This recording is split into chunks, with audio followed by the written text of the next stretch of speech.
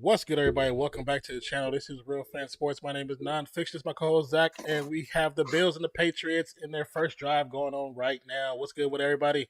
What's good with you, Zach? I don't know if you can hear me or not. uh yeah, I can hear you. My stream is lagging like crazy right now, but So your stream is the lagging? stream of the game is like Prime is like the game's lagging. It's like not playing at all. Oh, really? Oh, you said it's not playing at all. Okay, hold up. It looks like it's playing now. I don't know what's going on. They're Weird. They're showing a replay of the most recent catch by Parker.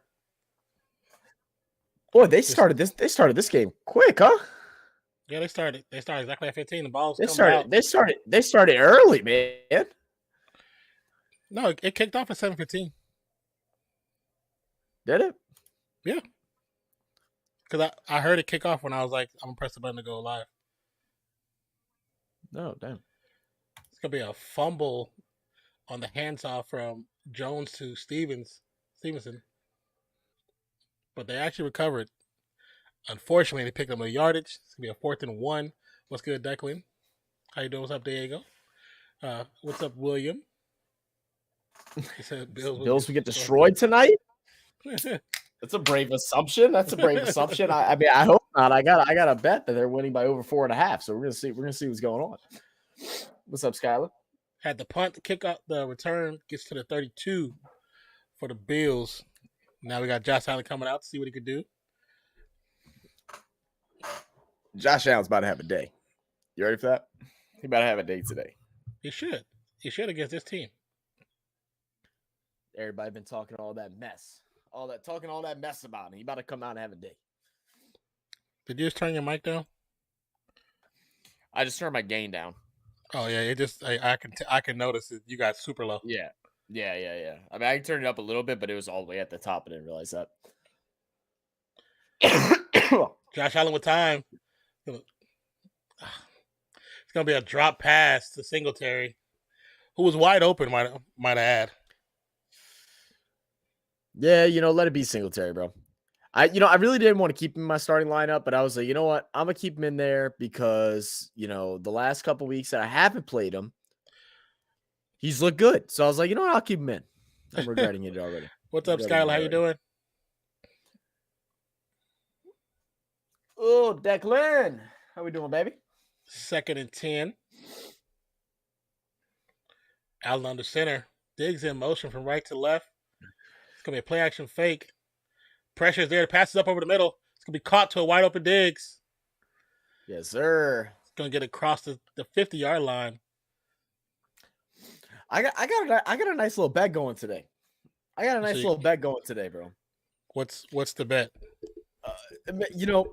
I forgot to write it down for everybody, but it's pretty good bet. Like I'm gonna touch y'all up at halftime since my stream is like kind of bouncing back and forth right now, and I don't want to have to keep readjusting.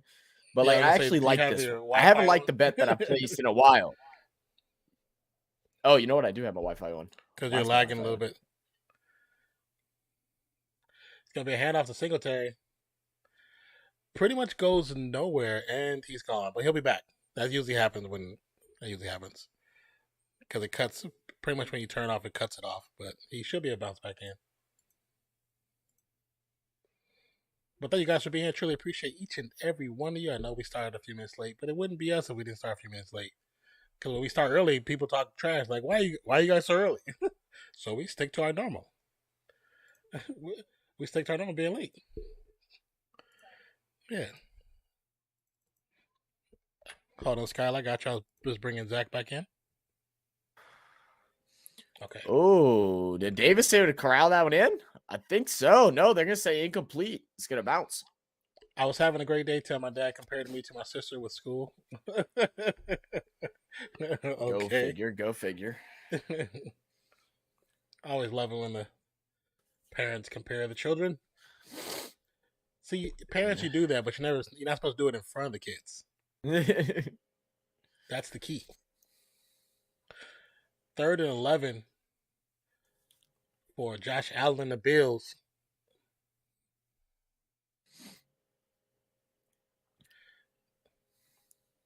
Ball snapped, empty backfield. Josh is going to Oh, run. yeah. He pitches it forward. Okay.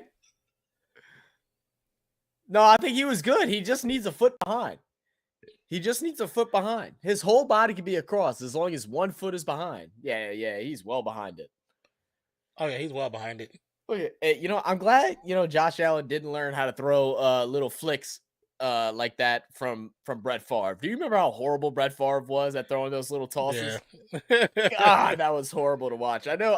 Cheesehead, are you up in here, Cheesehead? I know you know what I'm talking about. God, that was horrible to watch. Spread Diggs, offense right passes side. up to Diggs. It's got to be a face mask, right? And Can't be on Diggs. are they going to say it? They're saying on Diggs. Flag on Did the he push play. off? Yeah, and he's saying that he pushed off me. Like, wow. Okay. Can we see this again?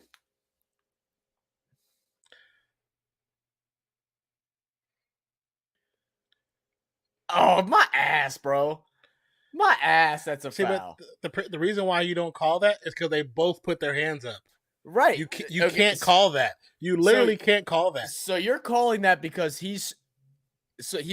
Jones put his hands on him and Diggs is too strong. Is stronger than him. That's why you're calling it? Both players put their hands up and they like playing patty cake. You can't call that call because literally you have to call it against both of them. Right. That's horrible. You have to call it against both of them. Run to the left side, gain of about 5. It's another reason why I'm telling you, man, the refereeing in basketball and football is getting worse by the minute. Oh man, they had a guy get who was in the NBA just the other day? He got it was Ja. Ja got kicked out the game off of one technical. Yeah. He was having a conversation with the ref. I don't know what he said, but it wasn't look like he was being aggressive. Like, I mean, he could have said something inappropriate or cussed at him or anything like that. I can't read lips. But he was just having a conversation, and that was it. He whistled him, sent him out. And the funny thing about it, if you see the full clip when Ja's rocking back to his coach, he was like, I don't know. He was talking to me. You can read his lips. He was like, he was talking to me. Right. Josh got a little tangled up and confused in the pocket. Barely gets back to the line of scrimmage. Yeah, I saw that. Like some of these like texts that's been happening.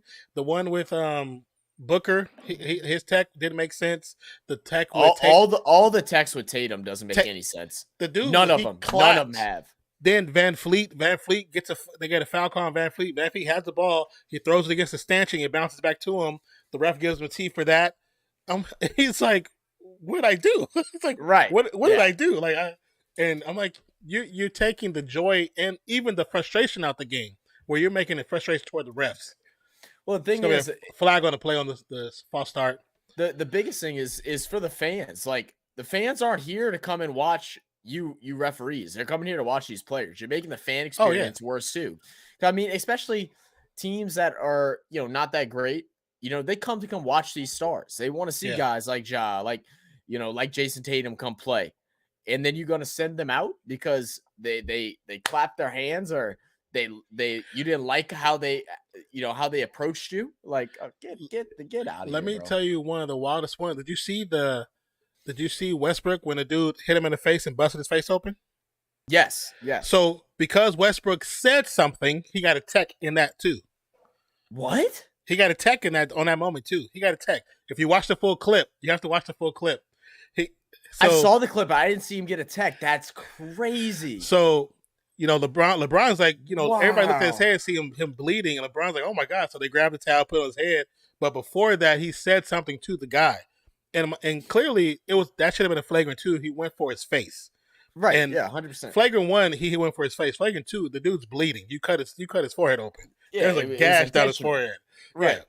Yeah. And then when he said something, they gave him a tech as well because the other team got to shoot a free throw. That's incredible. I'm like, how did he get what? That's incredible. Oh my God, Bass. All right, with a little 49er. I wish it was from 50, so it would have gave me 5 points, but I'll take that. Good from 65. Okay, Bass. You know what? And one of the fantasy guys on Twitter today said, "Yep, don't start a Patriots or Bills kicker because the wind is going to be crazy." Bro, I feel bad for anyone that listened to him because I went and checked the weather before the game, before making my bets. I didn't want to make that mistake as I did last week. Yeah. The wind's only 6 miles per hour. The win ain't Oh, okay. bad. It's not So that bad. Yeah. yeah, they're on some stuff, bro. And So I say that. almost took Bass out. I almost took him out too. And I last minute was like, you know what? Let me go ahead and let me keep him in. Let me keep him And then, one of my biggest frustrations right now with referees is the incessant amount of traveling they're calling on the Warriors. in. Yeah. But they're not calling on nobody else right now. Right. Because this dude, oh, what's his name? He's kind of around the YouTube basketball world. Devin the Lab. Mm-hmm. He posted a video of Giannis. Yeah. And so Giannis dribbles the ball down, and he dribbles and brings the ball up like this. Yeah. And Every time. and he palms it, brings it over. And he's like, oh, travel there. And he crosses over, and when he crosses over, the ball stops. If the ball stops spinning in your hand, that's automatically considered a travel because there's no more motion because there's no more motion because you're partially gripping it, Right. and they have to call that. He was like, let's travel there. Then he goes to do a crossover. He moves his pivot foot first and then takes off with his right foot, then dribbles. So it's 2 steps. He's like, that's travel. And this is from one game. This is from one game. It was like 5 or 6 different things in one clip. I was like, he was like, Oh, they need to call stuff. it's getting bad. It's bad in Oh the yeah, NBA right now. It's bad in the NBA. and they called Steph on one. So Steph does a step back, and the defender jumps in his face when he's shooting. So normally he dips under. Yeah. So he dips under. The first time he did shuffle his feet, traveled. And he even admitted, he says, first time I shuffle my feet. Second time, he just dips under, but he doesn't shuffle his feet, and he takes a shot. And they call they call the same thing over and over. So now defenders are going to start crowding him when he goes to take a shot to make him step on his feet to see if they'll call the travel. Yeah. But the second time it wasn't a travel. He didn't travel the second time. But I was like, some of these calls, man, like, I understand y'all want control of the game, but you're gonna make the game even worse. Then they were talking to an old head, and he was like, "Well, that's good because they all travel." I was like, "No," I was like, realize all basketball players travel. 80s, 90s, 2000s, 2010s, 2020s, they all travel. Yeah. Yeah, I don't know. I mean, like I said, like you said, it's just continuity. If you're gonna do it, then call it all the way through. I mean, like because they took away one shot where Steph did travel. I think it was like last 8 seconds of the game, and it was a travel, but it's like let's go back and look at all the times that the opposing team did it too. Why are those not called? But and that's what like one of the announcers was saying after the game for the Warriors after thing. He was like, when you look at them dribbling, they're palming the ball because the ball is layered. Their fingers are underneath it. He was like bigger players, understandable. You can get like 1 or 2 fingers underneath it, but you still can dribble it. But he's like smaller guys. You're 6'5", you're 6'3" and under. Your hands are smaller, so your thumb, your pinky should not be underneath that ball. If it's underneath the ball, that means you're carrying. Yep. Because that's automatic. I was like, I don't know, man. I think it's gonna get worse and worse. Oh yeah, and that's exactly what's happening right now. It's just getting worse and worse. And like we talked about it last year, and it was kind of things. And basketball is so fast, bro, and it is hard to call a perfect game. Like, don't get me wrong. Like I couldn't do the job that the refs do. Oh but, yeah. But some of the stuff is just seems unexcusable. I totally agree. Quick pass to the tight end for Mac Jones, short of a first down by 1 yard. All I'm saying is, I don't care that you're calling it. That's cool. I'm happy that you're calling it because a lot of players really do travel a lot, like every time they have the ball.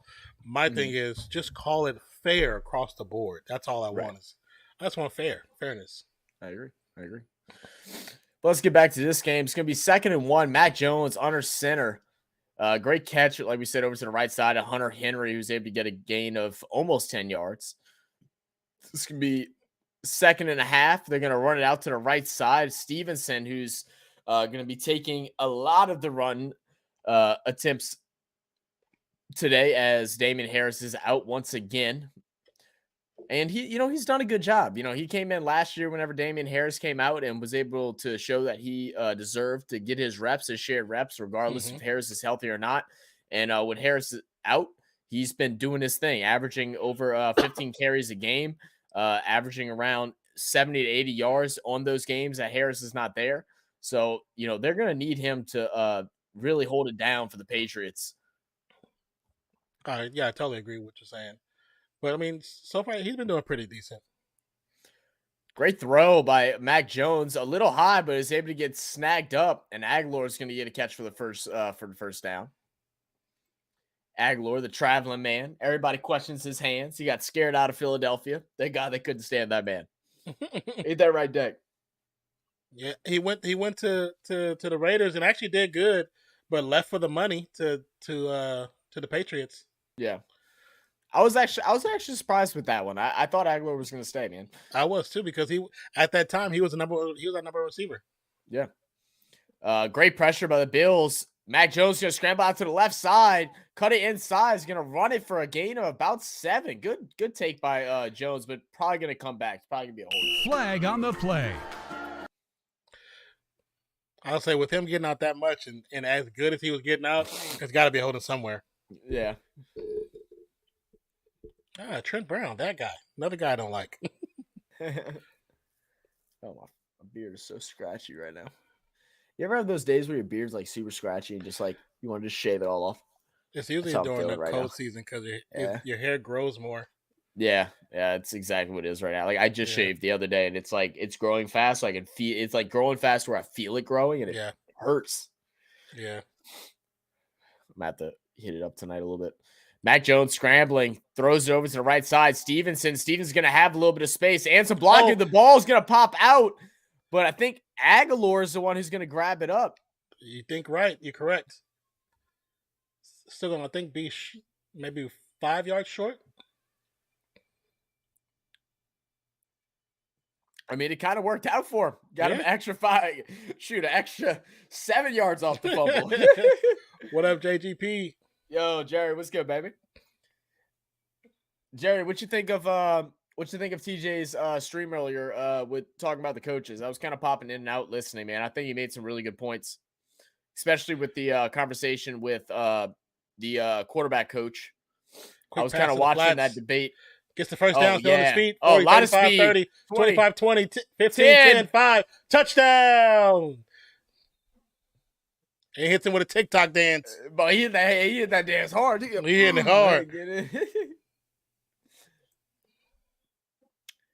Yeah, Jerry, I was keeping up with that conversation they were having with him and Nick Underhill and the thing. I thought it was interesting. It was a really good debate. Touchdown. I liked it. Thank you, I thought it was good. Now, he's actually pretty fast. He looked pretty fast. Yeah, TJ's got some really good talking points, man. He definitely does a lot of research, man. I got to respect that out of TJ. In any opinion that he makes, he brings out facts and stats to back it up with. That's why TJ is so successful in what he does, man. It's really great to see him, continuously succeed. That's pretty bringing cool. in. Yeah, I don't know if have you watched much of TJ's. I think you've seen a couple, like whenever. I know you've seen him talk whenever he's joined like Hoodie and stuff like that. Yeah, I've seen him on Hoodie. I haven't seen him on his own show. Yeah. I've seen Hoodie. Of course, Hoodie. I've seen some of JGP's videos pop up on our Real Fan Sports page. Oh, yeah, his shorts. Yeah, I saw his short the other day. Yeah, he was pissed off at DA. I saw that too. I was laughing my butt off. I saw that one.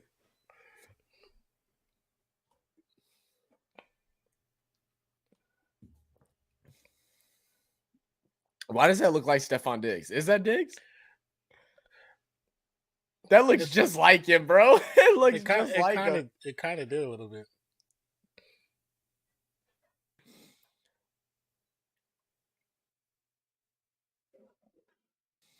Bro, I'm learning that Stephon Diggs might be the most like wholesome player in the NFL, bro.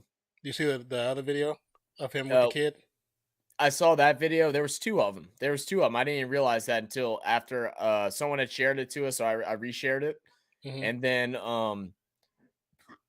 they just had like another like little moment between him and Josh Allen warming up on the Thanksgiving game, and Diggs just tells Josh Allen, he's like, "Oh, happy Thanksgiving, bro." And he's like, "Oh, happy Thanksgiving, man. I'm thankful for you." And he goes, "Man, I'm thankful for you too." And then like they go to get up, and like he's almost emotional. He's like, "Hey, bro," he's like, you don't realize how thankful I am." Like he kind of choked up a bit. I was like, "Damn, bro." I was like, "Oh, that's wholesome, bro." I like to see that, bro. I like to see that. That's cool.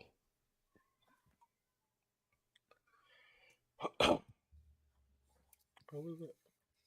Oh, that's that catch you like there, right there, baby. Mm-hmm. That catch was crazy. Oh, Prime. The more I see Are the they adding that replays to of it, the Prime? more 'Cause crazy it is. What's that? that Prime Vision, is that supposed to be what we have now on Prime? I'm not sure. Because you're supposed to be able to like separate the players, have the name tags on them, and everything. Oh, that's cool. I'm like, if they do, All I know is that whoever did the editing, like the color correction on this little highlight right here, is yeah. like mad crazy skill, bro. Oh Like yeah. that looks so good. That looked so good. Could you imagine the whole game color corrected exactly like that? That looked like a movie, bro. It looked like a Yeah. movie. Yeah. That was nice. Those cameras are that's because those are the NFL cameras, and they still Uh-huh. use the traditional film camera. Right. So everything else is digital, but the cameras that you see there that they use like for Hard Knock is film. Yeah. When their cameras on the sideline, it's probably like 4. Those are film.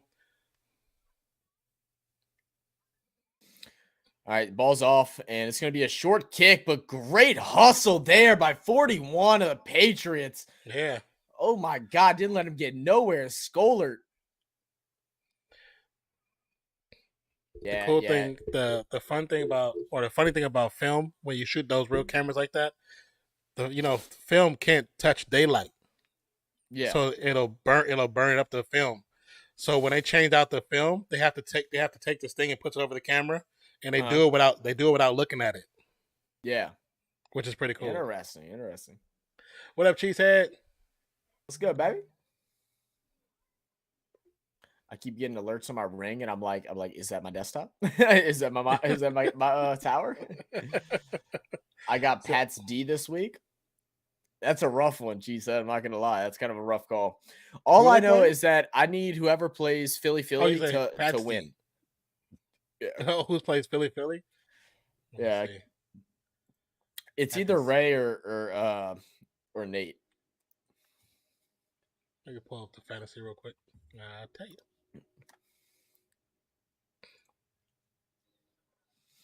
Cheesehead, do you think Watson has another good game this week? I need your opinion, bro. It determines if I start him or not.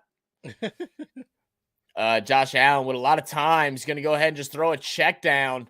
It's going to be James Cook. He's going to get a gain of about 15. I love that the Patriots are bringing back this like updated throwback jersey. I really like this. Yeah. I feel like the color. I feel like I don't like it against the Bills since it's like literally the Bills colors. Mm-hmm. But I do love the jerseys. I love how they go to the throwback. So Team Philly is playing Razor. Yeah. You lost to Philly last week. That's tough. Yeah, no, he does have a good team. Yeah, he does. This is going to be a fake handoff. Pressure's on Josh Allen. He's going to chuck it down low to Dog. Man, this is the second time that screen passes that Allen has put in good spots under duress, under stress, and his receivers are just failing him. It's interesting because I just got Dawson just went over to Nate. I know he's probably like, damn it. Oh, I'm sure. Yo, St. John Butler, what's good with you, baby? How you been, brother? Appreciate you stopping by. What's up? 2nd and 10. Chiefs said this division is fantasy is tough. There are 3 8-4 teams. Yeah. Cook with nowhere to go is going to get a gain of 1, and this number 1 run defense for the Pats is showing up. They're putting a lot of pressure on Josh Allen, as well as stopping anything that goes on the ground.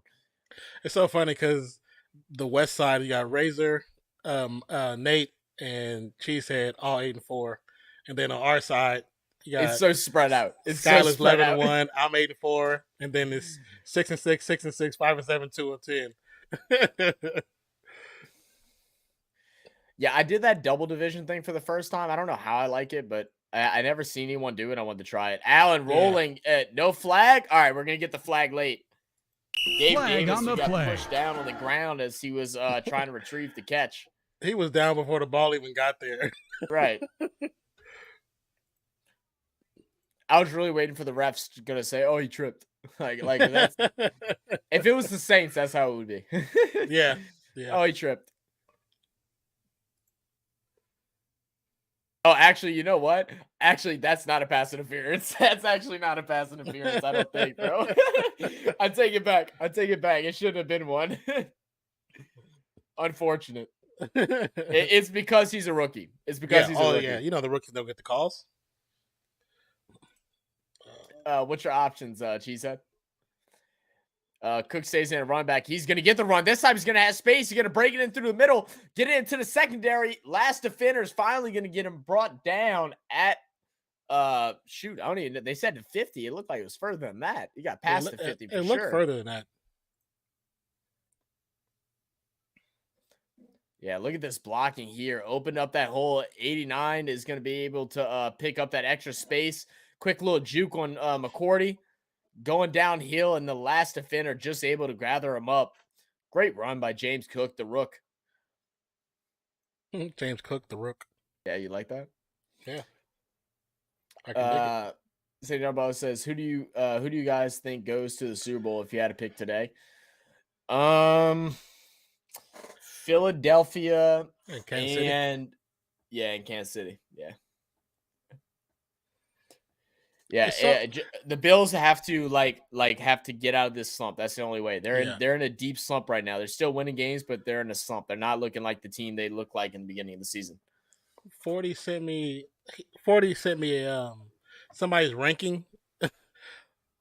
I was like, how do you have Dallas at the top of your ranking? It's like, a lot of people do, bro. A lot of people do, but I they had them above the Chiefs. it's because their defense, man. Their defense is above the Chiefs. Oh, that's crazy. Yeah, that's crazy. I have to Oh, see you that meant in front of me. overall. I thought you might have meant in the division. I was gonna say I could see Dallas. Josh Allen's gonna go ahead and keep it and get the first down. He tried to hurdle a player, but he changed his mind mid jump. Yeah, I'm lagging really bad on my. I'm gonna try to turn my Wi-Fi off, maybe. See if that fixes it.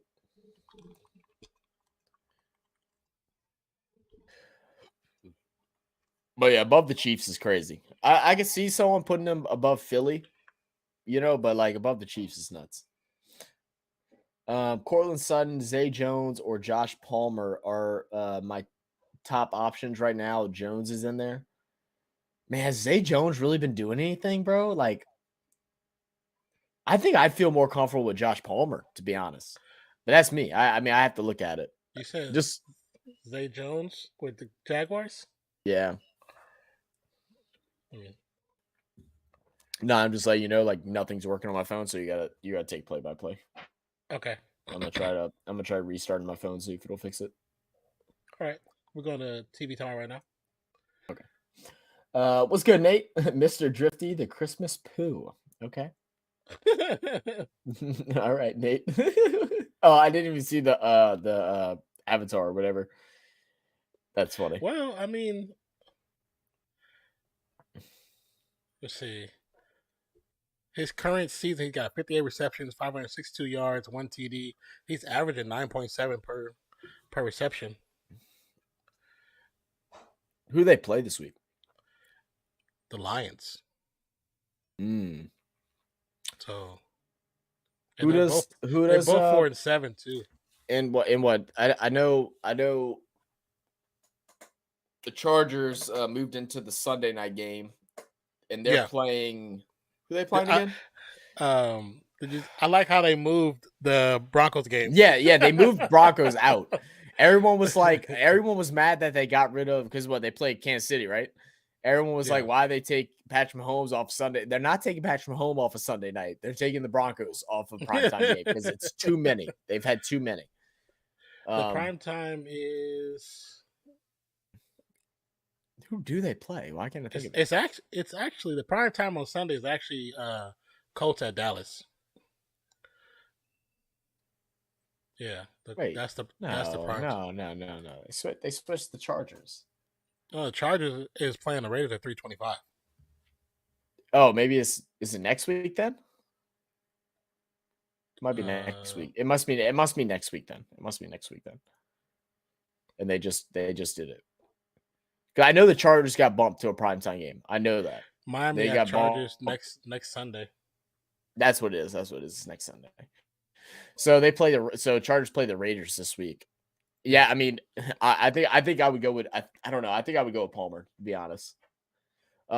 Nate says Bills winning games and in a slump. Come on, guy. We slump better than New Orleans wins. No one's talking about New Orleans. We're talking Nate. Stop coming here trying to talk bad mouth my team, bro. We're not talking about New Orleans. We're talking about the Bills' chances at getting in the Super Bowl. They gotta find themselves right now. They don't look like the team that they looked like in the beginning of the year. I still think they can come back. I'm definitely not on board with the people that are saying that Josh Allen is exposing himself and isn't the real deal anymore. That's insane to me. But they've got to string some things together. Their defense hasn't looked as well. Their offense hasn't been flowing like it normally does. So those things do have to have the adjustments made.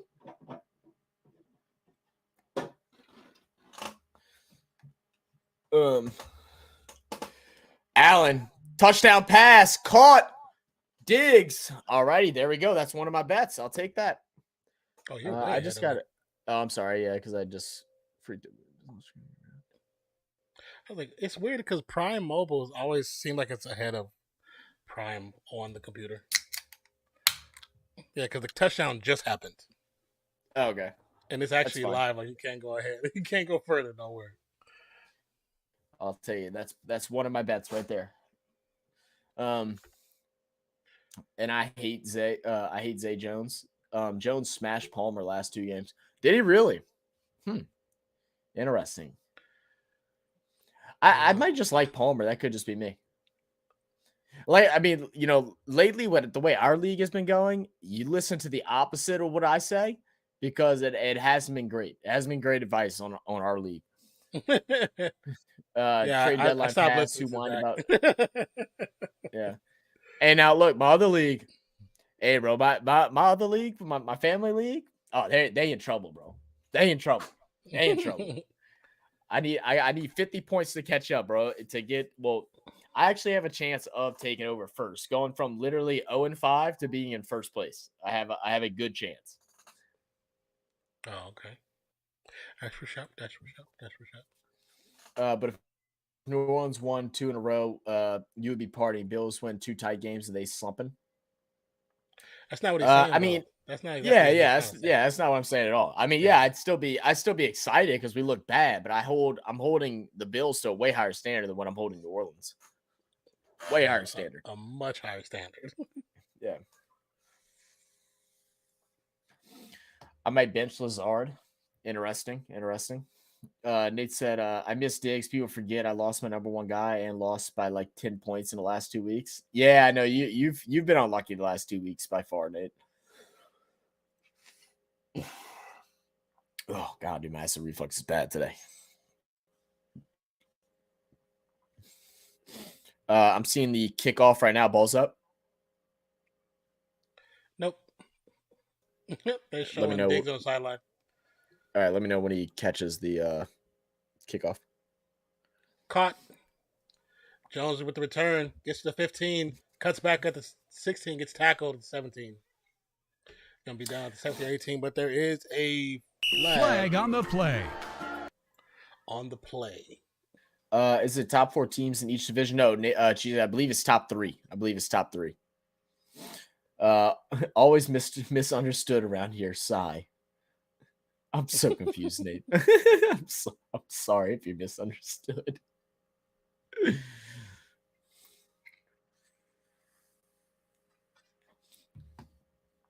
My bad, Nate. My bad, baby. My bad.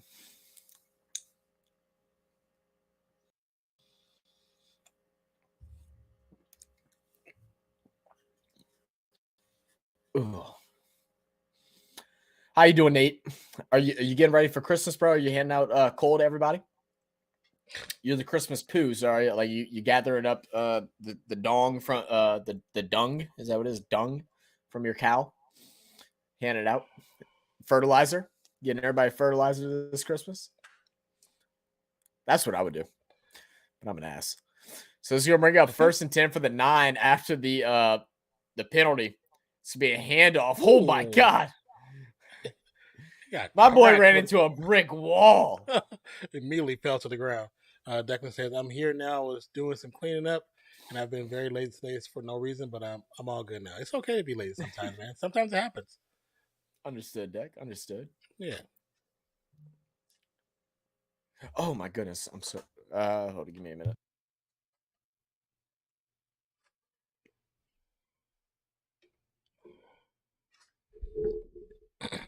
So for the shotgun is Jones. Jones snap. He just throws it to the ground. It's going to be a flag for intentional grounding. Flag on the play. Try to get away from the safety.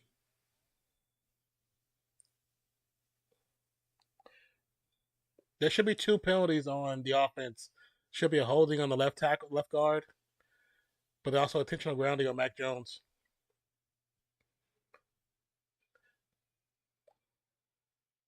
He was in between the tackles, so it should be a penalty. Give me 1 second, man. I have a potential client that I was supposed to get in contact with the other day, and I forgot to. And she just messages me, so So give me a minute. I'll be back. Okay.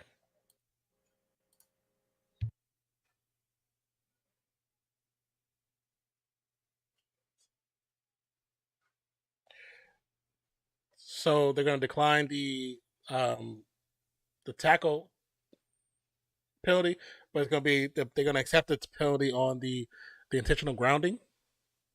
But he was still in the field of play. It wasn't in the end zone.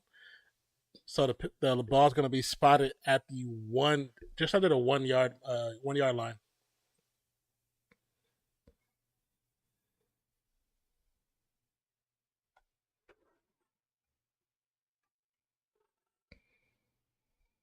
Third and 18. It's going to be a run. It gets him space. Man, he picked up so much yardage on that. Stevenson almost picked up the full first down. He needed 18 yards. It looked like he picked up maybe 17 or 16 yards on that run. That's kind of crazy. Cheetah said Packers got a 48% chance of making the playoffs if they win out. Rodgers is playing this week. What do you think? And it's so tough with them because some weeks when you watch them play, they look like they kind of have their stuff together. But then you say, I say bench them. What's your other option? Oh, you mean for Jordan Love?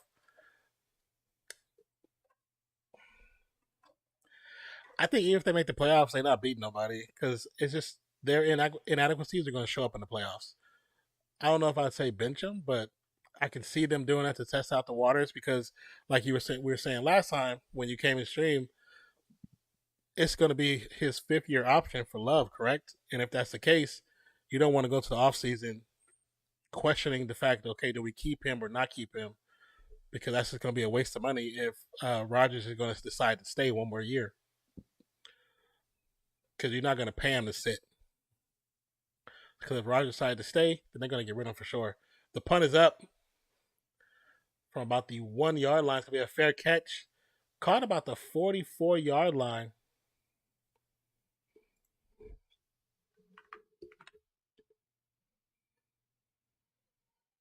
Hold on 1 second.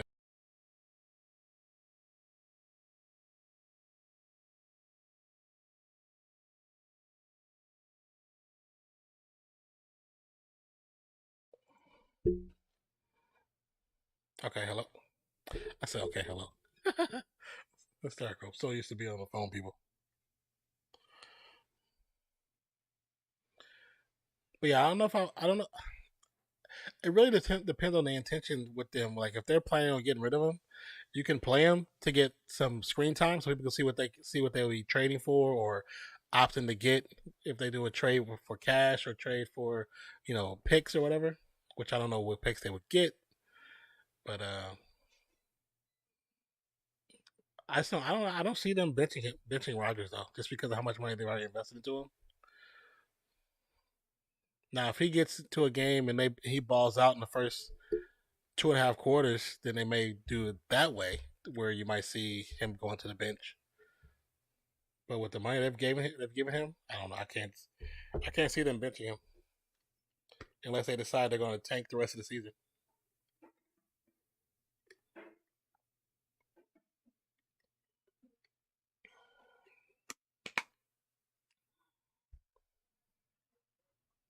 I saw something that Rodgers won't retire just because he doesn't want the same Hall of Fame spotlight as Brady. If that's really the case, that's some petty stuff right there. That's really petty.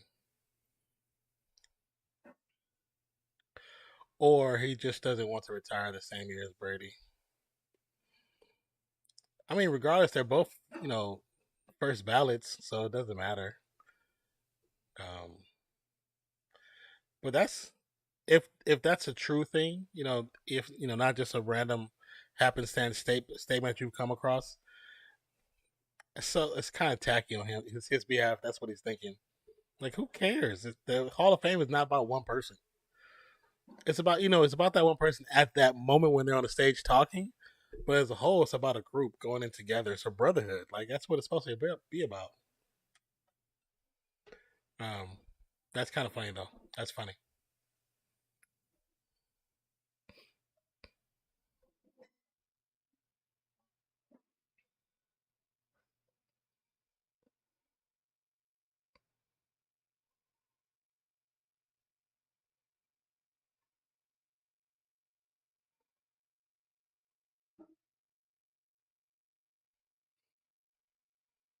All right, so we got 1st and 10 for Josh Allen. The Bills ball snap from the shotgun from the 44. Allen get a big pass up to the right hand side. The receiver's open. It's gonna be over the right side, but the receiver Davis could not track it properly, and it goes out of bounds.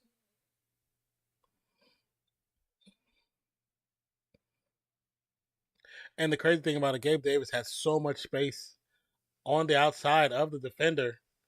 He had separation, so if he caught that, it kept in bounds. That could have been a touchdown. Oh yeah, seeing from the reverse angle, he still had about 3.5 yards before he even got to the sideline. I wasn't. It wasn't him saying it. I just saw reasons why he won. Oh, Singletary with the run, gonna bounce out to the left side, gets the first down. It's a nice little 11-yard run before he got out of bounds.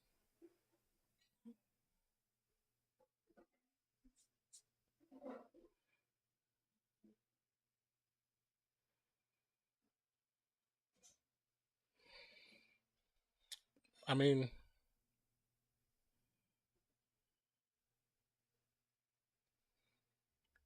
I don't know. That's just a weird reason. But I mean, who knows? People have their reasons for doing stuff, and that's some probably super personal to him to be different from Brady. It's gonna be another handoff Singletary. He'll get stopped this time, but he'll pick up maybe 3 yards on that run. I think it's interesting though. It's interesting and funny, but speaks more to Rogers' personality than to anything else.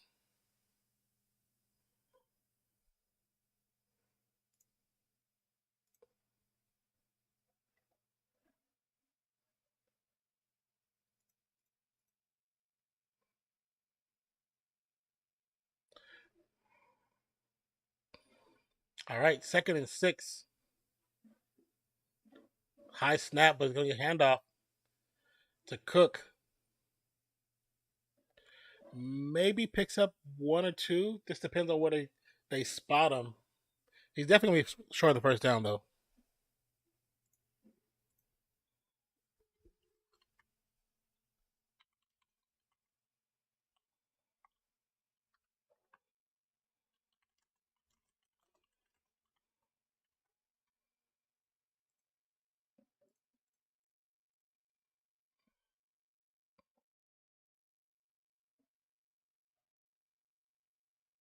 From a shotgun, be play action fake, almost sacked, gets the pass off to call it 30 yards. McKenzie. McKenzie gets up, makes a few more moves, but goes out of bounds, but still gets the first down.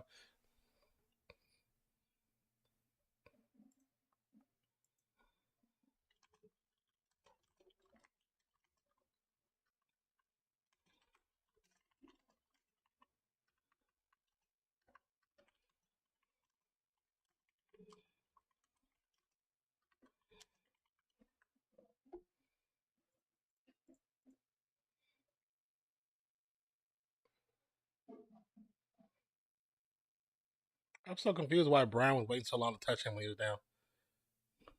9 first downs for the Bills, 3 for the Patriots. Quick pass to the right flat. It's going to be a screenplay. McKenzie maybe picks up 2.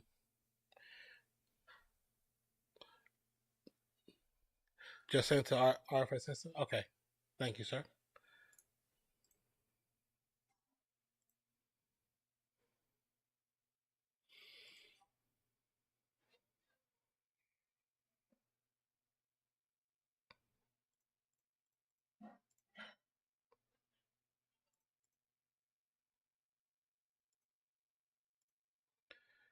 Second and 8 from the shotgun. It's going to be a handoff to Cook. Cook's going to bounce inside. Will be short of the first down, maybe 2 yards short. Yeah, Germany's out of the World Cup, Declan.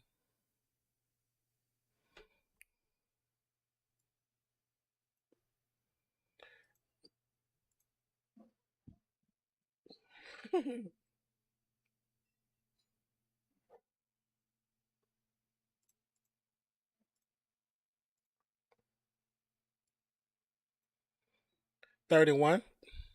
Okay, so they gave him a little extra on the run. Great spot for the Bills from under center. Hand off to Singletary. Singletary's going to stay in the middle. Picks for the first down easy before the pocket collapsed on everybody. The ball's officially inside the red zone at the 19.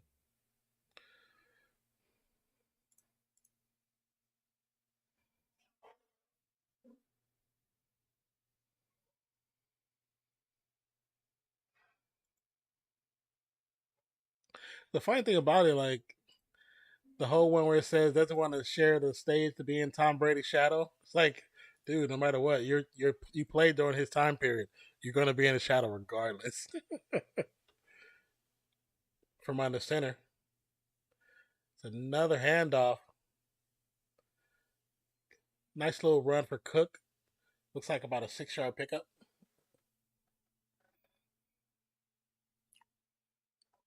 They playing Kendrick Lamar in the stadium.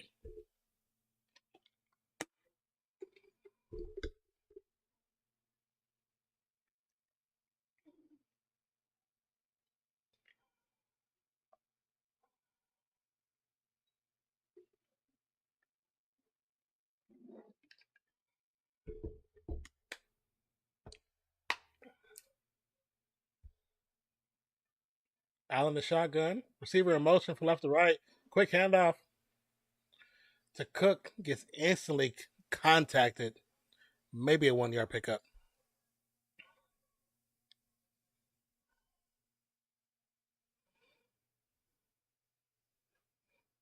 Hey, Declan, what was the final score of the Argentina game?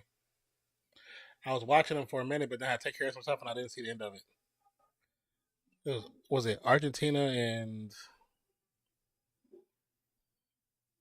I can't remember who they were playing. Buffalo, their 28th play of the game so far. Netherlands play U.S. the next round. Yes, they do. On Saturday. Quick pass to the right-hand side to McKenzie, who'll get the first down. Yeah, I think they play on Saturday. I think it's at... Is that the one that's in the morning? Early morning? It might be early in the morning, I think. I do know it's on Saturday, though. It's going to be a tough matchup for him.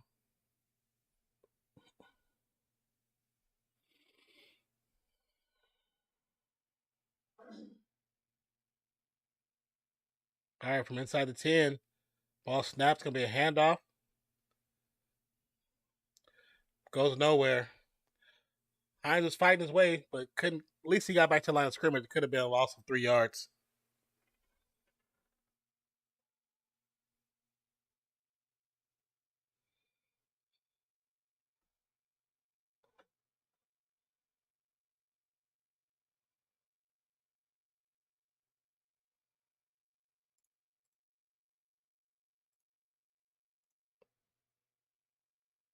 Second and goal.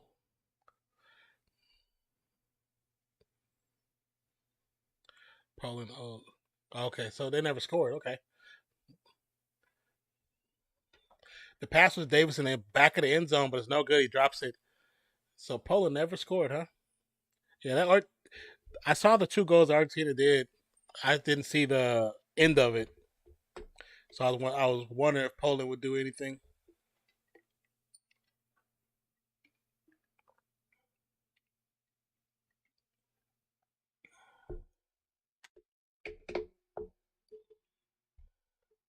That might have been on Allen on the pass, to be honest. 3rd and goal. Dawson Knox in motion from left to right. Ball snapped. Josh Allen's going to run to the right hand side. Tries to get away. Gets the pass up. It's going to be caught by Gabe Davis. No flags. But there's no signal just yet. But there is a flag. There's a flag at the 1. So let's see what they say. The holding on the defense. So that's a touchdown, folks. Just like that. 16-7.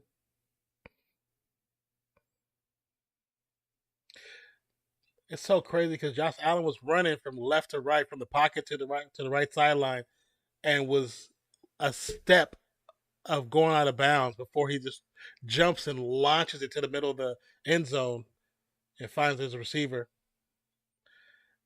You're not supposed to throw across your body like that. That's what you're not supposed to do. Kick is up for the field goal, PAT, and it's good. A 14-play drive, 56 yards long, ends in a touchdown and a few costly penalties for the Patriots. Now we're heading for another TV timeout. It's so crazy.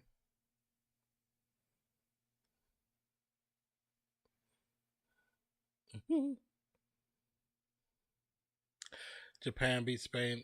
Yeah, when I was watching the I think it might have been a replay match. No, it was somebody's match. Somebody else's match that was on today. Who else played today besides Japan? I didn't watch the Japan and Spain game, but they were talking about the Japan and Spain game, and I guess when Japan tied it up, it put somebody else out, like automatically put them out. He said, "Love it. What's up?" It's like so far they're looking pretty good. So far they look pretty good.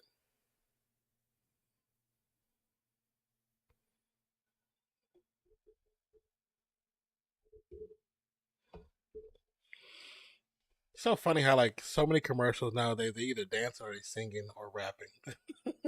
So it's so crazy. Or like the commercial has like a really mellow, dope, lo-fi style beat with like a little bit of light scratching in it. The influence of hip hop, it's everywhere, baby.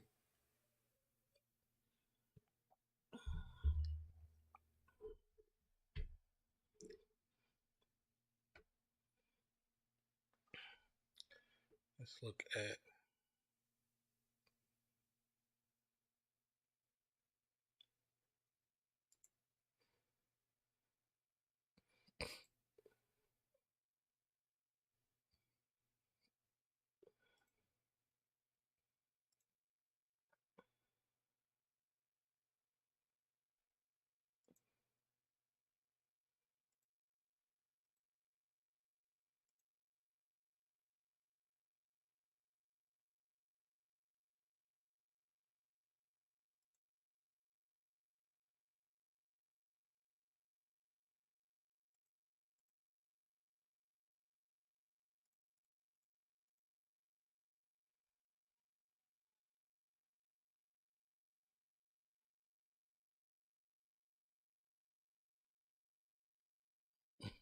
that's why. Okay, it makes sense why they got that game.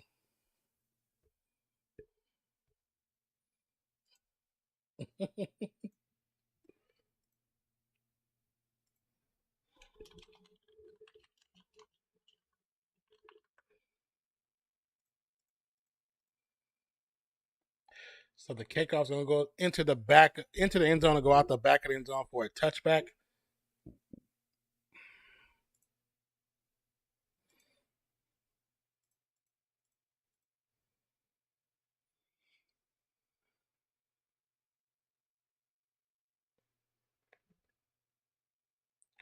So crazy how close he was to going out of bounds.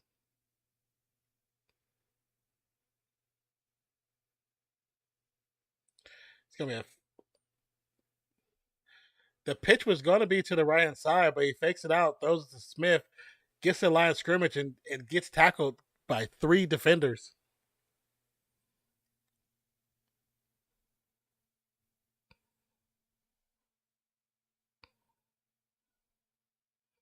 That was a hell of a play.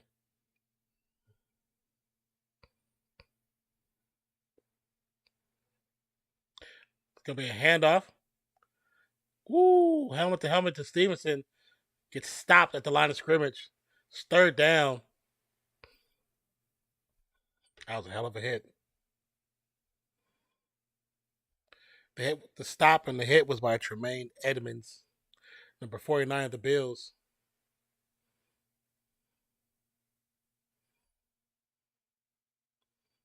It's a good linebacker, man. 3rd and 10 from the shotgun. Ball snapped. Yeah, it's time. The pressure is there. He's on the run.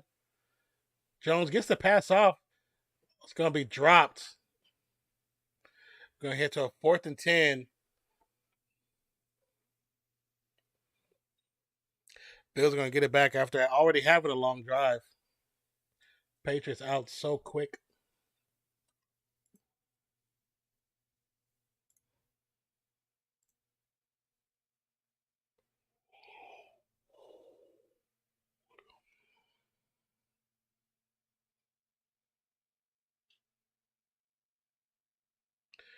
Punts up. Caught at the 25 by Hines. Gets tackled at 29. And we're heading for another TV timeout. The current score is 17-7, Buffalo over New England. Second quarter, 4:04 left to go before we hit the halftime. Okay, says Germany, Costa, 4-2. I was watching that game, the Germany Costa. I was watching that game. That game, I was watching it first and it was 2-0. Went to talk to him. I was talking to my brother, did something else, used the bathroom, come back, and I see them score the 4th goal. I was like, what the hell? Where all these goals come from all of a sudden?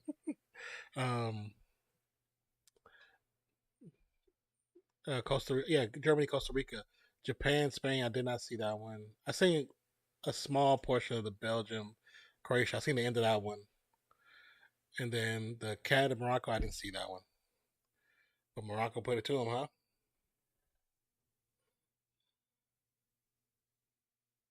Who's all moving on to the 16? Is the 16 solid now? Is it all said and done for the 16, or you still got another game, a few more games to play tomorrow, Friday?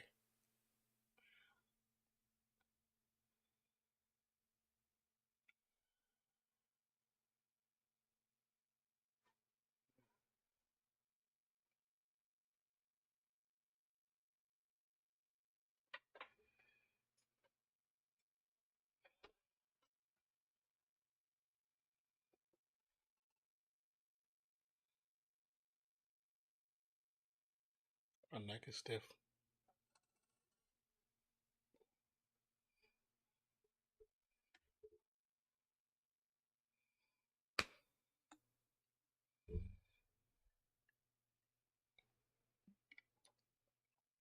Diego, what's good? Just checking in to watch the commercials so y'all get some money. There's some more games, okay. So I'm assuming there's more games this Friday for the last maybe 4. But how you doing, Diego?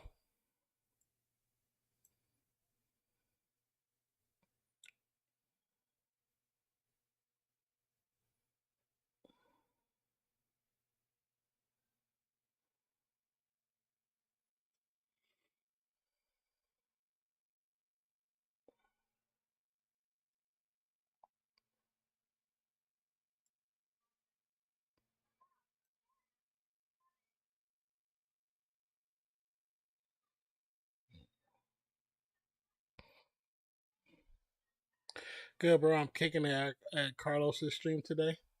Oh, that's what's up. That's what's up. Tell him Real Fan Sports that was cracking. 1st and 10 from under center. Play action fake. Allen got time. Pass over the right hand side. Almost intercepted. Duggar actually had it in his hands, but his teammate, who was actually the one-on-one versus the receiver, knocked it out of his hands by accident.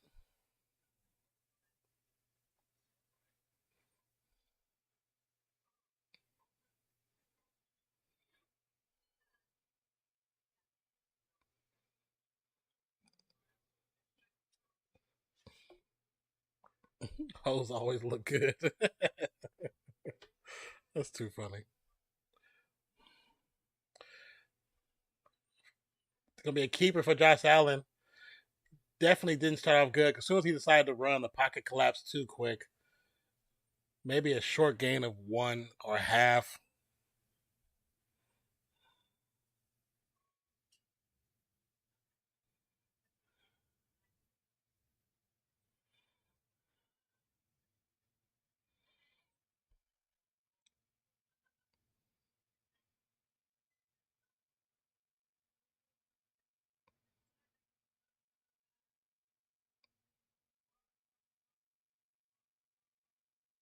Third and 8 from a shotgun. McKenzie in motion from left to right.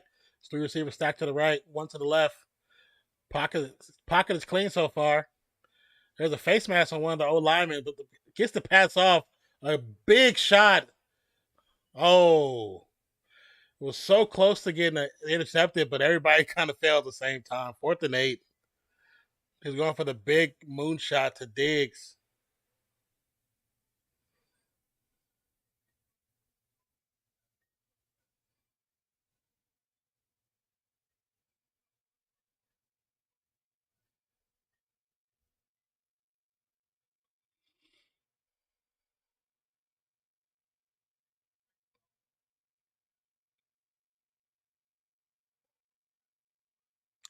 It says the last 2 games Buffalo has not punted. That's impressive. Punt is up. Nice line drive and take a great bounce. It's going to get stopped at the 15, but could have had enough bounce in it to make it probably to the 10. Some more group stage games on Friday, then Saturday the round of 16 starts. Do you know who all plays on Friday, Declan?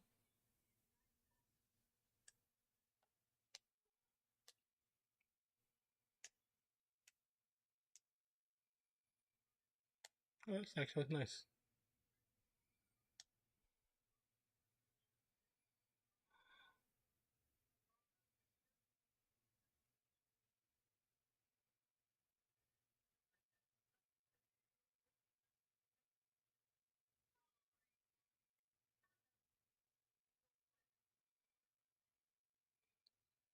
You say you do? Yeah.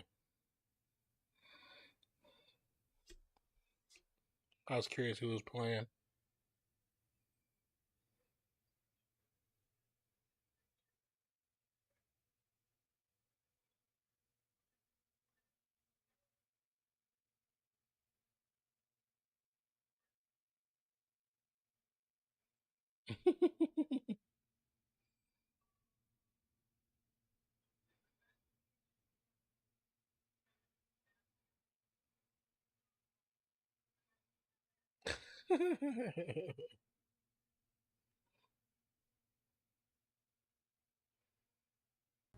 All right.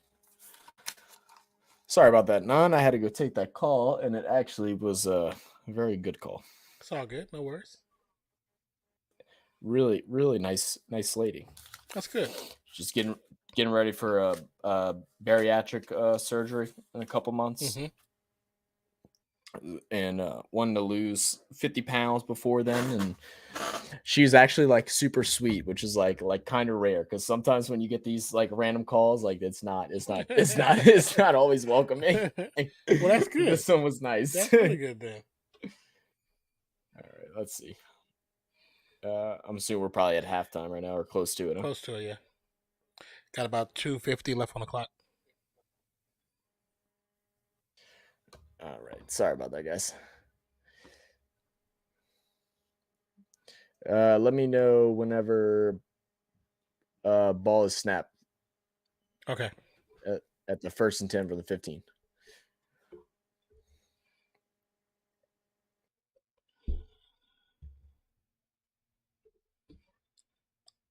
From the 15. Ball snapped. High snap. Quick pass to the flats will get batted down. Rolls out of bounds to Stevenson. I'm back. He said, "What's good?" and gave y'all a shout out. That's what's up. Talking about Carlos. Yeah. Hey, Carlos is that guy, man. Yeah, Carlos is good people, man. I like his stream. He has actually a really good stream. Probably say if you wanted to post this thing, you can post it.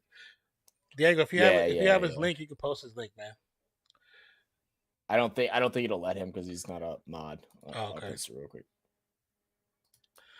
Carlos lied on y'all, though. He said y'all were a good stream. That's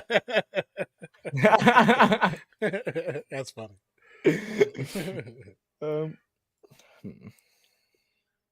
see.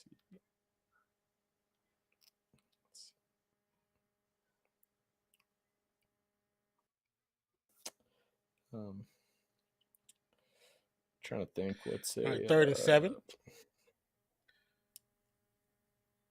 Ball snapped. Quick pass to the left side. It's gonna be too high. Goes out of bounds. 4th and 7. The sideline was yelling for a flag. I don't see where the flag would have came in, to be honest.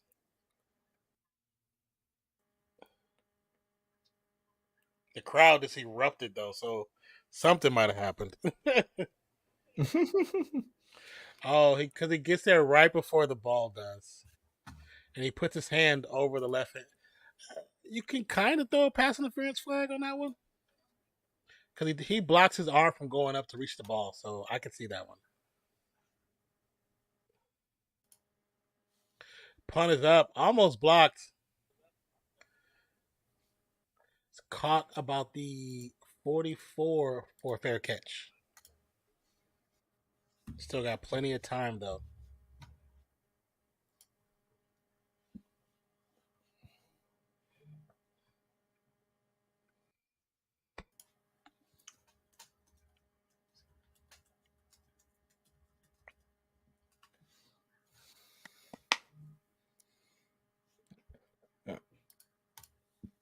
Oh, sorry guys, I'm kind of all over the place right now. I'm trying to get everything back set up. I'm trying to send her over my Venmo and stuff, so I'm having to deal with that. It's all good.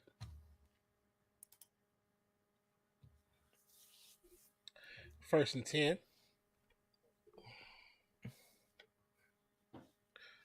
From the 43, in the shotgun, ball snapped. It's gonna be a check down. Cook will be short of the first down by about 2.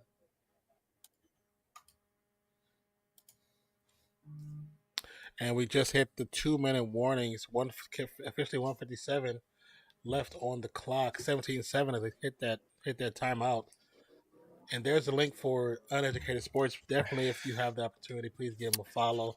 Carlos is actually a really, really good and entertaining creator. So please check him out. Oh yeah, love Carlos. Yeah. Now his always Diego. What's his dang co-host? What's his damn co-host name? Yeah. I don't like that stuff. I don't like that dang stuffed animal.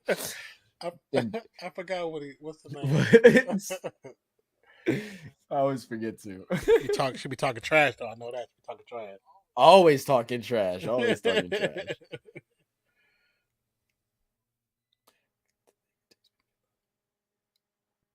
Let's see.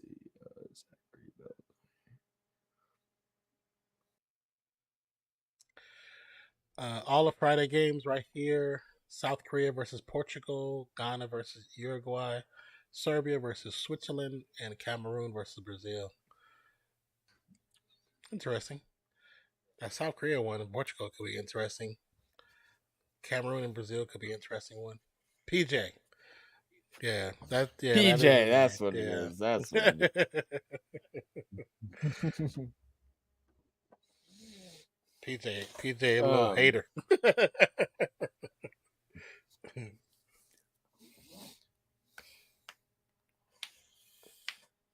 Yeah, did Spain end up losing today? I saw they were down to Japan like 2-1 at some point. Yeah, I believe Japan. I think let's see, he put it. Yeah, Japan 2-1. It was still 2-1. Yeah, that was the final. 2-1. Yep. Germany 4-2 to Costa Rica. Japan 2-1. Belgium, Croatia 0-0. Canada, Morocco 1-2. I know I haven't been able to watch many games. I'm trying to catch the USA games. I was telling Nan the other day, I was trying to watch the game like while I was taking my final, the USA game. Yeah. And I had it on, and my teacher like walked up to me. He goes, "What you watching?" I was like, "The World Cup, man." I said, "USA's playing." I said, "USA's playing Iran," and they're like, he's like, "Oh, okay." I said, "Yeah." I said, "They got to win." He goes, "Oh, okay." He goes, starts handing out the test, and he just kind of looks at me, and I was like, "I can't have this on." He's like, "No, you can't." I said, "Damn."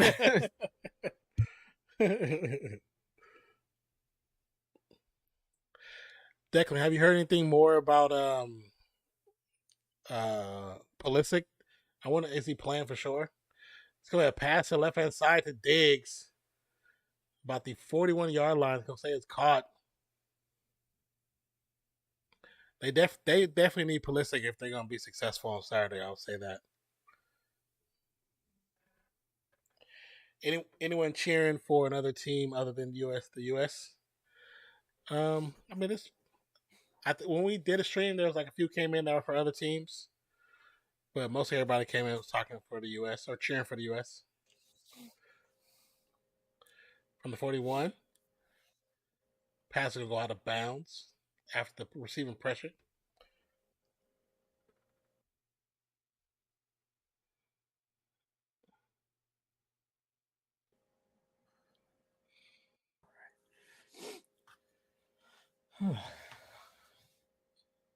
Sound a little tired. Not at all, actually. Come on, Josh Allen, do your thing, baby. 2nd and 10. There you go. There you go, Diego. Ball is snapped. Pressure's there. It's going to be a flag on the hold. 2 flags came out, but the pass is up. Caught for a touchdown end zone, but it's going to be called back. No! I can't even watch it. Oh, why is nothing working for me today? Flag Oh, there we go. on the Now I play. see it. It's coming back, sir. Okay. Scotland, but they're not there. Yeah, that's tough, Deck. That's tough. No, man, gotta root USA. I mean, I think USA has a chance of winning it all. Like no. I think they could beat Netherlands though. I watched one Netherlands game whenever they were playing. Oh goodness, who they play? I can't remember, but they didn't impress me much at all. I think USA has a really good chance against them. A lot of this is gonna come down to whether or not Pulisic is going to be back after taking one to the family jewels. He had to get rushed to the hospital. I saw some like meme page. I doubt it's a real quote, but I wish it was. The guy he said, whatever I got scored, kicked. I scored, got kicked in the family jewels, and the doctor saw it, I had he said I was pissing red, white, and blue. I said USA. He said no, kidney failure, or something like that. But he said he's gonna play Saturday, so that's gonna be exciting. He said that he was gonna play. He's like, I'm definitely gonna be there. USA got almost no chance, bro. Be real. Again, no, I think they got a chance against Netherlands. I mean, against everything, no. Yeah, no, not everything. Not at all. They can't score. They have trouble scoring. I'm like, if this is one of the OG squads, I'm like, yeah, we do. So yeah, we do. But this young squad, the next time around.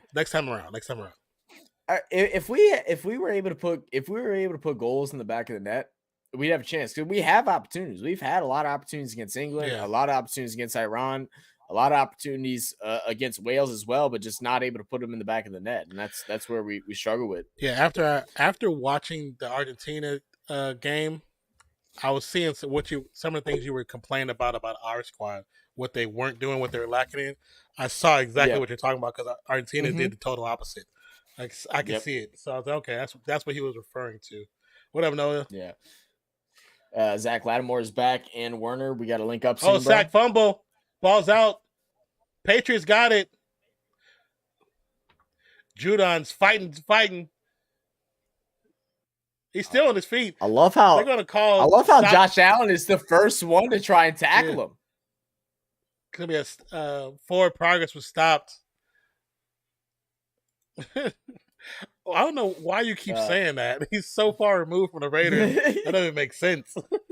He said that to me on DM. I was like, why would he come back to here? That was like, what, 3 years ago? Well, I think it's longer than that. You'd be all through New Orleans, so yeah. a little bit. Like I said, I got a bad feeling England might win it, but I hope not. I mean, like, why does everyone hate England? Like, I know USA, like, we have like a rivalry with them, but like, I don't feel that way about them. Because I wouldn't mind seeing. Yeah, I guess like so. England's like everybody's big brother. I mean, it's England. Yeah, I guess that's fair. First and 10, ball snapped. Got a little time in the pocket. Gets the pass up. Gonna be caught. Goes out of bounds. Gonna be a yard short of the first down. Yeah, no, you can keep him. That's all y'all. We don't want nothing to do with it. Neither do we. It's okay. He's under contract for you guys. England colonized every other team at the World Cup. Oh, Lord. I mean, basically, yeah. I heard Brady could be turned into England next season. Oh, what? Returning to New England. Oh, to return to New England. Yeah. Oh, okay. I was so confused. That is the current rumor. Why? I don't. That's why I was like, the rumor doesn't make sense to me, unless he's retiring. Yeah, unless he's retiring. Yeah. Farewell tour with his squad to retire. I can see that, but just for also, it's just like, why? Just retire, bro. Yeah. I mean, like, why? I mean, why? I mean, like, does that just mean that they're just done with Mac Jones? Like, you know, like, it's Belichick. They don't they don't care. Yeah, I guess care. not. I guess not. Because I mean, if I'm Mac Jones, I mean, I guess you're excited. I mean, you be happy to take a year underneath, you know, the GOAT quarterback of the NFL, but at the same time, like, you just started the last 2 years, and yep, sorry, bud, we're replacing you with the guy that that you replaced. 3rd and 1. To me, this doesn't make sense. I felt that he seems happier, besides the marriage stuff, but he seems happier in Tampa Bay. I agree. From out of center, QB sneak. That was like the easiest QB sneak ever. Yeah, what's the easiest QB sneak? With no resistance whatsoever. So Aaron could be with the Saints next season. Aaron Rodgers? Is that what you're thinking? There's been rumors of that circling around us, but nah. I don't want Aaron, to be honest with you. So I don't know about if I like it. I would like his spirit in the locker room. You know what I'm saying? I mean, like, dude, you might buy the wrong hallucinogens, bro. End up with a voodoo priestess and be in some trouble.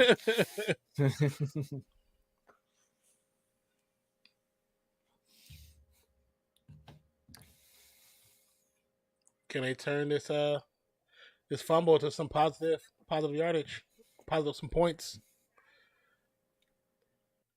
You hope so? Quick pass. I just don't like Rodgers. Well, they say he's in bounds. No, he's in bounds for sure. They said incomplete. No? They said incomplete. Wow. Dang, bro. I thought that was it. I mean, no, he is better than Dalton and Winston, but then that just puts us in the same situation. Oh, yeah, that right foot couldn't stay in. Yeah. That just puts it in the same situation. What is he going to do? Play a year and then get fed up because of the offensive line not holding or something not happening, and then destroys the team even worse than what it's already destroyed? Like, in I that want to bring in situation, new, yeah. I want to bring in new blood that's gonna try and light a fire underneath the ass, if anything. Not an old head that gets frustrated that a receiver runs the wrong route on accident, that's young and just doesn't understand his timing yet. Like, And with that I'm good. situation, your best bet is to keep Winston and Dalton and to draft. Yeah. That's your best bet.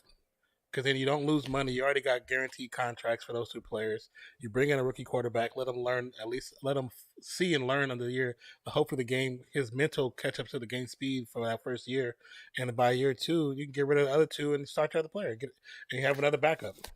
I just think like an Aaron Rodgers move would be a short-term fix. It'd be a short-term fix for a year or two where it put us back into contention, and then we'd be back to where we're at right now 2 years later, if not quicker. Yeah. And I don't want that. Like, I'd rather, if we're going through this slope right now of where we're just not a good team and we got to figure out a new identity, let's go and find a new identity and not just delay the inevitable, you know? Yeah. Your best bet is to go to the draft. Draft some new leadership. Because then you can start with new quarterback. Because we New- already new we coaching already know staff. Aaron. Even if we grab Aaron Rodgers, we already know Aaron Rodgers doesn't want to teach young quarterbacks. He's doing the same thing that Brett Favre didn't want to do with him. Like, that's what he doesn't want to. He doesn't want to teach a young guy to replace him. He doesn't want to do that. Do you think we can get Bryce Young? No, hell no. What the fuck are we gonna? Are we gonna trade up for a first round pick with what? How are we gonna get Bryce Young? Yeah, you have to trade away he's some going- pieces that you can't afford to give up. He's gonna go number 1 overall to the Texans. Yeah. You'd have to give way too much to get him. We have to give away we'd have to like guarantee like a free crawfish bowl like every week. Like I don't. We'll give you all the recipe to Tony Sashers. Field goes up. It's gonna be. Oh no! Oh wow! Doink! It looked good, and it hit the crossbar from 47. Your leg weak like that, bro? You should be able to hit the 47 with ease. Horrible team though. Yeah, I mean, yeah. Yeah, I don't know how he missed it. I mean, maybe the that ball, is the win. ball no, was that might have been the win. But that's the win. The dude from LSU, is he doesn't he have another year left? I could be wrong. I don't pay attention to college football. Like, admittedly, I don't pay attention enough to know all that. I wouldn't be against that, but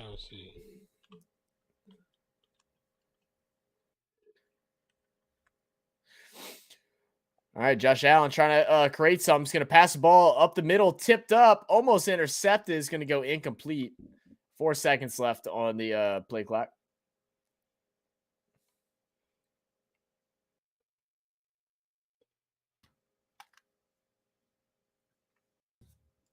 That's exactly what they're trying to do. Throw another missile and get inside field goal range. Bryce don't want to go to no damn Texans. I'll tell you what, any college player wants to go make money. And honestly, I mean, Texas team is bad, but they got a good young running back in Dameon Pierce. Got good coaching staff. Yeah. I like Lovie Smith. Yeah. They just need certain parts and they'll be fine. Yeah. I mean, it's kind of the same situation as Justin Fields to the Bears. There's a little more history over at the Bears. Yeah. But I mean, Houston's definitely a better place to live than like out there in Chicago for sure. At least in my opinion. Like, I mean, the weather, cold, and all that stuff. So, more likely going first will be CJ Stroud. Yeah, Bryce Young from Alabama. Will Levi from Kentucky. Yeah, a lot of people are like, there's been a like talk of everybody wanting the Saints to try to go after Levi in Kentucky if we get picks from Sean leaving. Yeah. I always get nervous about grabbing a smaller school quarterback. Like, it's so hit or miss. It's so hit or miss. But I mean, it's kind of quarterbacks come out of college, man. I mean, realistically, they had the last huge quarterback class that they had was Oh goodness, why can't I remember the year? I just read the tweet the other day, but only two of them fanned out to be really much of anything, and all the rest of the guys don't play anymore or don't start anymore. But here's the thing about that those stats. I think those stats should be negated because most of those quarterbacks get thrown into the fray too quick. Yeah, And no, I agree. because look at Geno Smith. Like Geno Smith looks really good right now. Just imagine when he came into the league, he actually got time to actually sit and learn the game properly and not get put in a situation where he shouldn't have been put in. That player could have still been this player right now, but just a slightly bit sooner. Yeah, You learn all these negative things, and then you come into the game, and it's like, of course you're gonna play bad. You learn from the wrong coaching staff. They got the wrong type of mentality in the arena. They got, in the team. So it's like I do understand what you're saying. yeah. I hate to see like quarterbacks get thrown away like that, or just players in No, general I get feel thrown you. away. I feel you. I feel you. Yeah. Said, bro, we definitely drafting a quarterback this year. If we get a first round pick, if from a trade with Sean, then yeah, we definitely will. 100%. It depends on if we don't, then it just depends on what we have, what's available in the second. Because at some point you got to look at, like I said, you got to look at longevity. Because even a new quarterback ain't going to change the team all the way around. And if there's not a guy that Loomis or whoever the head coach is next year that they really love, then it might not be worth it. If you can go ahead and grab just some components of players that have gotten injured, whether, our offensive line has shown out a lot better this year. I think we're okay at O-line. We probably could add another piece, but eventually we need to start finding replacements for possibly Davenport, who I doubt we're going to re-sign, especially if he wants a big contract. Cam Jordan, who's coming near the end of his career. Demario Davis is coming near the end of his career. We need another safety really bad. We need another corner. Like, there's a lot of things on defense that we need to make things where we can be good on defense for the long run. Because as we get older, it's going to get harder. Well, I mean, lucky enough, like some of these quarterbacks on this list, they're projected to go between the second and fourth round. So you guys could possibly still pick up a quarterback in the third round. Yeah, and be okay with that. That'd be crazy if we got that wide receiver. If we got Harrison Jr., yeah, that'd be nuts. I doubt he's gonna go early too, though. He's gonna go early too. He's gonna be a top 5 probably. At the most, top like 7. I mean, looking at this list, there's a good number of QBs coming out. There are. This is a very deep quarterback class. So, like I said, if there's a guy that we like, then yeah, like I won't be against it. But like Diego said too, like we do need a lot more than what a quarterback. It depends on the approach. And based off the draft is going to decide what the approach as the Saints, like what their future holds. Like, are we going to play the long run to build up a team and then find a quarterback either through free agency or through a draft later on or this year? Are we going to try and build foundation pieces? Like what are we going to do? So there's a lot of routes, which is a good thing, I think. For the Saints, to be honest, I think it's a good thing that we have these kind of options. Because this list here is, I mean, I'm looking at maybe 30 QBs. Nope, it's longer than that. Yeah, no, there's a lot. There's a lot. There's a lot of quarterbacks that are coming in this year. Why did that? Nola, if the things would it's 31. I'm over here judging what y'all need, like the Broncos are good. I don't even take it as judging that, Diego. Like, I think it's just good sports talk. I mean, yeah, it's just good conversation. Yeah, it's good conversation for sure. All right, let's go ahead and look at the stats here for a second. Box score. Let's see how my bet's looking, because I know Mac Jones strung together a couple passes that like kind of messed up my unders. But no, I'm still looking good for that, because I have Mac Jones under. I think I have Mac Jones under 219. So he's at 98 yards so far. I have Josh Allen over 229. He's at 118. So he's kind of on the brim.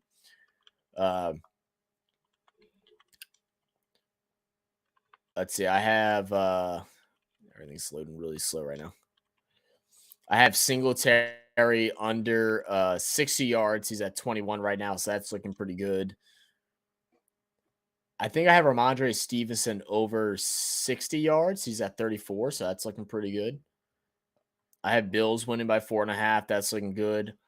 I have Stephon Diggs over 69 yards. He's at 35. That's really close, man. If that one touchdown pass didn't get brought back, I'd have been looking really pretty. And then, actually, you know what? I have Ramondre Stevenson over 39 and under 59. So, ooh, man, this bet's actually looking it's looking kind of crispy, bro. It's possible. This bet that I got going on, it's looking kind of crispy. Yeah, like it's looking possible. It's looking possible. How many rush yards does Josh? Oh, Josh Allen doesn't have rush yards though. I do have him with rush yards, so that's hurting me right now. Random tangent. What's a conspiracy theory y'all believe in? 100% no judgment. I'm not a conspiracy guy, so like I don't. You know what? You know what one I believe in, bro? Birds aren't real, bro. They're not real. So what do you call? They're drones. Pigeons are drones, bro. So we've drones, we've had drones since like beginning of time. No, just pigeons, bro. It's just pigeons. It's pigeons, bro. They're drones controlled by the government. Okay. Have you heard that one? That's like the funniest one to me, bro. You've never heard that? No, I grew up on the West Coast. There's pigeons everywhere. No, there's like a full-blown conspiracy that that pigeons aren't real and that they're drones controlled by the government to spy on everybody. That's so crazy. That's actually pretty funny. That's pretty funny. That one, Diego. That's like one that everybody talks about. So yeah, that was like there's a whole documentary on it. You know, so bird poop is just them doing no change. Exactly. So you understand what I'm talking about, Diego? That's hella funny. Noah said, "Don't worry, bro. We're finna get the next Mahomes." Hey, bro. I hope so. It's always possible, man. I mean, shit. Tom Brady was drafted in the 6th round, 7th round. Like, I mean, there's no telling. He was Mr. Relevant. Yeah. So. As far as like conspiracy theory, I said one that I always felt that was true after reading about it, that Hitler actually never died and that he never killed himself. He actually is living amongst us in the United States in New York. So like right now, like he's still alive right now. He's like in his 90s or like 100 something years old. You know, that's one that I honestly could believe, bro. Like, I mean, because the thing was that he killed himself, right? That he committed suicide. Yeah, him and his wife committed suicide. That was the thing.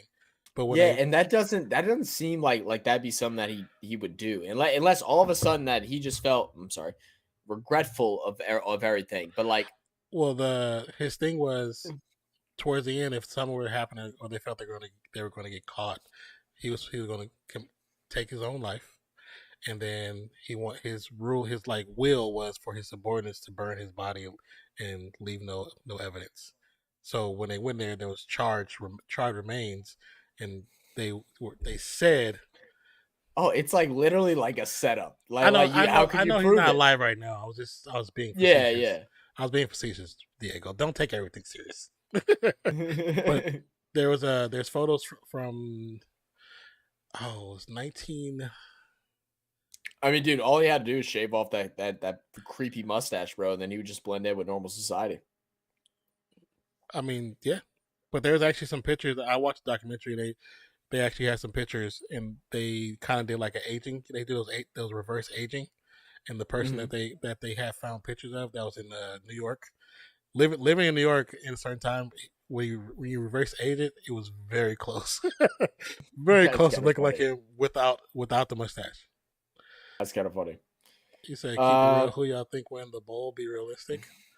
Like winning the bowl? I have no idea. I mean, if I had to give a honest guess right now,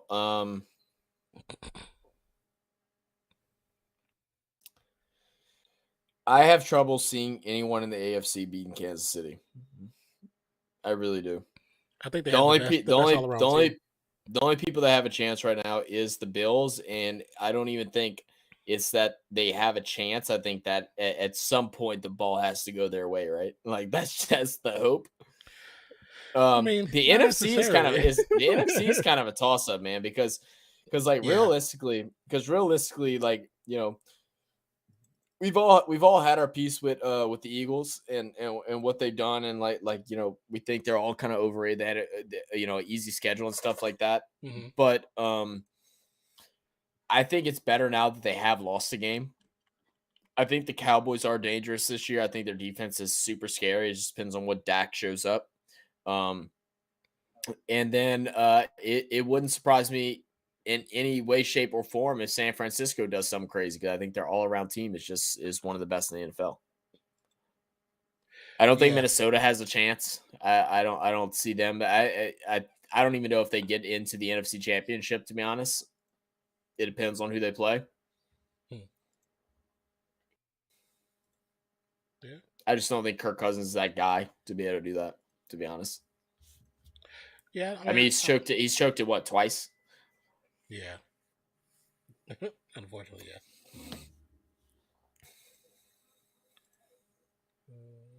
What about you guys? What do y'all think? Who's y'all's what's y'all's Super Bowl matchup? I think I said earlier. I think I said Eagles and I think I said Eagles and Kansas City. I could see the Eagles not making it. I think if the Eagles face the 49ers in the NFC Championship, or at any point they face 49ers, they lose. I think they're going to struggle against that game. But I think they could beat the Cowboys, and I think they could beat the Vikings. But I think if they play the 49ers at any point, they lose. You could be right about that. No, I know you ain't saying let's be real and then saying that you think the Saints can sneak in. We're trying to sneak into the playoffs. No, I love your homerism, bro. I love it, bro. I'm not even mad at it. I love it. I respect it. I respect it. But like, golly. He is a supreme homer. Yeah, dude. He messaged me and I was like, "Come on, man! I had to try to speak. I have to try to speak common sense to him." I'm like, "Okay, now let's think logically." You guys had to do put in a lot of work. That's just being honest. Like, even with Raiders, we have to put in a lot of work to get there. So if anybody wanted to see that list I was looking at for the QBs, I just posted in the community tab the list, and the link should work. So it'll be potential QB draft list. So if anybody want to check it out, that's there.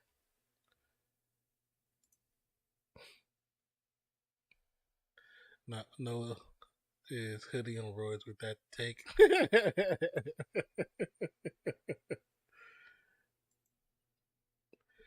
Sometimes it happens, man. Sometimes it happens. You have you try to bring in new pieces or try to make somebody give them more responsibility, and it doesn't work out. It happens. It's unfortunate. It's very unfortunate. Trust me, I should know. I have a team, even with how bad our defense can be at times, but in how good it's looked at times. If the offense just would have clicked with the coaching staff, well, yeah, it would be nothing nobody could tell me. Nothing. Because the fact that Josh Jacobs and Devontae already got already at plus 1,000 yards on the season, it's crazy.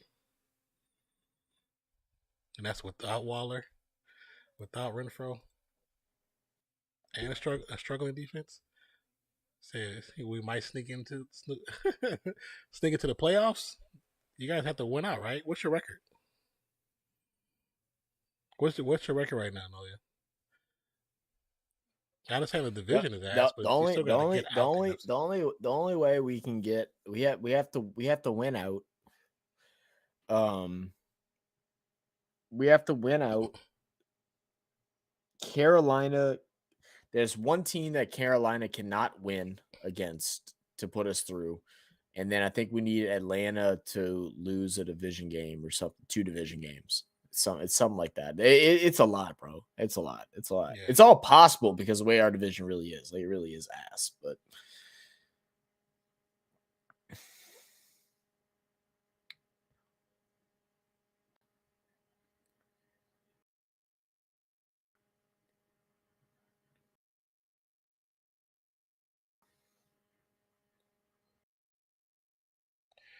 Also, thank you for those who re-up their memberships. Mozzie, appreciate you, brother. Appreciate you. Peter, thank you, thank you, thank you. Pretty cool to see you guys. I know Declan did too. Zach as well. Diego. It's freaking awesome.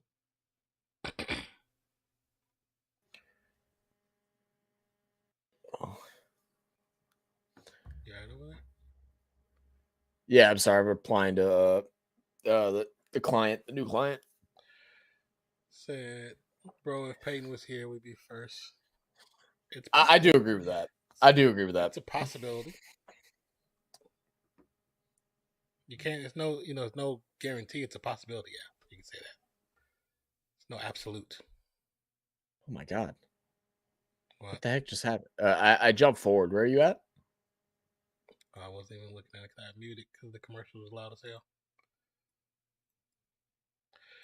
It's 2nd and 10, 13:06 on the clock. From the shotgun ball, snap's gonna be a quick handoff to Cook. Cook's gonna bounce outside, escapes the first tackle, gets knocked over by a did defensive they return the ball all the way there? I had to go answer that text, man. I'm sorry, guys. I'm a little jump back and forth. I just got a new client, so I'm replying to her text messages. So I had to pause. Did they run the ball up all the way to the 40? I think so. Yeah. Wow. It said, "Thanks for reminding me, Nan. I've been trying to cancel it."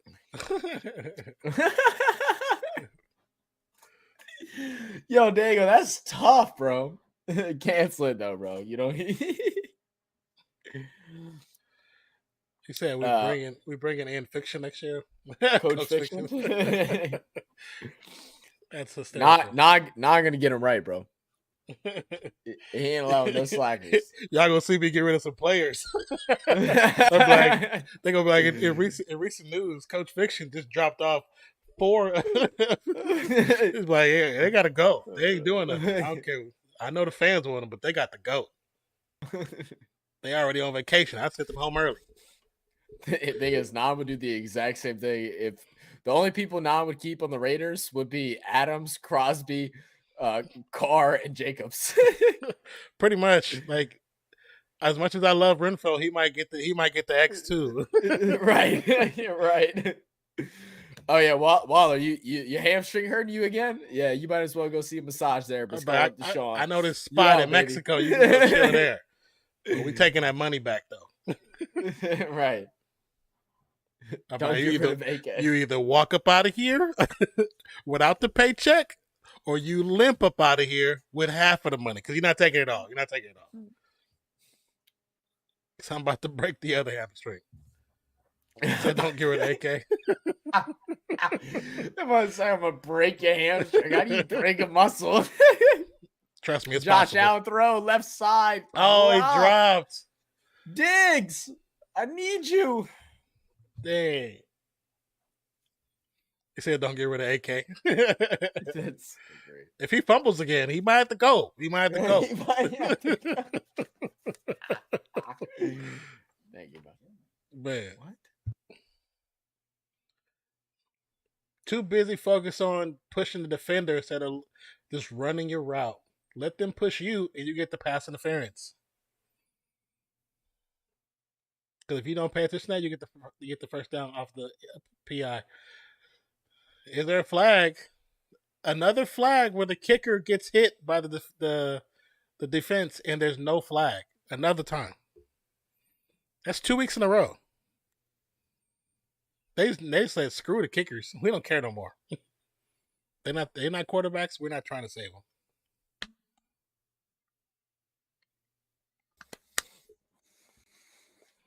It's an academic talent. I just need AK to get like 2 more touchdowns so he can go ahead and have the Saints record. Oh, that's what he needs? I've been waiting on so long. Yeah, he's 2 away. 1 from tying, 2 from taking it. Yeah, you will. For running back, yeah. Good running backs come out of college every draft.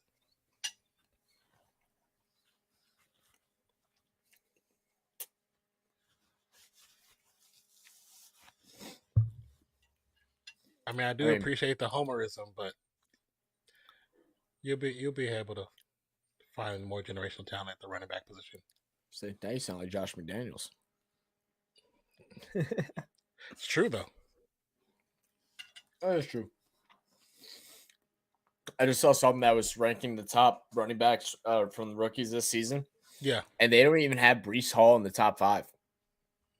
Is it because he's injured? That's the only reason. No, it's actually based off of statistics that he isn't Really? playing as good as what other players are. Yeah.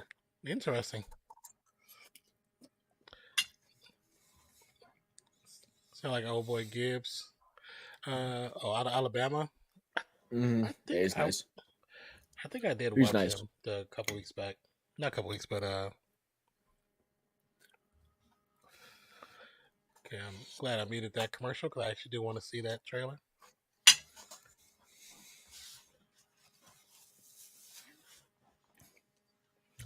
Soon as we get done here, I'm about to do the reaction for the new Transformers trailer. Can't wait to do that one. I know. I saw some little thing pop up on Twitter earlier. Yeah, I seen my friend sent it to me. She was like, "I think you might want to see this," and I saw the little thing posted. I was like, "Yeah, I'll be doing that after the game." No, I hope Chris Olave gets Rookie of the Year. I think he deserves it, man. I mean, he basically came in and took he took in the number 1 spot and has been most successful. I mean, the only other wide receiver rookie that's came in and took the number 1 spot overall is Drake London, but he has 400 more yards than what London has. Yeah. Or 200 more, 250 more. Might not be 400. Jones under center from the 20-yard line. Ball is snapped. Looking to pass to the right-hand side to Aguilar. Aguilar's going to be tackled immediately. Picks up about 6 yards on the play.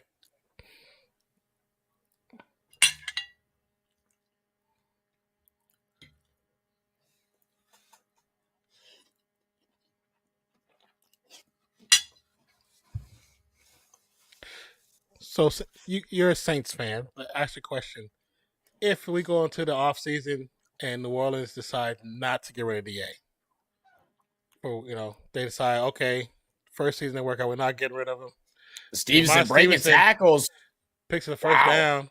Good tough run. If they decide to keep him, what happens to Winston? Did he just sign a contract? Not too long ago. It wasn't for a lot of money. It was only for 2 years. There might be an opt-out option as well. Okay. I'm curious to see where he. I'm interested to see where if that were to happen, where would he end up? I don't know, man. Stevenson's still running.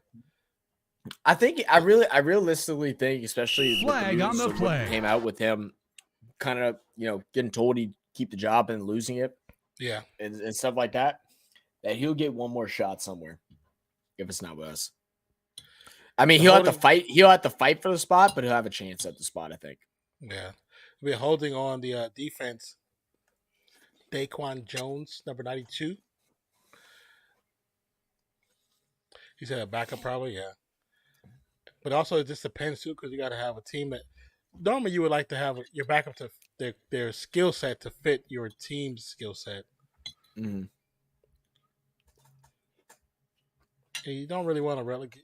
Like I said, I give him Winston trash, but the potential is there, especially with the arm strength. But it's just, I think if he had Ramon Stevenson, my God, he just carried the whole pile 10 yards. Bringing old boy from the Chiefs, Eric, Bieniemy. I've seen, I don't pay attention to all that so deep and stuff, but the fact that I kind of agree with, I think it was Daw from Keeping It Real, who that podcast has said it. The fact that Bieniemy was one of the top prospects to take a head coaching job in the year of the NFL where we had the most head coaches changing occur, and him not to get a job says something. Flag on the play. Well, what it really says is that the NFL don't like hiring black coaches. I mean, that's possible too, man. It's possible too, but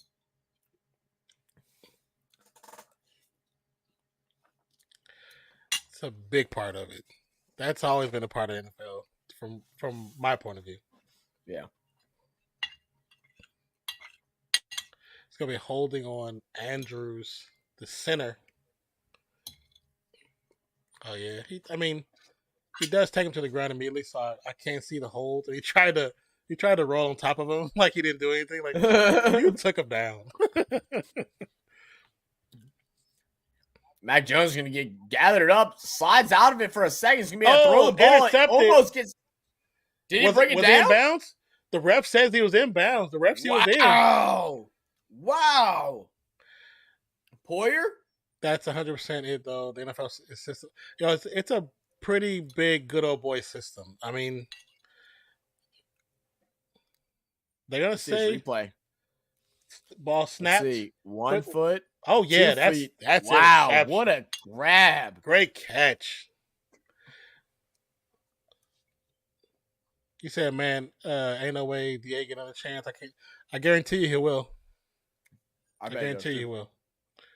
That's why I say, like, shouldn't. It's my opinion, not Zach's. It's my opinion, not Zach's, to say that. No, it's like as many black coaches don't get the opportunity. It's statistically been proven that they don't get the opportunity. And the Rooney Rule is probably I really agree with some analysis that say the Rooney Rule is one of the worst things that ever. What's that? That's the where they have to the ball bobbled when it hit the ground, so actually incomplete. They have to interview. So they have to interview a certain amount of people of color, coaches of color. Yeah. Mm-hmm. And the problem with that rule is they do all these interviews, and then they interview the one black coach or Hispanic coach or Native American coach or Asian American coach or whatever, but they already have the decision made. They just do it because it's part of the rule. Okay, we did it. Check. Now let's go hire, whatever. That's why so many people are mad about the Jeff Saturday thing. That started the year. Tomlin was hired. I remember that being like a big. I remember that being a big deal. Whenever he got hired, because there was a lot of talk about saying that they didn't feel like people didn't feel like he deserved it, and that a lot of people felt that way. And they thought he just got it because of that rule, and that's why. And I mean, shove that right up your asses. He's one of the best quarterbacks that we've seen, other than maybe Belichick. Yeah, I think he has a great coaching. I mean, of course, there's some questionable things he's done in the past, but I think as a competitive person, you can understand why he stepped in bounds when the dude was running. It's not a good look, but still, I understood why he did it. Because what made it so funny is he looks at the big screen and he sees him coming, and I was like, and he steps out of bounds. You knew that dude was coming. Mm-hmm. Kickoff gets downed at the 4 by New England, but I do think, like, at first I thought the Rooney Rule was a good thing, but now as it has progressed, time has progressed from that moment, I do agree with a lot of people. A lot of the talking heads where it's actually a negative thing. It's just it's counterproductive, basically. Yeah. Like TJ Jones said, if the Saints hire DA next year, the Saints ain't serious about winning. But here's the thing. People forget that a lot of these owners use these teams as tax write-offs. So they might be wanting to win, and sometimes they don't really want to truly invest in something. I don't think that's necessarily the case with us, to be honest. I'm not saying it is. I'm saying with a lot of teams, yes. Okay. And I mean, maybe that's just me being a homer, but also at the same time, I've seen like the different investments that Gale has taken towards like trying to make the Pelicans relevant and different things like that. No one's paid attention to Pelicans or put any money into the Pelicans since they were the Hornets with Chris Paul. And Oh even yeah, then, they yeah. barely put any effort into it. Oh yeah. Now, it's a huge change. It's a huge change. It's one of the things where I was talking to 40, who's a Dallas Mavericks fan. Like people, like you get excited so many year in and year out. Luca, Luca, Luca. I'm like, but why don't they put money in the players around him? They got Woods, that's cool, but you keep that same group of players that have failed multiple times of getting over that hump because they're just not good enough as a collective. If you brought in one or two more players that can play off the bench and be great shooters, that's what Luka needs. Because right now, somebody made the comparison that like, oh, Luka's just a taller version of James Harden, and I was looking at it, I was like, you know what? Kind of. When you look at it in the Mavs situation, he actually is. He's probably a more because of his size, maybe a more talented version because of his size, but he is. Yeah, no, he really is. And I was like, I never thought about those two being correlated or parallel. Investments into the teams are business expenses, so also a tax penalty. Yes, you're absolutely right, Diego. Hence why I think Walmart bought your boys. They bought Denver. Oh yeah, that's still the funniest thing ever. You're owned by Walmart. But also, I mean, just say like Gale travels to travels to as many NBA games to watch the Pelicans play, travels to as many Saints games. She's in the locker room talking with the players at the end of the games and stuff like that. It's honestly very surprising how involved she is. So I really don't think that's the case. That's actually really, I really don't think that's the case. Like it doesn't seem that way.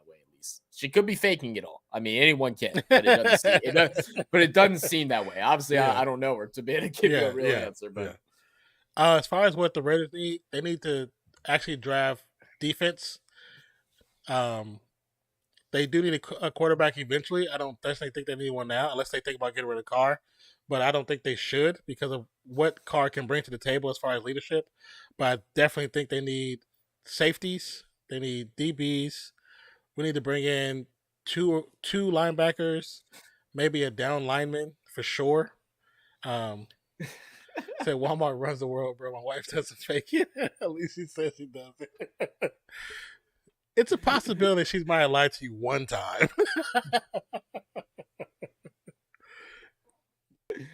I was watching a movie the other day. It's called A Two-Night Stand or something like that. Yeah. And that was literally the conversation, and they like found out that their exes both faked it. I was just laughing my ass off. I was like, that's horrible. The guy was like so confident about it. He's like, no. And then the girl was like, oh, well, does she do this? Does she she's like, do y'all at the same time? And he's like, yeah, every time at the same time. He's like, yeah. Sorry, every time, bud, yeah, that's. He was like, but we're in sync. Like, no, you're not. No, because the woman's body is very different than a man's body. Oh man, it takes women anywhere from 12 minutes to 25 minutes to reach a climax.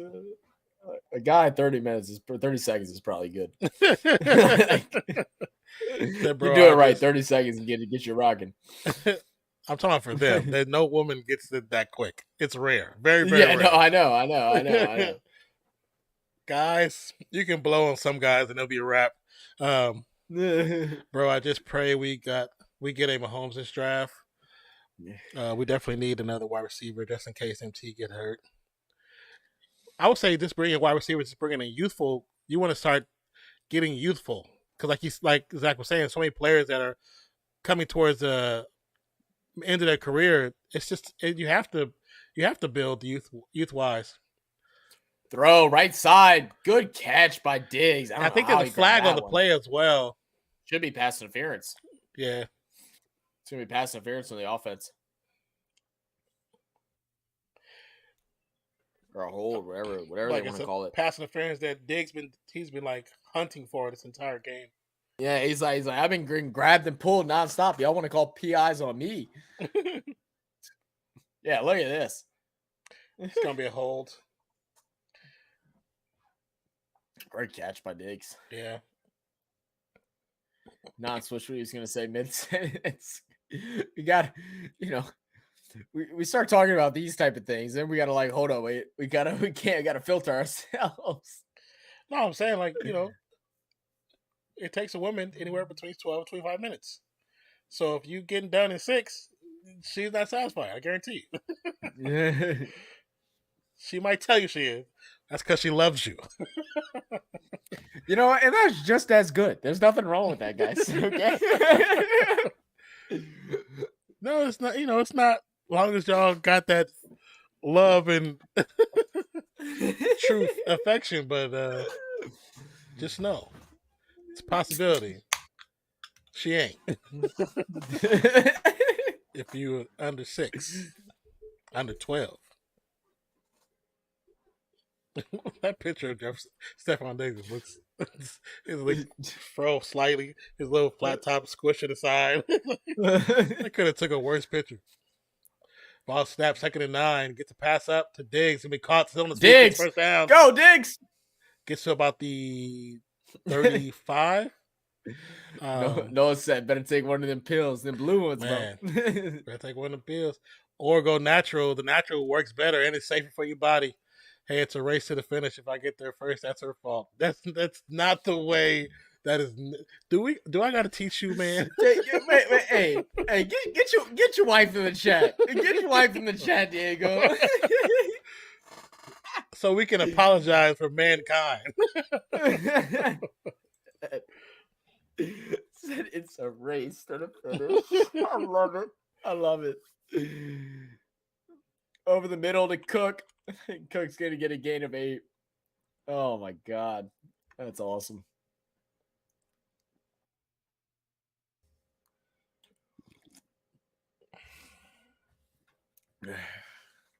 I think it's the natural is like the maca root. I think that's what it is. Get you some maca root. That'll help. She'll be tired. She'll tell you to stop. She'll be like, "I'm good. Trust me, I'm good. Hurry up! Damn it! 2nd and 2 for Allen. She gonna be telling you that she needs a break. Can you make me a sandwich? Hand off to Cooks. Gets the first down. Gets inside the 24-yard line. Players down. Yeah. Number 77 and 79. Tell him come now, and he said immediately. She said, "No, you better speak up." Diego said, "We say maca root. Maca root." I'm like, Diego, you on Instagram, right? I'll send you this. Yeah, Scala up in here. Nola, she wilding out. You already know. She probably already googling maca root, trying to figure out how much they cost. Babe, I just found it at our local supplement store. You should go check it out. It's on sale, 20% off. Yeah, buy see. one get one half off.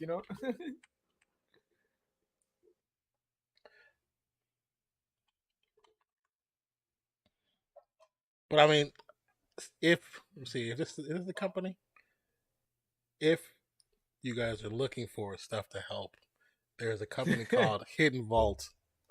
You should be able to find them on Instagram. I've seen a lot of great reviews for their products. I have not used them, but I've seen a lot of great reviews for their products, for the men and the women. I just want to point out, bro, it's just, once again, bro, welcome to Real Fan Sports. So we can just talk about anything, guys. I can talk about anything. This is great, bro. And we have advice and tips on everything too. That's the best part. That's the best part. Bruh, well read. Hey, no, I got brain surgery. No, she better not punch me in the damn head. He said, "I married her for a reason. She good. Don't worry about her." Yeah, so, like I said, some women they really good, so that's good. She said trying to bring it back, bro. I forget we got a couple young people in here. And she said's like, please, can y'all stop saying this? My dad is not gonna let me watch this no more. She said, I'm sorry, bro. Things got really weird out of nowhere, bro. I forget too. I forget. What's up, G said? Yeah, Pat's D, they slacking a little bit right now, man. So G said, I go back into like my radio mindset, and because we just talk about anything on radio when I used to be on the radio. So it happens sometimes. It's a slip. I apologize.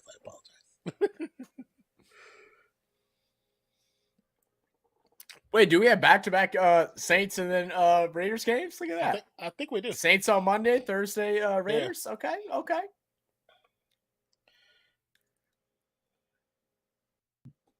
Josh Jacobs, I'd be all smiles too, in baby. NFL history with 225 plus rush yards and 70 plus receiving yards in a game. And I think he was the first player. I think he is now 7th all time in all scrimmage yards for a single game. Wow, that's pretty freaking awesome. And I know he didn't work his stack got to be fat, but I hope they realize they made a mistake. Oh yeah, and they definitely signed that dude at the end of the season. It's gonna be a handoff to Cook. I think Saints win too, Nola. I do think Saints win 3. But the only thing that stops that is that Andy Dalton has never won in primetime football in his career. So hopefully this will be the first time. I remember you saying that stat. She said, I got 9. AirPods in and everybody is asleep, so ain't nobody hearing you. Okay. Okay, good. We're clear. Next time, if you do, just say, you know what, he apologized. Just clip it. I'm going to say it now. I apologize, Pops. Just clip that and show it to him anytime they catch me saying something stupid. 2nd and 7. Could be a handoff.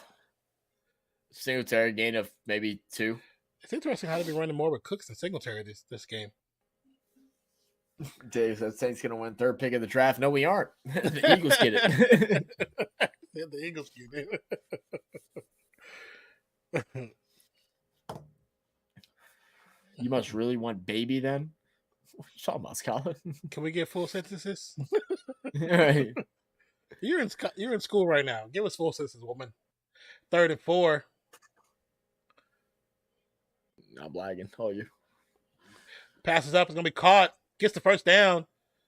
Goes down by Diggs. Diggs goes down about the 8 yard line. He's pointing at himself, says, I'm that man.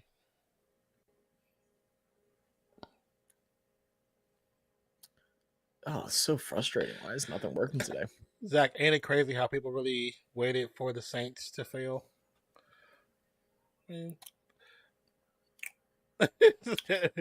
No, I mean, shut up. I mean, it's remotely, it's literally somewhat true too, because, but a lot of people didn't like the cockiness that the Saints had too, and like that comes a big reason why. Like they didn't like how we celebrated in the locker rooms, they didn't like how we had the smoke and the lights and everything like that. And I get it, because if I saw other teams doing it too, I'd be a little butthurt, you know. You said people was mad like your intro stuff. What? You said people were mad like the intro. You said the lights and the smoke and stuff. No, like how at the end, like after we win, we have like the big parties in the locker room with the smoke and the lights and stuff like that. Like people really didn't like that, you know. Really? Mm-hmm. Yeah, people really hated that. Interesting. They would always be, you know, make comments like, "Oh, you think they won a Super Bowl and all this?" And it's like, "Oh, I mean, we're just celebrating winning, bro." That's interesting right there. I said he must really want a baby. So I came in. I mean, that's not exactly what we were talking about. I think you missed like the beginning part of it, Scala. I came in the middle of it, so I didn't really know what you're talking about. It's all good, Jesus. Oh, okay. I would assume probably things you wouldn't understand yet. Like, yeah, some of the stuff. But who knows? Yeah. People hate on anything. Yeah, it's facts, bro. People love to hate. People do. People love to hate, especially in like this social media age. They hate on everything.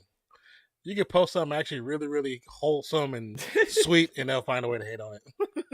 Say, now I get the stream. Sorry, Diego. I'm sorry, bro. I'm sorry. I'm glad you're strong, bro. I'm glad you're strong. Everything's bad for you, bro. People need to grow up and put them big boy pants on. Yeah, I mean, it's fair.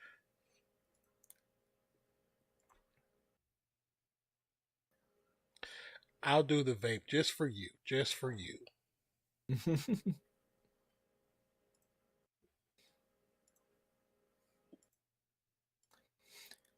I saw didn't Nope just get put on Amazon Prime? Have you watched it yet? I have not watched it, but I believe it is on Amazon Prime, yes. Yeah, I haven't watched it either. Nola says, how do y'all handle haters? I love them. I welcome them. Yeah, I mean, to be honest, Nola, like you know, when we first started up the channel too, especially like, you know, a lot of our videos that like popped off in the beginning were from a like variety of sports, like from a country that we don't know much about, from a sport we don't know much about. Mm-hmm. And we had a good bit of people that were like really talking crap. Yeah. And we kept it respectful up until the point of where we got our you know, monetization, everything like that, and we were able to get our partnership with YouTube. And now we just have fun with it, bro. Because like I think it's hilarious. I think it's hilarious. Just troll them back. That's all. Troll the shit out of them. And none of that stuff ever bothered me. No, I've like I said, y'all hear like I talk about my past. I've been in the limelight a lot, so I've been on radio, I've been on shows. So I mean, people have talked about me negatively behind my back, in front of my face, because they don't like what I do. I don't give a fuck. yeah, no, not at all. If you don't have haters, you're not doing something right. That's how I look at it. Why did his message get deleted? I don't know. You just deleted and hit Diego. I don't know if she meant to. Like, I'm so confused at what. Oh yeah. She don't know what she just pressed. Damn, Scott. I was like, are we gonna have to take the wrench from you because you don't know what you're pressing? I just went up to look, and it was like I was trying to see the comments. Allen, get in the end zone, Allen. Damn, cut just short. He's ahead of me, folks, so I don't know what he's talking about. Oh, my bad. My thing's like freezing and stuff like that. Diego says, nice. Oh, nice little run to left-hand side for Diego.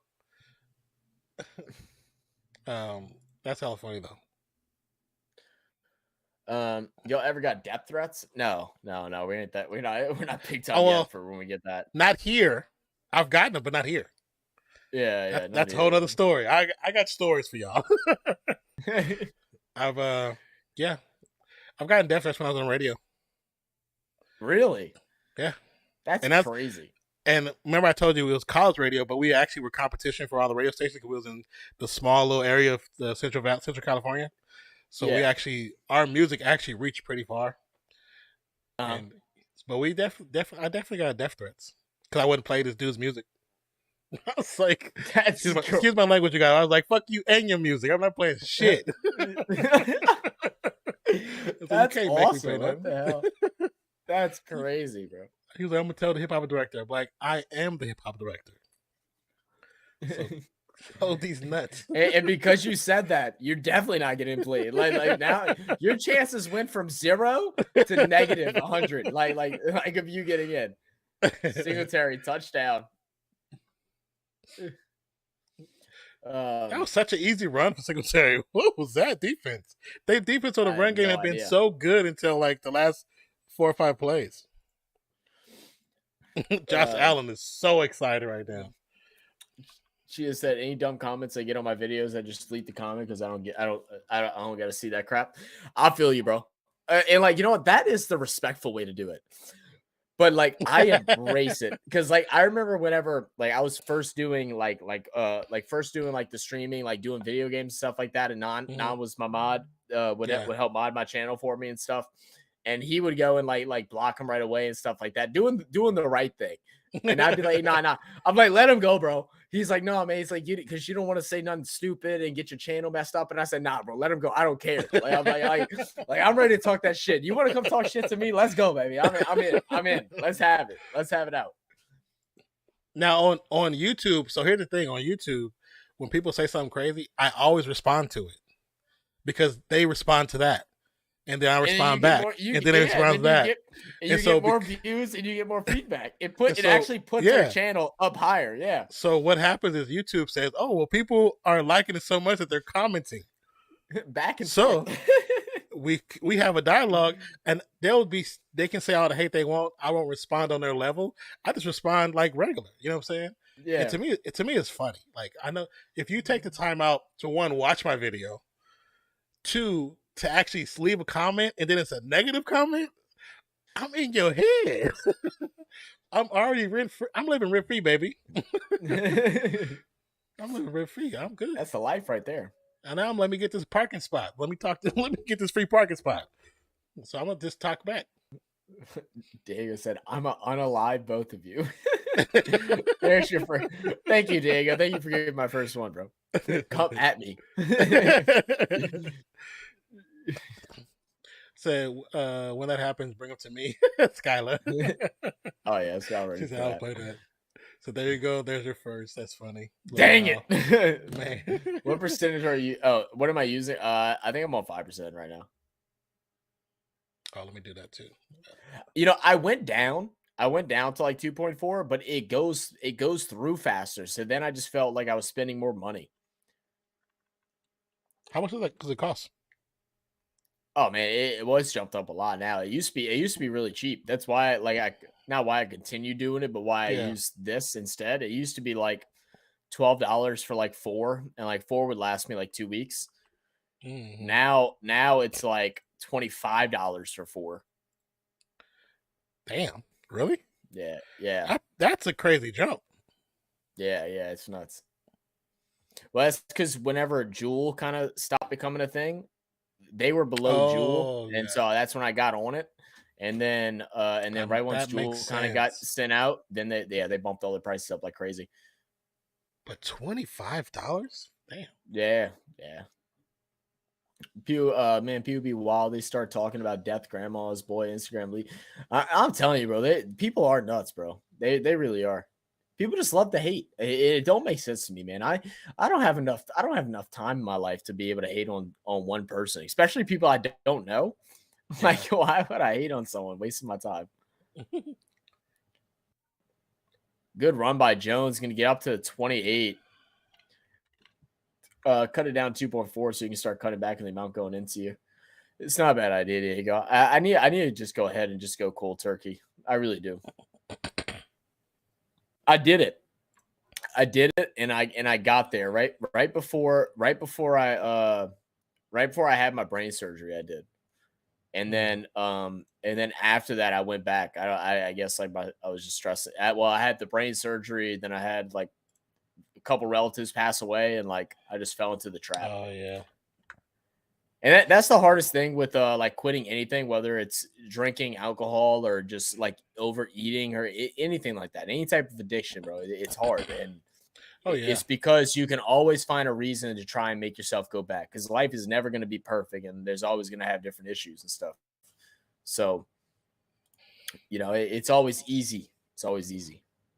He said I'm already a troll in a good way, so I definitely troll him back. Yeah, I mean, that's pretty much what you do is you troll him back. And here's the thing, because if you're the one that's creating the content, you do it in a troll way where still people can laugh at it. You don't make them look stupid. You don't make them look too stupid, because all it does is bring on more hate. You just do a really quick troll and keep it simple and leave it alone. Well, and the funny thing is too, like, especially when like on our channel, right? Like when we've had those moments and we've responded back to comments, the comments that we make end up getting liked I say a bunch more than what the other person does. And like we'll even have people that'll comment underneath it, be like, yeah, don't entertain this guy. He's an idiot. Y'all are doing great. Like I love what y'all are doing. And we're like, oh no, we know, man. We just think it's funny. So we entertain it because we think it's funny. It's not personal.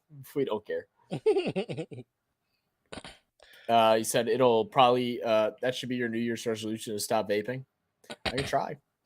It'll probably take you 3 to 4 months to quit. Yeah. Mess up your voice. Cold turkey sucks ass. My addiction is music. I mean, that's a pretty good addiction, man. Yeah. So addictions are hard. We all need a vice of sorts. Yeah.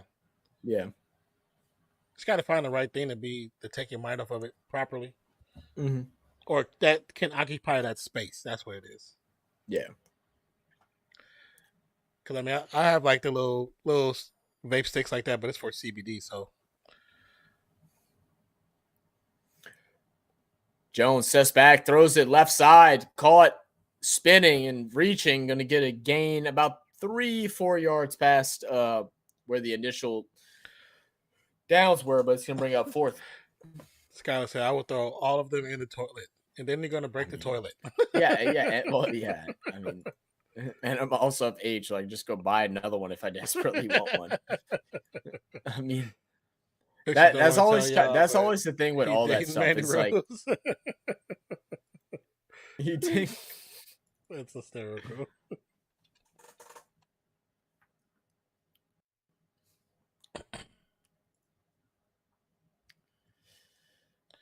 Punts up. Pilardi to punt. You're gonna do screaming. Fair catch about the 11-12 yard by Hines. Hey. Diego said, Scott, don't laugh aloud. Cold turkey can make someone overly anxious and be not good for your health. Yeah, I mean, like I've gone cold turkey before. I've done like the method before of like weaning off of it.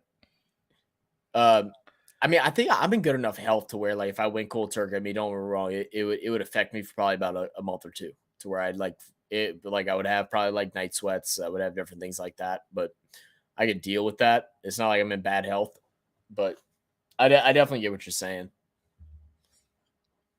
I know how to do it. It's just a matter of actually doing it. He's so stupid. No, he's like, what do y'all do with a woman like Mandy Rose? Wife her and go enjoy some wrestling matches. Says strong Mandy. It's okay. She can be strong. I don't care. So I mean, if we get in a bar fight, I'm not fighting by myself.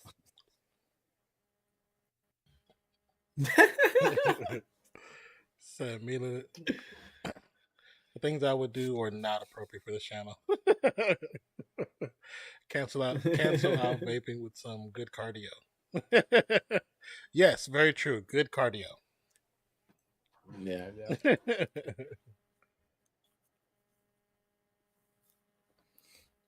You know what I really think like the hardest thing. I think most people that like have any type of addiction would say, especially when it comes to like nicotine or drinking or anything like that.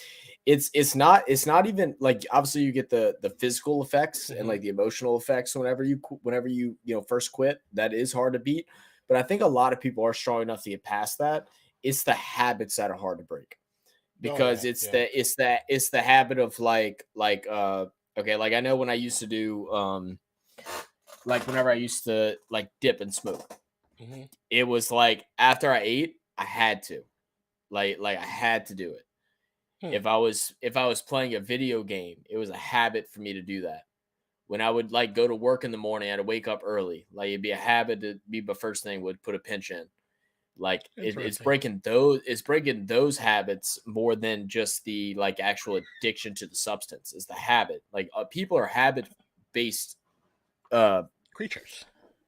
Yeah. Like, that's why like even with like even creating good habits for yourself, as far as like running a business or doing anything like that, they tell you get up at 5 a.m. every morning, make your bed, create that as a habit, because when it becomes a habit, it's something that you just do.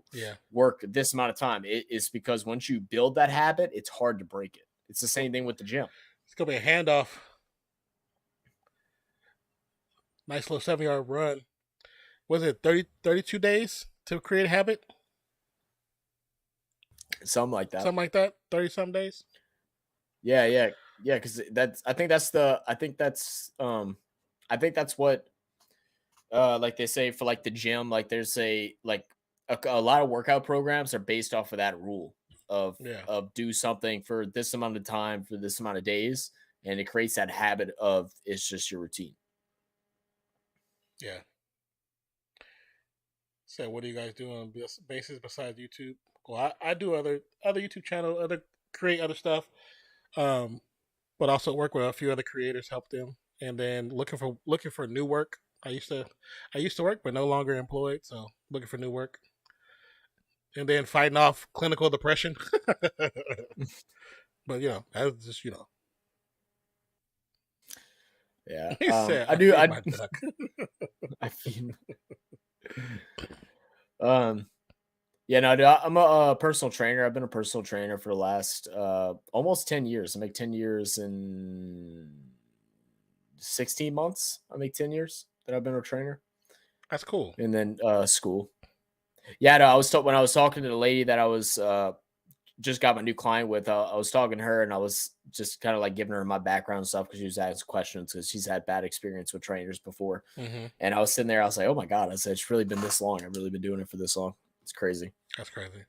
Scott said, I forgot you used to dip and stuff. I'm so glad I met you when I did because that shit just grossed me out. Yeah, that's one habit that Yeah, it's that grosses me out disgusting. too. Yeah. You know, it's the most disgusting one. It's like the easiest one to do, bro.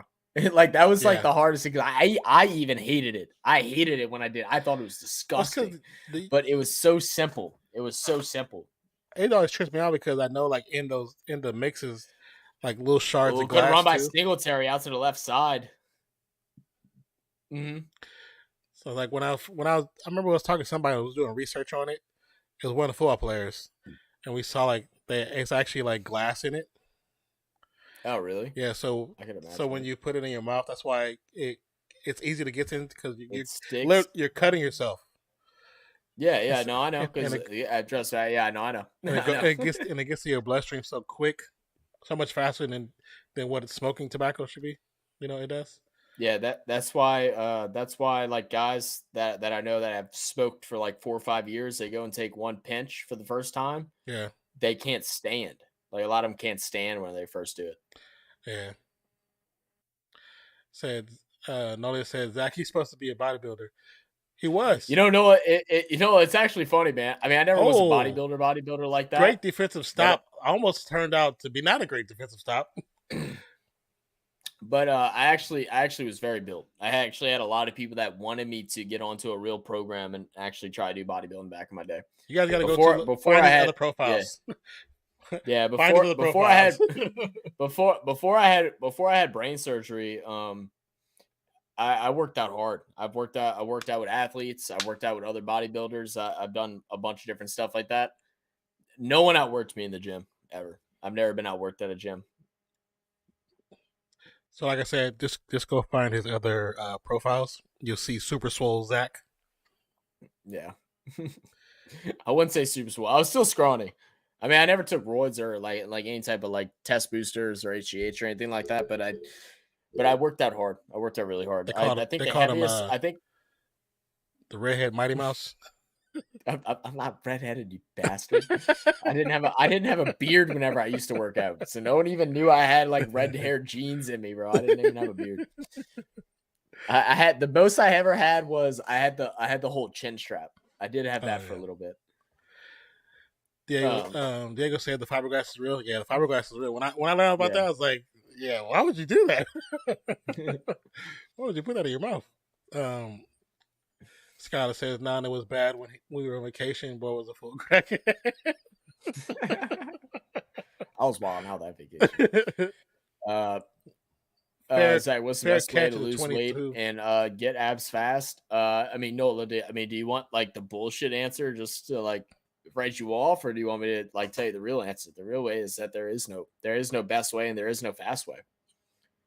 Any fast way, like if you're thinking fast way, just like as far as like a photo shoot or an appearance, then yeah, I mean obviously there's some that there's different versions of like whether you do what's up, Rocky?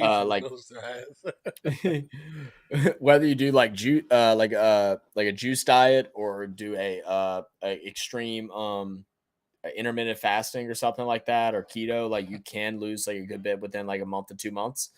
But realistically, the best way to do it is just create good habits. Says, why do we put anything in our mouths? Yeah, that's a good question. That's a good question. Welcome to the channel, Rocky.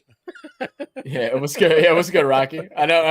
I always find it funny. Like, Rocky, what's your thoughts, bro? You come to this channel, like, we're covering the game. Don't get me wrong, bro. But we venture off. We have conversations. So you're probably like, what the fuck is going on?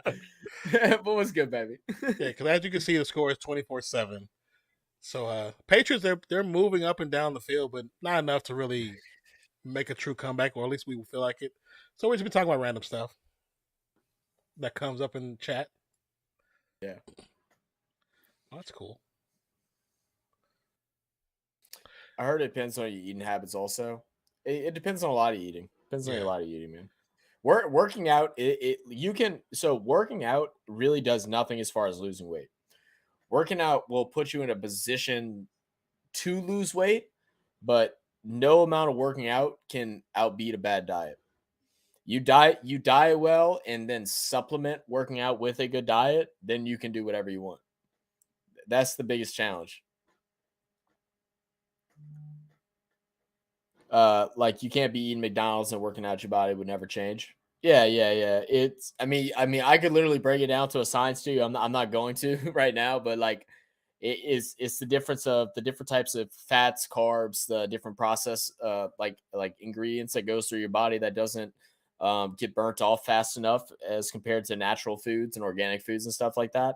And I'm not an organic like food junkie or like a very health junkie. Like I've always been skinny, so I haven't had to worry too much about it, to be honest with you guys. But I do know what it takes. And even when I did work out, even being skinnier, and when I did bulk, I never bulked dirty. I never like ate like just McDonald's all day and Popeyes and all this stuff. I ate grilled chicken, a lot of rice, and broccoli, and that's what I did. But I would set an alarm clock every 2 hours. I'd have to eat, and I would eat 5 to 6,000 calories a day to gain weight, and I put on good healthy weight. I never looked like Jones with a weird. pass over the middle to Thornton, gets it down to the 40-yard line. Pretty good, great You know, catch. the biggest problem with the Pats, dude, is they just have no wide receivers, none that they trust. Because like I like Devontae Parker, I don't think Jacoby Myers is bad, but like they don't trust any receiver to go and make a big play. Like they don't have a guy that you can just be like, I can put this up to you, and I have Great belief catch. that you're going to be the one that comes down. Great one-handed catch right there. Well, and I definitely can see that by the way they play the game. But the funny thing about it, like Aguilar can actually go yard pretty good. He did it for us. Well, him too. But that's what I'm saying. They don't have one person that they just trust to put it up there. I don't think it's that they lack ability. I think they lack trust and communication. Now, do you think it's that they don't trust the receivers or they don't track Mike Jones to get it there? Oh, now as we talk about that, and he overthrows him by 10 yards. Yeah. So maybe it's Mac Jones. Maybe it's Mac Jones. Maybe he's the problem. I mean, I think it's Mac Jones. I thought Mac Jones was the most overrated quarterback last year. Everybody was hyping him up so much. He got that little Pro Bowl vote like off of like a contingency, and I was like, he's not. It wasn't an injured. Wasn't like, an injured, he's not injured good. player Yeah, that got it was him an to injured the Pro Bowl? player. Yeah. I was like, he's not good. Yeah.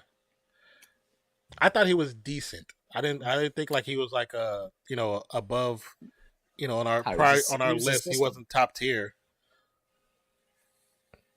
The way to lose weight fast is shoot that needle. Oh Lord. Mac Jones with time dumps it off to Stevenson, who picks up the first down. There should be a flag because that late hit in the back, but no call. Now, no, I'm not sure if you're talking about needle as in like drugs needle, or you're talking about like steroids, but like either way, but like with steroids, it's still not even that easy either. There's a lot that actually goes in. A lot of people die, and it's been more and more frequent now that kids and Jones on the run. People that have done are dying because of it. He's gonna run back the opposite direction. And he throws to a receiver who doesn't catch it after all that. Good job, Bourne. And that could be what you're talking about too. Yeah. So I'm saying I don't think there's no answer for it on offense. They have a run game. That's it. They don't have a competent quarterback. They don't have any. I don't think that they don't have a competent wide receiver, but I don't think they trust any of them to do the job. I mean, he just ran last year, played phenomenal. When Myers went out, Bourne was putting up some of the best numbers in the NFL for like a 4-week streak. I haven't even heard his name be spoken of this year. Yeah. Jones just ran for like 42 yards, got the pass off steal, and dude just drops it. Yeah. Stevenson is going to get the little dump off catch for a gain of 8, bring up a 3rd and 2.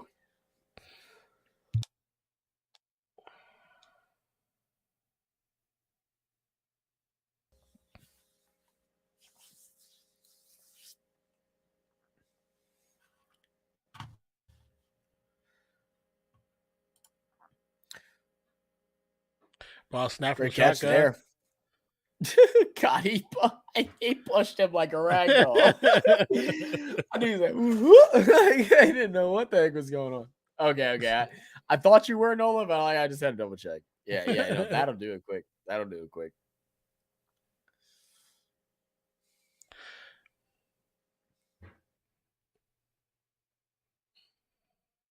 But I've seen people get real small. Yeah. I said, I mean, like I've done it for several years. I've had clients that have went from 350 pounds down to 170 before. I've seen things like that happen, bro. It's hard. It's a lot of work. Yeah. But like the biggest thing, like with people, if like anyone that's serious about wanting to just lose weight and feel better about themselves, it's to embrace the things that you do. So like if you work out and you're dieting, don't treat it as a chore. Embrace it. Embrace the little things. Embrace every moment. Enjoy meal prepping. Force yourself to enjoy working out. And then after you do that for a month and you create that habit, things become really easy. It's the people that still treat it like a punishment that they never get anywhere, because I see that a lot too. And it's the hardest thing to convince clients to do, is to be like, oh no, I like working out. I want to come to the gym. I want to eat right. It's like, no, they still just, they treat it as a means to a goal and not and not just a new lifestyle.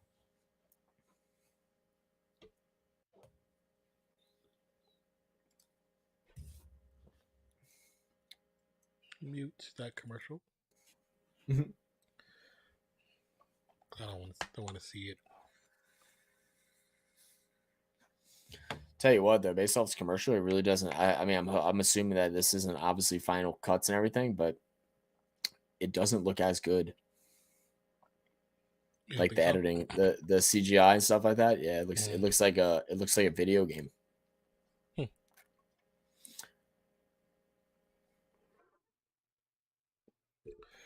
I've seen like bits of like the first trailer. I haven't seen any of the more recent stuff. Yeah.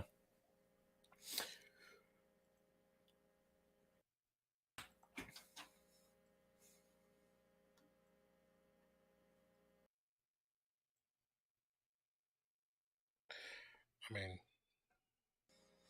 a lot of people don't want to work out, and they get in the bodies they done. Even men don't even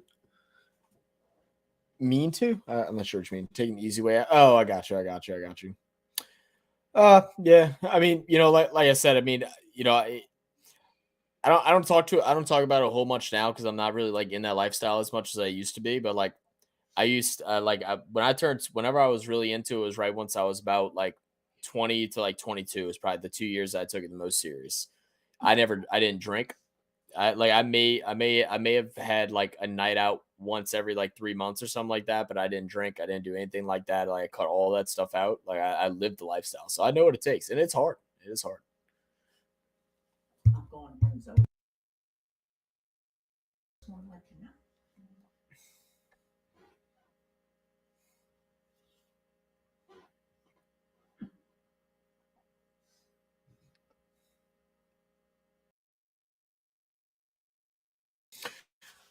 I'll see what these stats looking like, because I think I'm getting screwed, because I think I had Josh Allen with more rush yards. I think that's the only thing that I'm missing right now.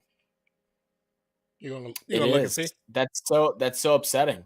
It's literally the only. Well, no, he's got 23 now, but I think I need him to have 50, and he's just not going to get that unless he breaks one, which is possible.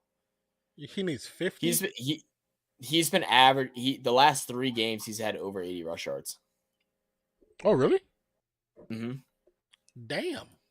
And I thought about not playing it, but I like last minute decided it, and I probably shouldn't have.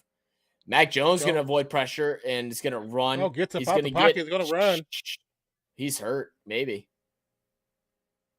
Grabs his ankle. Okay. He's all right. I'll be all right. We all got to die someday. I don't even know what he possibly got injured off of, though. The slide? Yeah, I think so. I ain't fat or none, but I always wanted a 6-pack. Yeah, like I said, bro, like even when I do my clients, bro, like hold on, Mac Jones 4th and 1, he's gonna make a throw, beautiful pass, caught inside the 15 at the 11. Oh, into the zone little area.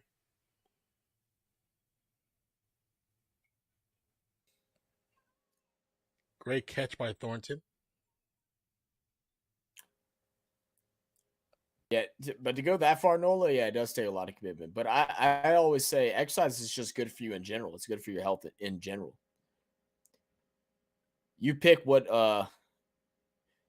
it's gonna be a Drove drop the time. pass by Stevenson, but there is gonna be a flag. Oh, I'm ahead of you a little bit. Flag on the play.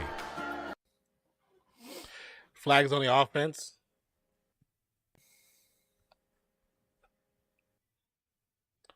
On the lineman, McDermott.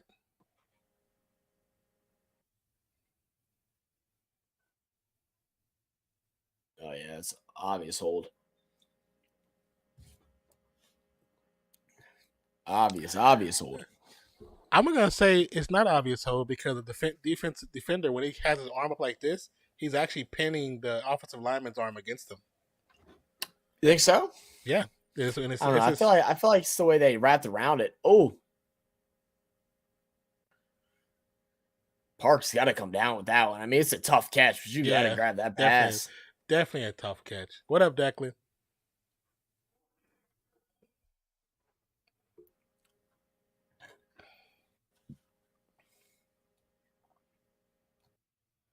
I'll be right back, brother. Yeah, do you think, man? All right, so it's going to go ahead and bring up 2nd and 20. Mac Jones back there at shotgun from the 21. Ball snap, looking to throw it short. It's going to be caught and then brought down after a gain of about 5 to the tight end. Let's bring up a 3rd and 15.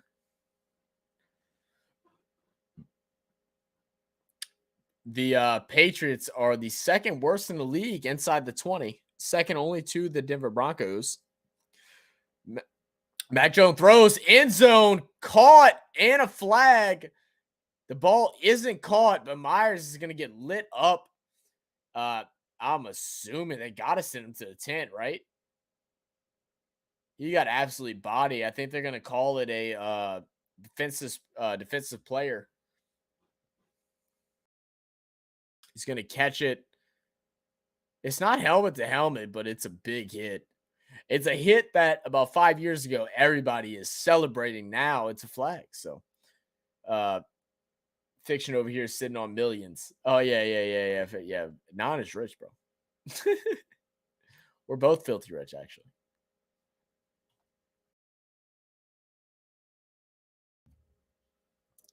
Wow, they're going to disqualify number 3 of the defense off of that unnecessary roughness penalty. Unbelievable. Hamlin sent to the locker room. Zach, how much you love Weedats?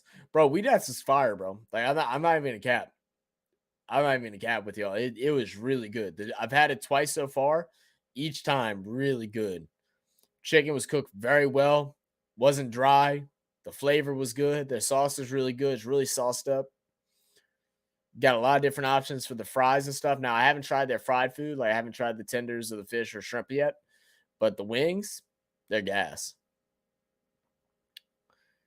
It's going to bring up 1st and goal inside the 10 at the 7. I'm sorry, call it the 8. Mac Jones pass left side. He's going to get rocked. The pass is going to be incomplete. 2nd and goal. 2 minutes and 50 seconds left in the 4th quarter. Patriots still have 3 timeouts, but I'm pretty sure this game is a little too much out of reach here.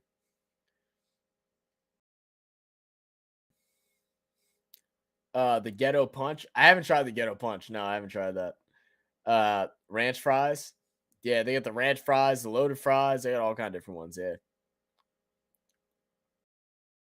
I like it. I know there's a couple people local to know like don't really like it that much, man. But I really enjoyed it. Ball snap. Mac Jones pressured and gonna get sacked and thrown down all the way at the 24. Oh my goodness.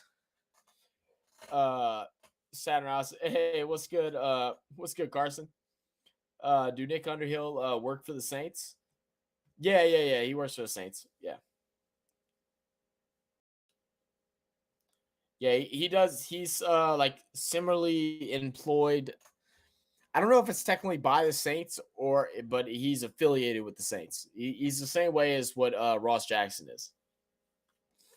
They have like access to media info and film and different things like that. Mac Jones is going to scramble away, still running, still scrambling. He's trotting all the way back to the 45-yard line, still trying to find space. Finally, he's going to throw one to the back of the end zone. It's going to be incomplete.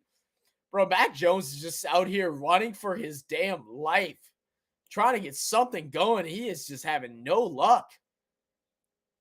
Nobody can get open inside the red zone. They said that they're the second worst team in the NFL this year in converting in the red zone, and this is showing it here. Big sack, and then Mac Jones scrambling for 30, 40 yards, 30 yards back behind the line of scrimmage. Just absolutely horrible. Noah said, how you get a job like that? Man, that's honestly something I want to know. I mean, I think it's from what I've generally have learned, it's there's certain type of I'm trying to think the best way to put it. You got to be eligible for different media passes and stuff like that. To get that eligibility, I think you have to. I don't know if you have to pay something towards the NFL to be able to get that, or pay something towards whatever. I really don't know, man. I don't know. I hope in the future that we'll be able to get something like that, whether it's for for us or them. I don't know if they go out and they go find someone, or if you're just applying for that job, you have to work with an organization that works within the NFL to be able to have that access. What type of credentials that you have, that the organization itself, I think Nick Hill now works for himself, but he used to work through a company. Ross Jackson, he works for what's it called? What's the company that Ross Jackson works for? The Saints guy. Is it Sports Talk, or is it God, what is it? I know you have Chat Sports. What the hell does he work for? No, it's not Keeping It Real. What's his damn name? Chat Sport. You talking about Mitchell Renz? No. I'm talking about Ross Jackson, the Saints guy. He works for an organization that has that access to be able to do it. It's to be able to do what? What are you talking about? To be have access to be part of the media team and stuff like that. Locked On Saints. He works for Locked On Saints. So Locked On is an organization. They just have media access. Yeah. Locked On is he got hired on by Locked On Saints. Locked On is an organization that has those type of connections to be able to get those media passes and media access. Now, they do have some people that have done YouTube that have eventually gotten media access through just applying for jobs and stuff like that, and having their platform grow. But that's hard. It takes a lot of time to get to that. Well, one of the things that I'm actually looking into, I talked to Zach about it a while back, is that we can actually get press passes. It's just going through a certain process to get them. And so trying to work on getting that done. So I can. The main thing is because since Zach is so close to where the Saints are, he would be able to be into he'll be able to go into the practices that are for press only, and he'd be able to be in the conversation when they interview the coaches and stuff. He'd be able to do that. Yeah. I would say, because I think there's different like fees and stuff like that you have to pay too to get those passes. There's different credentials and stuff. Yeah, it's a yearly thing. Yeah. But once you get in there, you're kind of in there. Yeah. Cars said Patriots getting destroyed. Yeah, they definitely are. I got my first Warzone 2 win yesterday. Nice, Carson. I can't wait to play, bro. As you can see, I got all my stuff stacked up. I got 3 more pieces to come in. Hopefully, it's all comes in by next Tuesday. Or this coming Tuesday. Congrats on the Warzone win, though.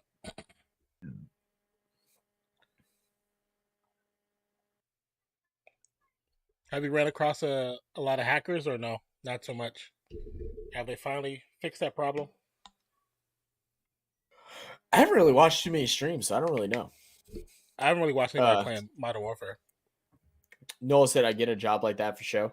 Well, like what he says, I mean, you can get a job, but you have to get hired on by a company that is paying for your access, or you have to go and pay for your access yourself and stuff like that. I mean, obviously, it's still a process you have to go through before they just accept it. It's not like anyone can just be like, okay, I pay it and I'm in, like, because then you'd have a bunch of BS guys. Like, you got to get accepted and approved and stuff. Yeah, because technically, we'll say technically, anybody who has a YouTube channel technically can apply for press passes. Yeah, because you have exposure.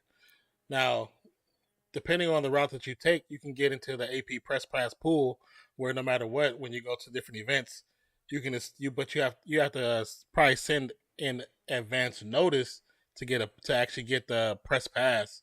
But you can most of the time you can get into them if you just gotta get into the right. Once you get into the right group or right press pool, circle, yeah.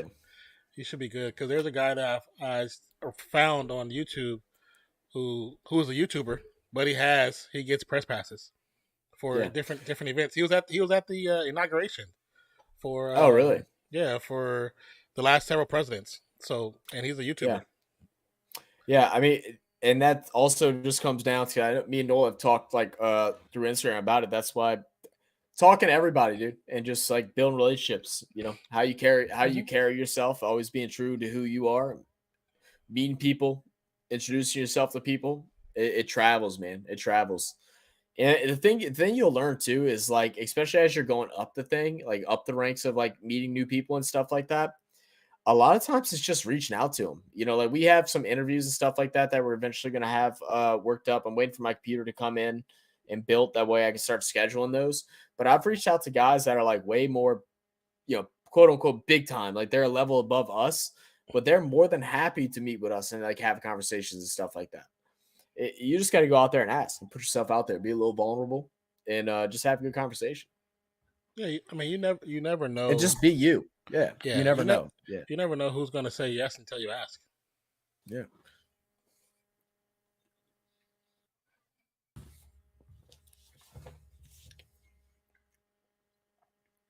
Highest player stuff that I was scared to ask. Well, and those are things that like you'll get that pass taken away. There are certain things that they are like literally not allowed to ask, and they won't be invited back, and like they'll get things discredited from them of certain questions and stuff.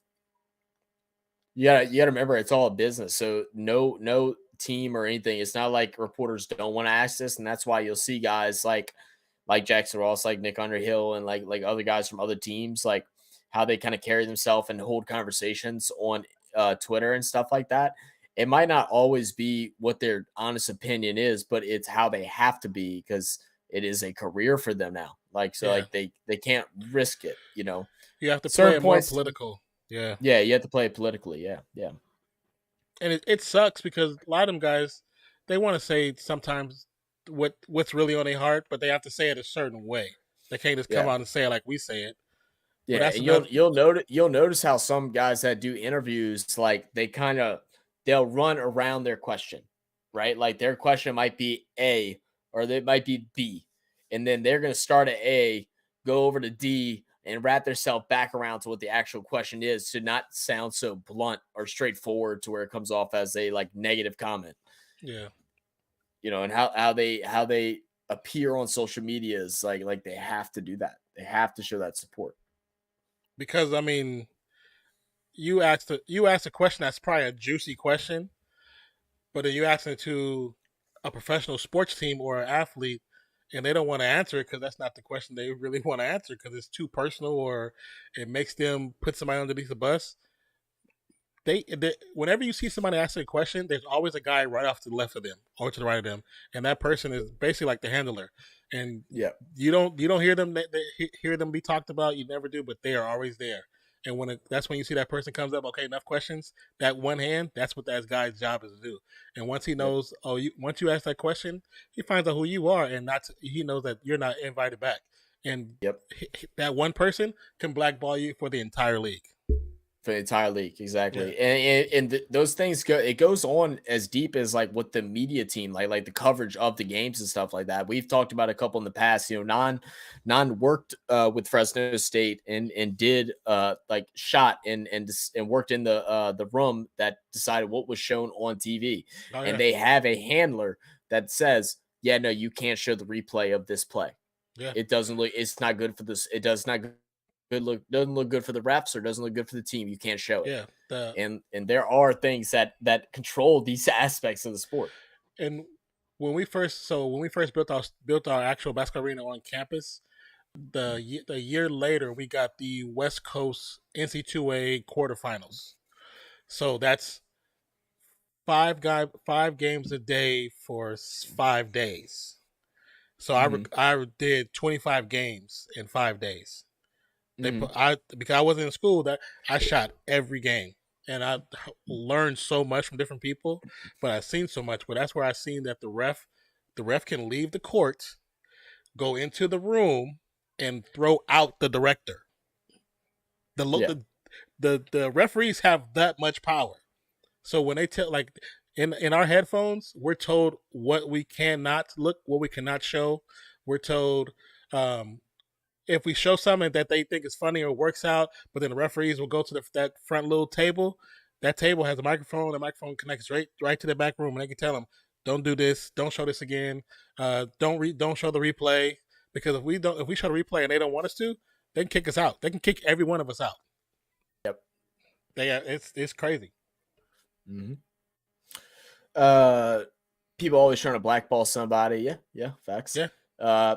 Carson says, "Do y'all review World Cup or only football?" No, we do everything, Carson. We've been doing a little bit of the World Cup, but the World Cup is, unfortunately, FIFA is going and blocking every single thing that involves the World Cup, and they're even going in and blocking people that are doing what we do, or we don't show the game, but we just do watch-alongs. They're even trying to block those videos and give them strikes. So we wanted to do the USA game versus Netherlands on Saturday, but it's looking like we might not be able to actually do that, unfortunately. It's more me than Zach. I'm just nervous because I don't want them to come in and because we can get a. I agree. Yeah. And I agree with you that we shouldn't. I mean, I just think it's stupid and I hate it. And like I said, yeah, I agree. Why. I agree because we're not showing the game. We're not displaying anything. We're showing the score, and we're not even showing their official logos on our stuff except on the thumbnail. If you want to take, get us for a thumbnail, okay, put a message in the chat. I'll take thumbnail down. You know what I'm saying? I can change something easy quick. I can do that. But the fact that this is, and the guy who did it, he's almost at 1 million subscribers. The guy who I watched talked about this because he's a big World Cup fan, but he does a lot of Marvel stuff. He tried to do World Cup before, and he almost got kicked off of YouTube because FIFA tried to stop him a couple years back. And he's like, he wasn't even showing the game. And I was like, that don't even make sense. But he said a couple people in, not this year, but past years have been booted off just for doing the games. I'm like, that don't even make sense. It don't make sense at all. It's like it's free promo. Yeah, exactly. It's so stupid. I mean, like, we're not showing the game. Like, I mean, are we taking away from like your radio show views? I guess. Like, is that what it is? Like, I don't know. It's just stupid, bro. And that's the thing. If we're taking away from what your people are doing, that means you're lacking something. They're not doing a good job. Yeah, right. Exactly. They're not doing a good job. Exactly. That's the one thing I will give to like I guess like the way the NFL and NBA the NBA works.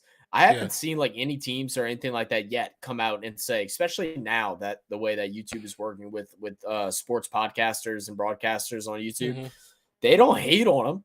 They embrace them. They're hiring guys like Ross Jackson, like the guys that work with Chad Sports to be there because they know that the fans like to hear it and like to hear their opinions and their views and the way they run shows. They actually appreciate it and show love to it. Whereas FIFA, and like we know FIFA obviously is worldwide, so there's so many more different voices that has to interfere with it. But it's just, But when it comes to FIFA, I'm not necessarily surprised because the little things that they have done, where they banned the armbands that show love and respect for all the teams.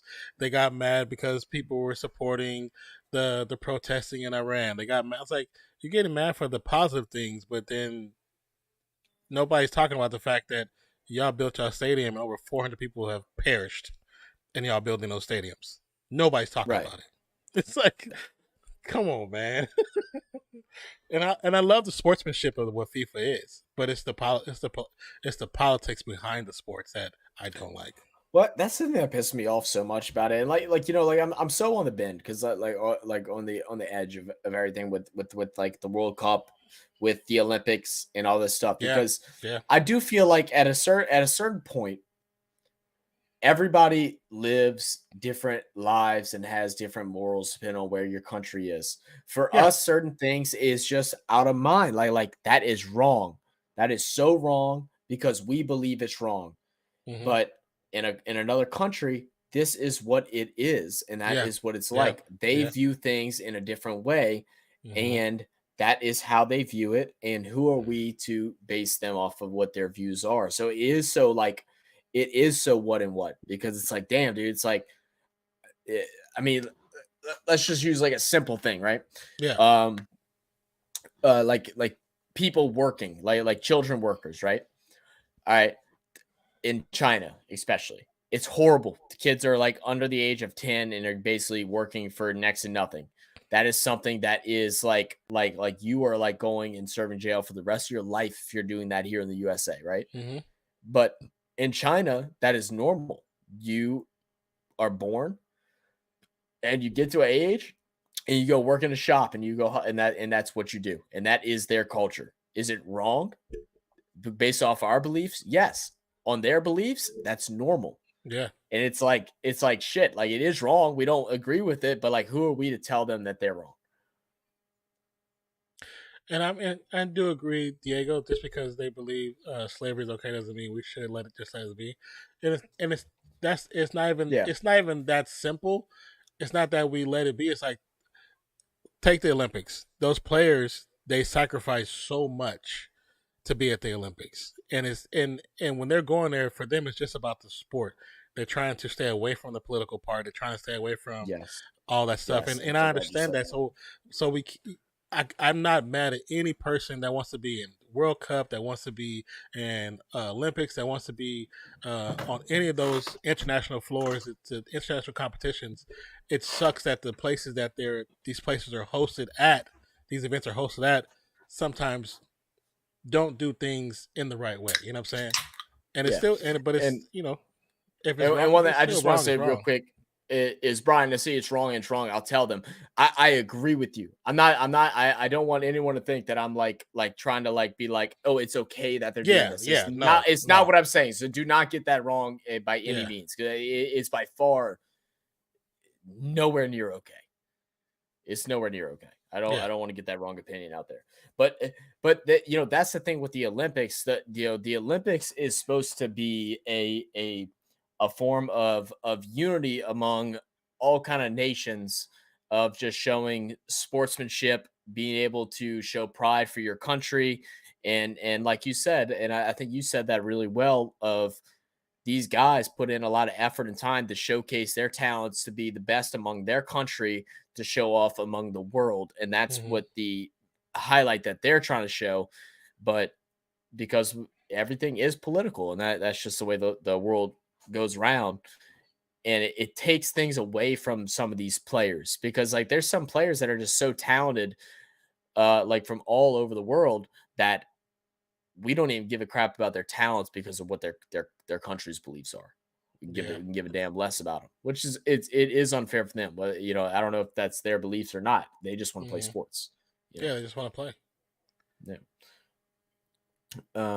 Diego, I don't believe that they should stay away from the conversation. I wish they would use the moment to make the voices louder.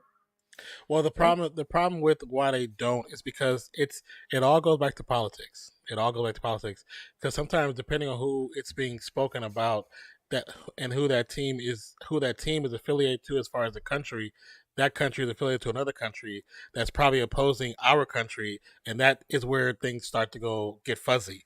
And so it's like with, I'm gonna say this and I'm gonna leave it alone. It's like the Yeah. Ukrainian war. We know it's against Russia, right? The fact that U.S. is kind of helping Ukraine is testing the waters that they shouldn't really be testing right now. The fact they're helping, I think that I commend them for that. They should be. But the fact that China's already mentioned more than once to stop, that's a war we don't want. No. Anyone that serves in the military or has relatives know that we do not want to go up against China. No one wants to go up against China. And China's threatened because China is they homies with Russia. You know what I'm saying? Mm-hmm. So in that essence, I respect what Biden is doing, but it's still, as somebody who has a bunch of relatives and friends who have been in the military, it frightens me some. Especially like my son is probably going into the military. So it's like I can see that WW3 coming. Because they've already said, like, and it's now that his sister is partially in control, and they say she's more vindictive than he is. Oh, and people thought he was crazy. So, so I understand what you guys are saying. It comes down to a political thing. Unfortunately, it has to go a little political, and that's what keeps people talking behind closed doors, but also keep people safe too. Yeah. Noel said, Zach, I DM my teacher from 8th to tell her I appreciate what she did for me, and she denied my message, nor my message never again. Dude, so that's kind of crazy. But I mean, some people, I don't know. I mean, I wouldn't say that. Don't put yourself in bad spirits from that, man. Like, I don't know. Maybe she's had like someone say that and then try to get with her or something like that. Maybe that's what you were trying to do. I think that's kind of wild, but. I don't know. And maybe she just received some inappropriate messages, so she doesn't know how to really approach situation. You know what I'm saying? So just try to keep herself not looking horrible. But Brian says $sign. That's a big part of it too. I mean, and he said World Cup brought attention to the issues over there. Yeah. Like I said, it's weird, bro. It's such a weird because we're in such a political based nation, especially now. I feel like I don't know if it's just now that I'm older that I'm realizing it more, but it feels like everybody knows. Everybody knows. It's so different from like I'd say like 15 years ago. It's so different. Everybody's a lot more up to date on what's actually going on in the world and concerned about what everything's going on in the world. Yeah. It's I mean, after I would say for me, ever since Obama's that's what I was thinking. First term, and is what I always was involved in like what happens in the world and politics. But after Obama, when I seen how the Republican Party actually said out loud, we're going to do everything in our power not to pass anything that he does. That's when I really started to look at how bad our political system was. It's like, you're not going to do it because you don't like his options. We know why you're really doing it. Like, okay. But I mean, it all boils down to money. It does, man. Money runs the world, bro. It's unfortunate that that's the way it works, bro. Fiction, we gotta talk about WW3 if we have one. Let's say they attacking New York, California, Texas for the oil, and they're gonna bomb the Midwest for the food. Mm-hmm. But they're definitely gonna hit California and New York because California and New York can be their own countries by themselves, so they have more money than most of the states by themselves. So they're gonna attack them. They're probably gonna hit them first. Yeah, they would set the statement with that for sure. Yeah, they would set the statement with that. Then they'll go after the main ports, and then like you said, the food just to put us in trouble. Yeah, and because I mean, when you go back and look at like the other wars and stuff like that, a lot of like the workmanship came from like the Midwest and stuff like that. Yeah. Like the Midwest, all the factories and stuff that build weapons or provide food, clothing, and all that stuff. There comes from the Midwest. A lot of hidden bases in the United States people just don't know about.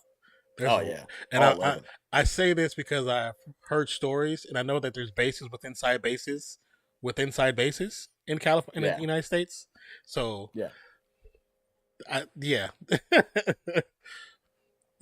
We all have to pray that it never happens. It never happens. It never happens. Hopefully there's never a leader of any country that just literally does not care about life enough to where, because it's not a matter of war, of we're going to go out there and battle with guns and stuff. No one is going to see the damn field. If a Yeah. war broke out like that, no one's seen a field. It's a matter of who has the bigger missiles. Yeah. It's There's gonna be no there's crazy. no there's no infiltration. There's no spec ops. The only spec ops is going to be to try and end it before it starts. If it starts, it's going to be tough. Yeah. You definitely don't want it to start. That's the thing. Say I drive by 4 missiles on my way to work, and they're out here in the middle of nowhere. Yeah. And and you can search. You can see some of them on Google. The unfortunate part is they hide them poorly on Google. The gray spots are usually military installations. So I always never understood why they did that. It's like like you're telling them where exactly everything is. But there are some spots that you won't realize are military installations until they need to use them. Yeah, you're not wrong on that one about smashing. What's up, Declan? How you doing, man? What time is it there? I know Dak has a worse sleep schedule than me and Nan, and that's saying something, bro. Like, because me and Nan's sleep schedule is bad. Like, you're really out there, bro. I've been okay the last couple of days. I've been waking up super early now. It has been draining the hell out of me. But I'm listening to the interview with Josh Allen right now. Apparently, he walked up and dapped up Jay-Z, and Josh Allen was like, "Yeah." He's like, "Actually, I walked up and dapped him up." He said, "Actually, I felt weird because I don't think he really knew who I was, but I still thought it was cool." Hope. That's hella funny. Hey, bro, there's a big ass debate going on right now. Just get off the political stuff, but like, there's a big ass debate going on right now, like in music, for whatever reason. It makes no sense. Of that Jay-Z has no influence on the South, and that Boosie is bigger than Jay-Z in the South. And I'm like, guys, like, I love me some Boosie, bro. I'm from New Orleans, New Orleans area, like Baton Rouge is right up the road from me. That don't make sense. Are you telling me that Boosie is bigger than Jay-Z, or is someone really trying to say that from the South? There's no way. Like, Nola, I need to know your opinion, because you're say music Nola junkie. I will say this: in current modern era, that might be a possibility because of the style of how the music is influenced. Yeah. But 90s, early 2000s, there's no way you can say that, because he's considered top 5. I was reading. Top 5. Oh, for sure, top 5. Yeah, for sure. I was reading a couple of the tweets underneath it, the replies. Yeah. And one dude came out and said the best thing. He's like, you're always gonna have your homers for your city that just respects, whatever they make that's from them, and they just like that style because it's part of their culture, part of their sound. Yeah. But a generational album or a generational sound, regardless of what genre or anything, everyone in the world knows that it's good. And the guy was like, I haven't listened to a lick of country. He said, I don't like country at all, but I know the song "Wasted on You" by Morgan Wallen is a damn good song. He's like, I know that song is fire. I know that is good music. Like, yeah. Like, but it's true though. It's true. It's interesting. I mean, just from me being in music, I was in music for a very long time. You know what I'm saying? It's weird to hear that, to be like Boosie more influential, but at the same time, with the state of how music is now, I'm not necessarily surprised, because take this how you take it. I think most of the music that's out now is trash. So, you know what I'm saying? Like, and I love music. I love hip hop. But there is so much music out there now that's just not good. Oh, there was so much better music in the 90s. 90s and 2000, very early 2000s, by far some of the best music. Damn. There's the problem we've talked about this. He said it's 4:30 in the morning. Yeah. But the problem with today's sound, has everybody here been to like a buffet?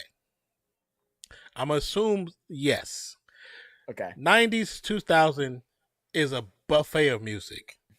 You have your South, you have your East Coast, you have your Midwest, you have your West Coast, and on the West Coast you got your backpack rap, you have your underground rap, you have gangster rap. On your East Coast you have backpack as well, but it's a different style of backpack. But also parts of New York is influenced by France, but it's also influenced by Japan. Japan is influenced by New York. New York is influenced by it's originally influenced by, because that's the Mecca. It's influenced by tribal music, and it's also influenced by reggae and Haitian sounds and the original drum and bass. Like, people don't realize, like, the drum was created in the United States. It was created in jazz music, and then it came over to blues, and then rock eventually took it on because of churches. Like, I want all of y'all to know that like Non loves sports. Non's first love is music and cinematography. Yeah, Non knows music, bro. I've never met someone that's so diverse in music that he appreciates literally every type of music. Like he be mentioning stuff, and I'm like, dude, like I've never even heard of it before. And he's like, no, you gotta listen. And like, I'll go listen. I'll be like, yeah, it's just good music. It's like you can't doubt it. Look at my story. I posted this little Japanese chick rapping. Fire. Right. It's fire. Like, you just gotta check the story. Now Deck wanted me to go read back in one of Noel's posts about the teacher. He said, now we all had that one teacher that we wanted to smash, though. I mean, like, Oh yeah. I mean, yeah. We all know how that rocks. Yeah. We all know how that rocks. I'm trying to scroll back down to where the last comment was. Carson said he's going to bed. All right, Carson, I'll talk to you later, brother. Have a good one, man. Hopefully, I have the PC up soon, and we can play some games. Noah said nobody really bumping Jay-Z down here. Yeah, not a lot of people do, but like this is my thing. People that like have a wider branch of music respect a lot of Jay-Z songs. I mean, like the Blueprint albums. Those are albums that like are timeless. Those are timeless albums. But that's you might not bump every single thing that Jay-Z rocks, but everybody has bumped a Blueprint album at some point. If you haven't, I think you've missed out. We know Noah and Zach Wayne fans. You don't get the Carter albums without Jay-Z. Yep. You don't get those. If Jay-Z doesn't exist, Carter album never comes around. He doesn't have the balls to put the Carter albums out. He was afraid that people weren't going to receive those albums and weren't going to like them. When he tried to be more lyrical instead of trying to be just like having a true South drawl, he wanted to be more lyrical and stuff. And he had a fear of people not liking those albums. Well, and that's the funny thing is, we're like a lot of a lot of artists and I'm not. I don't like to, I'm sure they're from the United States, bro. I don't know what comment you're talking about because I'm up ahead, but like I feel like the education of music, like certain people just like a certain sound, like especially right now, like you said, like this generation of music is more about a sound less than a lyrical type thing, where people just don't appreciate lyrics as much as what like you do, what I do. And some other people do, and they literally get shoved in the closet like that. Now I'll admittedly say I didn't really like the K-Dot Kendrick Lamar. I didn't really like the last Kendrick Lamar album, but because it didn't speak to me. It wasn't for me. And there was people that heard it and it was like, this is a masterpiece. Yeah. And it's like, because when people nowadays, when they listen to generalized music, they just want to generally fit whatever they're doing. If it's clubbing and partying, they want to learn about bitches, hoes, dancing, money, a good beat you can vibe to, right? But generational music speaks deeper than that, and lyrics get left behind now, and that's why Jay-Z, his voice and his lyrics are so much deeper than just dance hip hop and like just dance music or just, whatever, just shit you pop on the radio to go hard to. It makes you think. And even some of the later Wayne songs that people don't appreciate anymore, like the last Carter album, everybody's like, this is ass, and I was sitting there like, this is the most real that Wayne has been his whole entire career. He was speaking about truth. He was talking about his life and stuff like that. And I was like, this is honestly one of my favorite albums from him. It's not something I'm going to go bump in the car or bump at the club. There's a couple of them, but it's something that like I listened to and I was like, damn, this dude's telling a story. I was like, this is nice. Like, Well, I that's like like, this. when certain types of artists become more authentic and become themselves, people don't like that because that's not what they want to hear from them. You know what I'm saying? Yeah. Um, go back up. Notice it says non-Wayne in your top 5. He might be. I haven't ever really. I've had discussion on top 5, but I've never really narrowed down what my top five is. But he might actually be up there because it's as far it's hard because I try to pick representation from each area, and lyrically, I'd have to go with Andre 3000 over Lil Wayne 100%.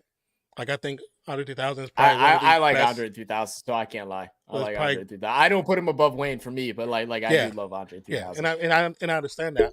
For me, I think because how creative he is and how I think he's such a special talent. It sucks that way music changed that we didn't get a chance to see his true evolution. He wasn't finished. He was still in cocoon stage. You know what I'm saying? Music just changed. And the thing is that this conversation is really good too because you got to realize Non is from the Bay. He grew up in Bay music, very different from music in the South. Very different. It's totally different. It might as well be a totally different genre. Yeah. I actually saw another debate on I think it was one of the like rap magazines. I can't remember what it might have been Double XL. They were talking about what's the biggest music group, rap group in history. And like there were so many people that were putting Migos, and I'm like me, I like Migos. Like Migos kind of had their thing for a little bit, but I'm Wu-Tang? like, y'all are missing out on Wu-Tang, NWA, Outkast. That's exactly what I said. I only saw one person Harmony. I only saw one person that said Outkast, and I was like, man, y'all must have forgot, bro. And that's the thing, like, because the music industry has changed so much in the last 10 years, where they have forcibly made it hard for artists to continue their careers unless they change their name, like Mos Def. You know what I'm saying? Like the dude he's gotten run about the country because they don't want him here. Yeah, Hot Boys. Hot Boys is actually a dope group. But it's like Hot Boys was a dope group, yeah. But it's so much. Migos is okay. You know what I'm saying? To me, they're okay. They're not an album. I've never bumped an album. I've heard songs. I'm like, okay, that's cool. That's catchy. I've never bumped the whole album either. And you want to know why? Because I think they all sound the same. Now you get a dosage. Yes. Like you get like 2 songs out the album, bangers. I'm gonna bump those 2 songs all fucking day. But I'm not gonna listen to the whole album. I've never listened to the whole album. They do sound very much the same. Let's see. Go up some. And that's why actually I like the way that Quavo kind of ventured off and did his thing solo. I think Quavo as a solo rapper, I never heard of Takeoff's stuff. I heard his solo stuff was actually not bad either. Yeah. R.I.P. Takeoff. But but like Quavo stuff and his own features and other music. I never listened to a solo album of him, but him just getting featured in other songs, I thought brought out the best in him. And that's the thing. The problem is that we have so many artists now and in the past that weren't meant to be the main attraction. You know what I'm saying? It's like there's people who were artists back then that got the ability to do solo albums, and they weren't meant to be solo artists. They were supposed to be somebody's hype man because they're not good enough. And it's not to say, oh, they're trash. They're just not good enough to hold an album. That's like Meek Mill. We said a lot of plays. Oh, I love Meek. You're talking dirt on Meek right now? You about to talk shit on Meek? Yeah, I am. Oh, I love Meek. Meek Mills is lyrically talented, but his albums compared to his mixtapes, there's no comparison. Yeah. His mixtapes destroy his albums because he's in freestyle mode. You could say the same thing about Wayne too. I mean, mixtape Wayne is honestly, I think, is levels above a lot of people, and like that's even trying to come from a like non, what do you want to call it? Like homerism type feel. Like his mixtapes are crazy. Freaking Meek Mill's, like, when you look at just how the sales of his albums, I gotta pee. When you look at the sales of his albums, they aren't like super impressive. They're, you get the little sales from streams and stuff like that. That's where people get platinum, because getting platinum now is easy compared to before streaming was a thing. streaming, everybody gets platinum with streaming because our people just keep their Spotify or their Apple Music on or their YouTube on, and those count as plays. And every play you get a pay. So because you get paid for that play, that counts part of that number. So when people go platinum, it's because of streaming services. It's not really because they're actually good. People think, oh well, they got platinum. I have a platinum plaque. I actually have a platinum plaque with my name on it. And I ain't rap, I don't sing, I don't do nothing. I got a platinum plaque for actually putting music out. So it's like anybody can get one. Like anybody can get one. But D12 was underrated but overrated at the same time because they never really came. They were 100%. They were because D12 that was kind of like, was that right before or right after Outkast? That was after Outkast. Yeah. So they were coming in after Outkast, where Outkast kind of had that like sorry, I'm trying to focus my camera. That like gimmicky music, right? Like it was like parody. It was like a parody. And it's and that's what D12 was. It was their great style, parody yeah. music. That's what brought out like a lot of these like corny rappers, like mainly white rappers, but like Spose, who actually had a lot of really good songs that came out. Ashton Ross, who had a lot of good songs that came out. Weird Al Yankovic, he had a lot of hits and stuff like that because it was in that era of corny music, and that's what they were. Well, that's the thing. I mean, their biggest D12's biggest song is the My Band or whatever, that one, and there's another one called Purple something. I forget the Purple name. Hills. Yeah. But like the My Band thing is literally just a whole full-blown parody skit that you would now see on YouTube as a joke by any content creator that they turn into a song. See, the thing about their style is they're not your typical rappers. So like somebody like you say, like corny, but their style is so so awkward that people put them in that category automatically. But it's you know how hard it is to rap that style. Oh yeah, no, I'm not taking away from the talent of it, but I'm just saying like that's what it was. That's what it was. I mean, even Outkast, the whole like their bigger album. I forget the name of the album is, but like with Roses and Hey Ya. I mean, go watch the Roses. The Roses album. Go watch the Roses music video if you never have. The dude's literally like has the girl put up makeup and crash it into the fucking ditch, but it worked, you know. Like it was funny because it went from, you know, like music, you know, you had, and I can't go far back as you, but you had like your Run DMC and like that era of music where it was storytelling, right? It was storytelling. They told stories and they kind of rolled with it.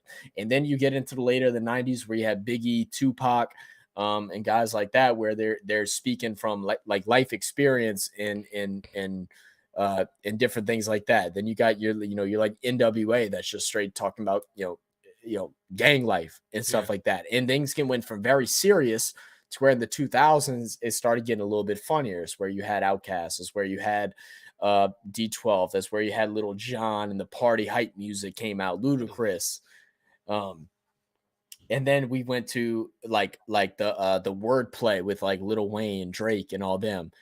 Then we got the mushmouth rapping with Migos, and just the hype music. Yeah, the wordplay stuff has been around for it's been a part of hip hop since the beginning. It's like when you go and look at Big Daddy Kane and go look at like people in that realm, the wordplay has been a thing since the beginning. And it's like some people took it there, like Cannabis took it there. You know what I'm saying? Tech Nine took it there. Like they went full on. That's like even with Eminem. People say, "Oh, Eminem's not bumped to the hood," but it's because people don't appreciate good music. Like, yeah, some of his stuff, not all his stuff is great, but there's some stuff that M does is actually really damn good. And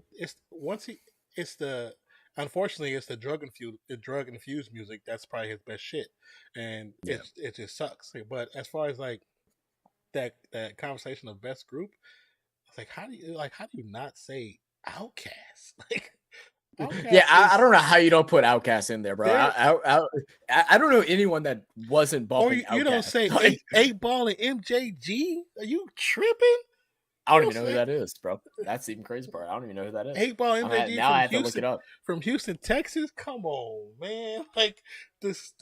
Like I like Zach said it. I listen to music from everywhere. I listen to rappers from Japan. Listen to rappers from France, from Sweden. I listen to Well, rappers from everywhere. I listen. I love music, so I can find the good stuff and bad stuff. Like I'll find a good track on a song.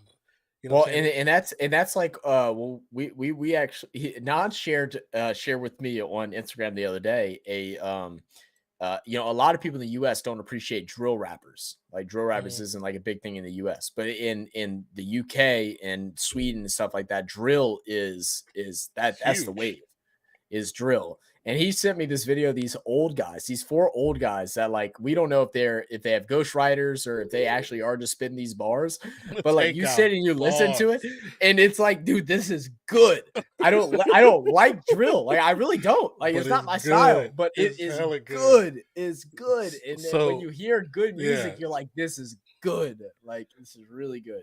So what for as far as that group, from when I first found them, somebody posted said they believe that they're basically they're all old dudes, of course. I want to say 60s and 70s, and they found hip hop at just recently. They never heard it before and fell in love with it, and then started just trying to be like, oh, I want it's like this. It's like if Beastie Boys never heard hip hop when they were kids, but heard it when they were like in their 60s and fell in love with it. So Beastie Boys became a thing in their 60s. It's basically that, but it's from the UK. And you said, what do you think about music? I'm being honest with you, I haven't actually listened to a lot of your music, so I can't give you a full, honest answer. From what I have heard, I can tell that you're influenced by Lil Rain. I can 100% tell that. I can hear it in your raps. I can hear it in your style. So here's the one thing. Okay, from somebody who's did radio and did music, I'm going to tell you one thing: stop listening to other artists, because everybody knows who you listen to by how you rap. If you want to be different, stop listening to other people. Mm.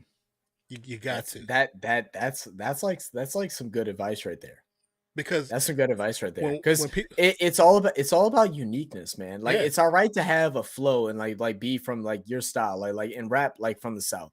oh But yeah like you yeah don't want to emulate somebody else because like you know we all see on Twitter and Instagram people like sliding up their music on different posts and stuff like that, especially on Twitter. yeah on Twitter it's big Everybody time. on Twitter is Yeah, tagging their song like yeah who's your best rapper, and they'll be like, and then they'll comment their song and be like, yeah, well, this is my song, but I sound a lot like this guy and this guy. yeah. I don't want to hear that. Might get you on to a point to where you get a couple views, but that's not going to get you anywhere big time. Find your unique sound, your The, unique vibe, your and energy. and the negative of that, when people do that, if you're comparing yourself to somebody that's a big time person, and it don't even have to be like the top dogs. It could be somebody like Royce the 5'9". Oh, I sound like Royce the 5'9". I go in there, you don't sound like Royce the 5'9". I am lighting your ass up. Like don't You're going to compare compare yourself like to someone that's great, and then don't compare yourself to somebody who lyrically is probably dope. But a lot of people just ain't listen to his music like that. I wish 40 was here, because 40 is a Royce the 5'9" super fan. yeah, Like, and if you don't know who Royce 5'9" is, he's a dope lyricist from Detroit. He actually came into the game with Eminem. Him and Eminem was cool. They beefed for a minute, but they cool again, and they got some great songs together called Bad. Like one is Bad Meets Evil, Bad Meets Evil's 2. yeah, oh yeah, okay, Like I've heard that. them, Yeah, them songs yeah, is Royce by Nine is nasty. lyrically You know, dope. So man, what's this one guy like? There's this artist called Russ, and everybody hates Russ for a very like good reason. You know who Russ is. He had a series that he's done. It's been 2 albums so far. Let me go and find it real quick. His music is kind of like it's like slow rap. It's kind of like soft, like soft P stuff. You know what I mean? yeah, yeah. But like people hate on him because he had a show where he was the main event, like the ending guy, the closer, and they had a rapper that was more known, and he cut the dude's set off short because he was up, and like everybody hates him because of that. Oh yeah. But he has a thing called Chomp. So he has Chomp 1 and Chomp 2. And this is just him, and he gets a bunch of different rappers and stuff like that, and they just they just freestyle rapped over beats. And most of his songs aren't really rapping. They're like, it's kind of like a sing rap, and it's vibey Oh, stuff, okay, but it's yeah, not yeah. rapping. But the Chomp is just straight bars. And he put me on to a guy that I've heard about, but I never listened to a whole bunch of his music. But Papoose, bro, Oh yeah, Papoose, yeah. he Papoose is has nice. a flow like nobody, bro. His flow From is New so York City. unique. Oh yeah, dude, it's good music, bro. He has a song called "Alphabetic Slaughter." Have you heard that? I have not. I have not. Yeah. I never looked too much into him, but like I listened. I like it, the song's called Bucket So Hat Low. I listen to that on the regular. That's like on so repeat in my playlist. so I'll say like this: Papoose is one of those artists, just like Joe Budden. Joe Budden is big. Okay, this is playing. Papoose is like Joe Budden. Joe Budden is somebody who was a pretty talented artist, but because there was so many good artists, there's no space for him. Hmm. Like Papoose is good, but in the long run, there was no space for him. You know what I'm saying? Like in Hmm. the East Coast market, there was 100 Papooses. Yeah. It's like, and so you had to make something to make yourself stand out. And Papoose was dope. Like Papoose was a great freestyler. He had some good albums, but the problem is a lot of those freestyle artists, they're better freestyles than they are actual artists. So when it comes down to making an album, they flop. Hmm. Like Jin, I don't know if you guys know Jin, a Japanese artist. Like he got big off from the freestyle game. He got signed by Rough Riders by DMX. Could never really make a quality album because he's a freestyle artist. Like it's just some people are just meant to be But freestylers. what's the other guy? The other guy's name? He wears the mask. God, why am I forgetting his name right now? MF Doom, Yeah, yeah, yeah. yeah, He's uh, phenomenal. But the same MF thing, he Doom don't get the is, hype. He don't get the hype like everybody else because and of that reason. and the crazy about MF Doom is he's so good. People just don't know much about him because You he's underground hip hop. he's underground hip hop. He's And so good that he you never can't comprehend it. Like there's certain artists that are so good, bro, that their intellect is so above people to where you have to listen to a song, you might not get it the first 10 times you listen to, yeah. and then you're like, oh my god, it Yeah, hits you like a brick. he passed. Rest in peace, MF Doom. He passed in 2022. Yeah. But it was an interesting stat. People have always talked about him because they for a long time Wayne was the limit. Like everybody was compared to Wayne, and then somebody Hmm. brought a stat up for him. It was like MF Doom has more songs and probably more money than Wayne because That's because actually he's crazy. because he's toured around the world on. I mean, like Yeah. Lil Wayne has done it too, but not like MF Doom has. Because when Yeah. you're underground world, you go to places that the big people don't go.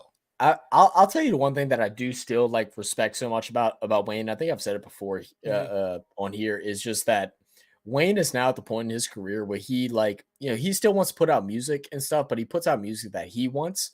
But anytime he's featured, and pay attention to this over the last, I'd say 5 years, Yeah. Wayne's solo songs are like as far as like boards go and like records go and all that stuff are mediocre. Anytime he's featured on anything, you get the best Wayne. Oh yeah. Because He that's wants to put on for people. yeah. And I like that too. And Drake's kind of done the same thing too. I mean, like you look back and like you can hate or love Drake, and Mm-hmm. I kind of had mixed feelings with Drake too. But think about all the artists that Drake has put on over the last 10 years. Yeah. He's put a lot of people into limelight just based off of his name because he's featured on the song. You know, another guy I was going to say that's also really good that doesn't get a lot of recognition is Big Crit. Oh yeah. Big Crit is dope. Yeah. Yeah, Big Crit is dope. A lot of people don't even know who Big Crit is. And that's and what's It's crazy a is shame. like you should like these are You people that you should. should know who they are. Like they're talented. And like I said, like I was telling Noah, like you know who people are by you can tell artists by the music they listen to, and then when you have those ones that don't listen to a lot, they might dabble a little bit here and there, just like inspiration, and not just because I'm a diehard fan of them. Their sound is so different. And sometimes it's like an eclectic different because if you listen to somebody that's like underground hip hop on the west and then underground in the south and then Midwest, your style and flow could be so out there where people be like, "Where are you from?" You know what I'm saying? Yeah. Like they Yeah. can't tell. and Well, that's when you know you it's got the diversity, bro. Like yeah. a lot. Like I never even real because like I'm not big into music like what Non is. Like obviously, like I have a very like babyfied like ear to songs and stuff like that. But I have gone and like just got on to like the YouTube like rampage of like listening to like producers that like try to like feature different guys on songs, and they'll master produce a song for him and stuff like that. And he'll actually go in and break down like the complexities that it goes to um what it is to be an artist, of hitting rhymes at a certain time. You know Oh yeah, yeah. what's your pattern, what your cadence is for different things, and like how actual complex it is. It isn't just writing rhymes. I could sit back and I guarantee I could write you a bar. Like I could write you a bar that's crazy with no beat in it. You try to put it up, there is no song in the world that you can go and put it up on that would make it make sense, because the cadence ain't right, the way you hit it ain't right, the way that the sound, like the beat, but boom boom boom, when you play that it doesn't work out right. Like there's so much more depth to music than just uh, than That's what's to like see when from hindsight, yeah, it's like front sight. when you watch a rapper and they get into their flow, and all of a sudden they double up and they triple up, and you're not paying attention because you watch it, you're listening, but the reason why they're doing is because the hi hats in the background are doubling up and tripling up, so they're matching the intensity of the hi hats, and they're Hmm. using their voice to become part of the beat. Whereas yeah, it's the song, but it's part of the beat, and it's like it's so creative. Like there's oh, what's the name of the group? Living Legends from the West Coast. They're all mostly from Los Angeles, but a couple of them are from the Bay, and one of them lived in from Fresno. And I know one of them. I know like actually one of them pretty cool, and they're one of those groups. There's like 11 people in the group. They're like the West Coast version of the Wu Tang, but nobody really knows who they are because unless you're in underground hip hop, you don't know. But Well, it's so weird because like even like Wu Tang, like obviously I always knew who Wu Tang was, and yeah, like Bone Thugs and Harmony too. Always knew who they were. Never yeah, listened to any of them. I didn't man, start listening to any of their music until my friend, one of my friends that moved to California, who lived there for about 8 years and came yeah, back in town and like really showed me their music.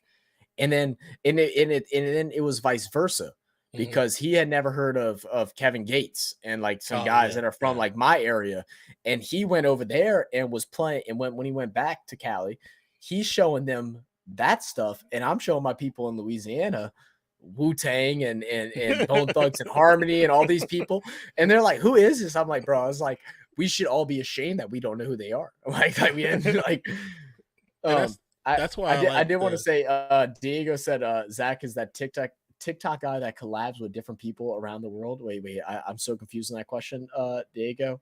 Y'all should set up oh, a you talking about playlist. the are you talking about the Connor dude? I know who he's talking about. Connor's actually Is that what he's talking about? if he's talking about the Connor dude, Connor's a white boy who can rap. He's actually pretty dope. He's a producer Oh and he yeah, raps. I can't rap with shit. Now I will say one thing. It was so funny that it actually happened, because like I'm pretty sure everyone from the South at some point that listened to rap, we've all have like admittedly and embarrassingly have written a rap and have tried to rap something. We all have. I think majority of people have done it regardless of where you're from, but we all have, right? So I did do that one time. One time I did, like, just fun, Mhm. BSing with the boys. And I had one thing, and like I rapped it out or whatever, and like over a beat and stuff, just like for Yeah. myself because I was bored at home. And one of the lyrics was one of the verses was legacy section, I'ma go and get it. And look, I shit you not, the next month Kevin Gates dropped an album, and that verse was in that album, and all my friends knew. And I was like, I told you, bro, I got bars. I was like, I got bars. I was like, Kevin Gates, he stole my pen and paper, bro. I'm the ghostwriter. That's Hire so me. funny. That's so Um, funny. but Diego said y'all Oh should set man. up a playlist on Spotify for us. I I mean, I, actually I thought would be about down creating. for it. Not now would be way better at that than me, but I definitely thought about creating a new because I have a very I don't really use my Spotify as much. Like somebody's asked me today, I was like, I really don't use it enough to have like a list. I just picked a bunch of artists, like old school stuff. But I thought about yeah. creating a new one for and just to and start talking about it more and like adding stuff to it as I went along. But we can actually create one for Real Fan Sports. That'd be cool. Create a Real Fan Oh Sports yeah, one, we 100% could, man. We're and then diverse on this channel, guys. So I mean, we like we talk sports, bro, but we're just people, oh and yeah, like it's just, it might come to a time like we hope it comes to a time to where this channel can be known for just sports. But like we like these type of conversations that we have like right now, where it's just kind of like after the game and stuff like that. These are Mhm. things that will feature in the community only live streams, community only videos and stuff like that, to where it's not our main source of what our content is. But if you just mess with us and you want to support and be a part of this membership, where we'll have these conversations, because this is fun for us. This Oh, is what this is y- fun. y'all have got to realize. This is what me and Don have done for like 2 years now. Me and Don would do Well, streams, or he would just stream. This is before I even came along. And then we would just pop up on a game. We wouldn't even get into a game. We'd just be in the lobby been and just lobby talking this, for how just long? talking bullshit, bro. Because it's like 5 o'clock in the morning. I know nobody's really watching except like Declan. Right. So Yeah. Yeah. Yeah. he just part of the conversation. But Um, uh, let's scroll back Nola up said, some. what about Pac and Biggie? I love So Pac and Biggie. yeah, do your thing for all this, because so I'm young. So Yeah. this is the biggest thing that I know about Pac and Biggie is that when I was growing up, my I had a friend, he was older than me, probably about like 7-8 years older than me. Actually, he just had a birthday yesterday. I didn't tell him I had a birthday. I'm an asshole. But he had a car, and I'm like 9 years old. He'd take us kids in his car, and we go drive around, and he'd play music, and we'd listen to it. And I knew the song, but I never knew who rapped it. I was young. Mhm. And whenever I heard Pac and Biggie later on in life, I was like, oh my God, I've been listening to this music my whole entire life, never even realized that that's who it was. And I was like, these songs are bangers. So that's as most as I know about Pac and Biggie. Before I talk about that, I just this is the Zach. Hey, YouTube added a bunch of the colorful emotes. You notice that? I did not notice that. They have a bunch of colorful emotes as soon as you click the button. But so Pac and Biggie, man, it's hard to talk about them, and I try to keep it concise because they're all over the place. But there's their music, man, it actually sparked a lot, some good stuff and some bad stuff, to be honest with you. But I love Tupac, I love Biggie. I think lyrically because Biggie was at a different space than Tupac in the beginning. I definitely feel like Biggie was more talented, but the passion that Tupac had in his music, it was like no other. It's hard to compare it. Um, and for unfortunately, you guys you guys who are young, like Zach and all you guys, pretty much everybody here, like you guys hear the music of what it is on the on tape or CD or on streaming services, but to have been there when the music was originally created and why it was created and where it Mm, came from, mm. it's part of the reason why old heads like myself tell you guys there's no way your music can top what ours did, because music that we grew up to, it wasn't most music wasn't just created just because they wanted to create music. It And was it created sounded because good. yeah, it was created because they were trying to put a message out there. And it's like NWA. The reason why they created that sound is to let people know this is what's really happening in the hood, Mhm. because nobody else was talking about it. Yeah. Tupac talked about like the non tapes are better than MP3. 100%, 100%, 100%. Um, that's a whole nother story. I've lost so many tapes and That is records and stuff, old.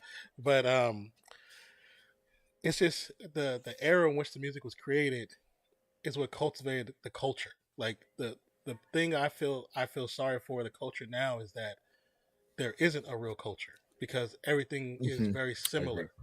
So because everything's similar, there's no separation. It's no separation.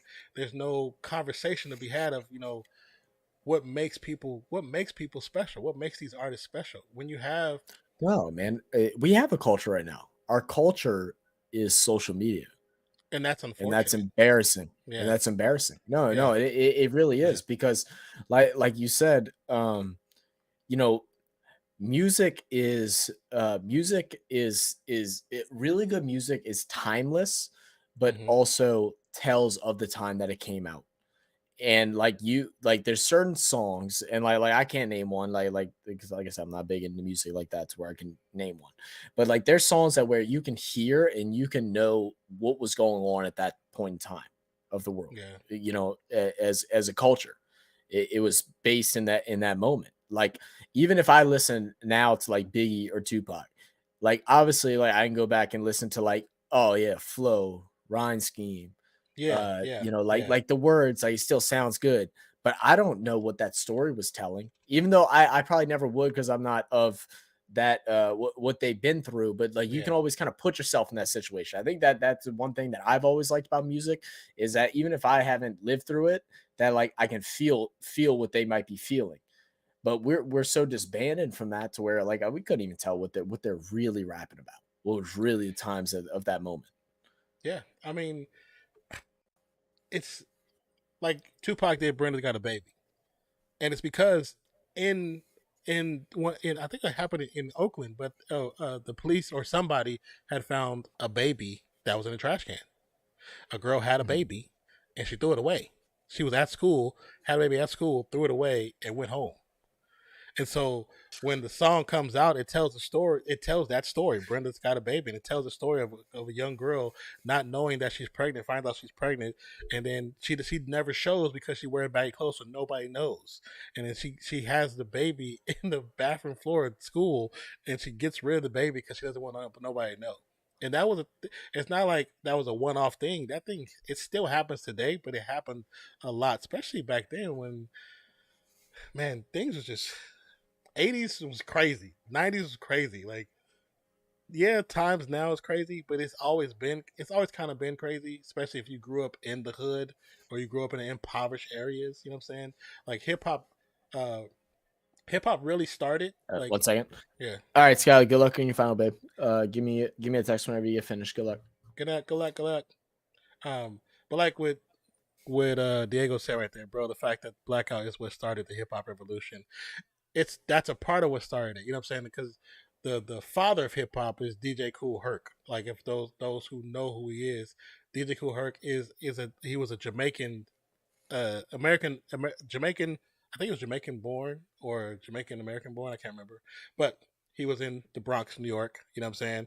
And he was like one of the first people to have, like, he would bring a turntable to the park, plug into the lamp post, and they would play music. And it came Mhm. to a point where after a while they started trying to figure out how to do two turntables. Well, another DJ who at this point was an electrician figured out that if he takes a light switch and cue it up to the turntable to figure out how to wire them together, he can flip that light switch back together to go between two different records. Mhm. That's how that started. He never got the credit for it. He doesn't have the patents for it. That was stolen. The patent was stolen. Everybody knows the real story, but Yeah. they don't give him. He's never made any money off of it. You know what Yeah. I'm saying? Like, it's like hip hop has a crazy story. And the one thing I would say, Eventually, we're gonna get this documentary, bro. Like, it's gonna that, go mainstream, and and it's a shame that we haven't had it yet. I mean, but Like, I there's think we've had aspects of it. Like, we've had like short well, versions of it. and that's the thing, because if people find out the truth of how hip hop started and what's really holding hip hop back, they will be upset because they spent so much money supporting the record labels. Yeah. Yeah. And it's Oh like, yeah. Oh yeah. the labels are the problem. They've always Mhm. been the problem. The labels is the problem with streaming services. The labels is the problem with YouTube, with Twitch, with Facebook. It's the labels. Like, Mhm. even me saying this is a problem. Yeah. Like, No, it is. like, seriously, it's a problem. They are worse than the mafia. They're Mhm. way worse. The reason why Oh, music, there's always a chain of evil, bro. oh yeah, That takes money from that gain money from the people that have earned the money. You know, that like it's just a matter of and like I said, actually, I'm not even gonna go there because I don't want to venture off into it. yeah, But um Well, I was gonna say too is like you talked about Jamaican thing, and it just made me think about like just the different genres and stuff, and then also wanted to double back about like the whole TikTok thing because I think I saw someone mention that earlier. Hmm. Was that like you know, even the different genres of music. You know what's the most timeless music ever is music by Bob Marley. Yeah, Bob Marley's good music. Bob Marley's reggae will never die. Oh yeah, there's it's some documentary that came out by him.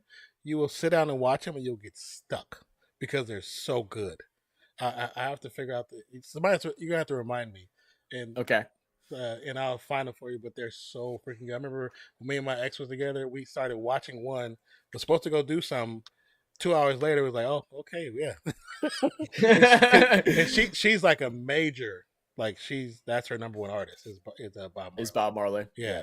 See, And, I went and watched his one of his sons perform in New Orleans. Oh really? Bro, he sounded just like him, bro. Oh yeah. They Wait, Diego, did you really? That is what I was gonna say. Like, I didn't say that out loud, did I? I don't think I did. I was about to say it. I don't think I said it out loud, did I? No. That's crazy. I didn't say it out loud, but he knew. And like, okay, but anyway, we're not gonna go into that, Diego. That is kind of what I was going at. There needs to be a variation of it. But Yeah. but no, but no, Bob. Like I watched his son perform in New Orleans at a like a shitty little music house called House of Blues. Like I think it fits like maybe 500 people. Like I'm pretty sure that's over capacity. It's probably should only be like 400, 350, 400. And dude, it was like dude, it was the whole energy, bro. Like there was people because there was actually people that are from Jamaica that were down that came and watched, and like we were standing next to a couple of them, and they were like crying because like that because how similar his voice was. Yeah. And how influential he was for them as you know as a country and a community. It was like they couldn't believe it. It was like him reborn. Like how Yeah. similar he sounded. I think his older son or his younger son and one of his nephews sound just like him. Yeah. Like identical. And it's dangerous because when they do his songs, like that spirit of him comes out in that. I'm telling you, you could close your eyes and you would not know the difference between them singing or it being played over a CD on the best quality radio you could ever have in your life. Like you wouldn't tell the difference. But I was gonna say about like the whole like music generation going into now is, you know, like I have a friend. I have a friend that does music and I think he's a very good artist. I doubt he's here, so like, but like I there's things with his music where like he dropped his first I think it's his first EP or is his first EP in a long time that he's ever dropped. And this EP that he dropped was all about him opening himself up, right? Like he's like cool dude, but like he's kind of shy, like, you know, he don't really let out a whole lot of emotions and stuff like that. He kind of holds stuff in, and this was kind of him putting his emotions into music, and then he wanted to release it. And he's very nervous about this release because like it was his first time really opening himself out you know, to the public. You know, he's not big, but I mean his music he had his Spotify wrap up thing. It's been heard over 93 countries. He has like 42 plus thousand streams and different things like that. And you know, we're like I've talked to him and just given him my advice with different things, just as far as like getting on like TikTok, getting on YouTube, like how to like promote his music more. And like the more and more I was telling him about this is the more and more sickening I got about how music now is based off of social media and getting yourself known on social media and and not just being known because you're actually a really good artist, which he is. He's a very talented artist. He sings, he plays several different instruments, he produces all of his own music, he does all these different things. But it's good because just as an artist you have more platforms to be able to promote yourself. But it's bad now because everybody's trying to do the same thing, and people can do with the minimalistic of effort now with nowhere near the amount of talent, but they can get the pull through because they know how to work media rather than Oh yeah, even though they don't yeah, have the talents. yes. It's. I mean, unfortunately, unfortunately, there's so many more artists that never got to be able to put their music out there because one, they didn't have the force behind them to get their music out there. Two, they didn't know the right people. Three, they weren't quote unquote connected. You know what I'm saying? So it's Mhm. like it. Trust me, bro. Like I've told you, like I did music management, so I did music management for several artists, and one of them was actually signed to Jamie Foxx. He's still technically signed to Jamie Foxx. He's produced music for Jamie Foxx. He's written for Jamie Foxx. We've been to Jamie Foxx's. I've been to his like his. I haven't been to his house, but I've been to a lot of things that Jamie Foxx has done. I've been around him, met him, got a chance to sit down with him, introduce him, and talk to him, and pick his brain. His manager is funny. His manager is from my neighborhood. Like it's like, it's he's cool as hell. Like he's like one of the coolest coolest like Hollywood types I've met.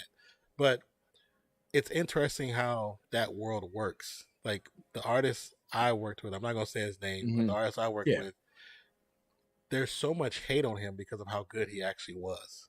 He was Yeah. naturally gifted. He learned how to play the piano at like the age of 7. He played in church and he can sing. The dude can dance. He's a good looking gentleman. Like he has the entire thing you need to be an artist. But Yeah. because at this time, because of stars like Trey Songz, because of like what's the old dude that did to sing the What? Icebox song, my ice in my heart, so like whatever. I forgot he's from B2K, whatever. Like Oh yeah. I know. a lot of those dudes, they know who he is, like because he's been around the music industry for so long. You know what I'm saying? But they don't want to see him shine, even though he's been on their tours, he's sung backup for him, he's helped them write Mhm. songs, he's produced Mhm. music for them. But because he's a true talent, like he's natural, he has everything. He has everything. Like even when he got found, when he got found, quote unquote, he was already there. He was. They always had him play music. He played the piano for Jane Fox's talk show. He would play Oh the wow. piano. So he played the piano live. That's what he would do in L.A. He played, Mhm. and then one day they they needed him to I forgot what they call it. They needed him to to prep a song for them to try to sell to somebody, and so he couldn't find an artist to sing it. So he played the Mhm. piano and sung it. Wow. Gave it to Jamie and them. They was like, "Who is this?" He was like, "Oh, that's me." They was like, they was like, they was like, "N word, you can sing." he, Right. he was like, "Yeah." He's like, "You never said you could sing. Y'all never asked." So Right. at that point, that's when like, okay, the contracts came out. Let me go sign this dude now because they saw how good he was. Right. You know what I'm saying? And it's like it's bad because the people I've met through him, I know were jealous of his natural talent. You know what I'm Mhm. saying? Like he Oh, was. dude, hey, tell me that. I mean, dude, you preaching the choir, bro. Like, how many people is that truly is, bro? Like that's why, like like the people you surround yourself with, like let's just put this in for instance, guys. Like, if for whatever reason, non's like non, we're doing this channel, right?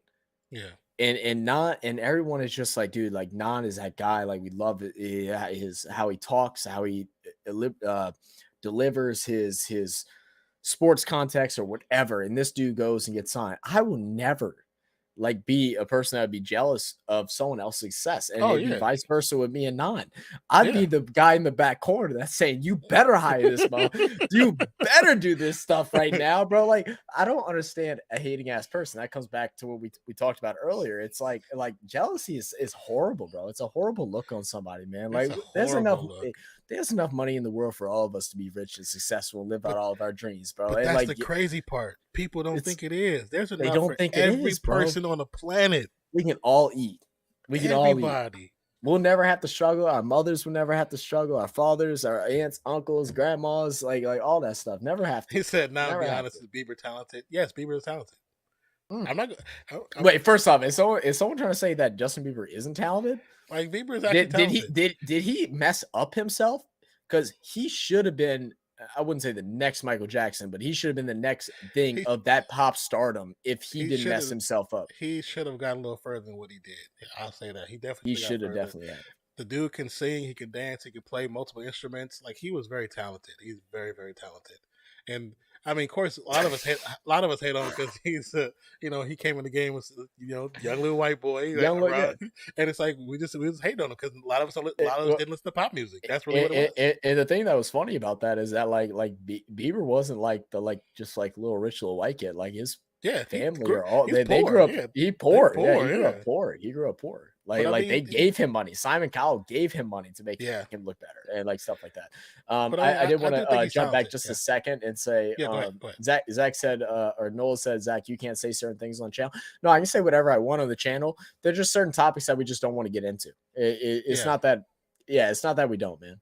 It's not that I can't or that I won't. It's just that there's no point. We try to skirt the line without going too far one way or the other because we know that it can hurt our channel in the wrong way. You know what I'm saying? That's all it is to it. Yeah. And So we appreciate this. yeah, like we said, me and Non have had we both have different views on different things. We've had these conversations, but not everybody is so understanding to be able to be like, oh, we can have this conversation without hating the other person. Because I'm pretty sure we actually lost a couple of people at the last stream that we did this for, and there was no love lost between what our conversation was about. It was just opinions. Yeah, because we got into the political stuff, and we know people left because they didn't like what our takes was. It's like you can't. Here's the thing: if you're gonna ask somebody their opinion, you can't get upset when they give you their opinion. It's their opinion, regardless if it's correct or regardless if you feel it's correct. It's still their opinion. Like I would talk to Zach, unless they're disrespectful towards what your opinion is as well. Yeah, I will say that. It's like I hate people who are bigoted or racist, but that's their opinion. Is it correct? I don't think so, but it's still their opinion.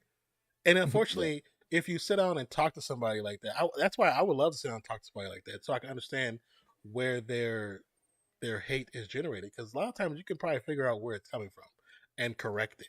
And I'm gonna kind of stay on music, and also kind of transition in this, but I want to transition right back to just pure music. But first, I want to read Mozzie's thing. It says, "I'm jealous of Andy Dalton because I can lose games by myself just for way less money." Mozzie, you're stupid. How you doing, Mozzie, brother? How you doing, my man? Hope you're having a good one, bro. Is Kanye sick or just a dick? You know what, dude? This is my honest opinion with Kanye.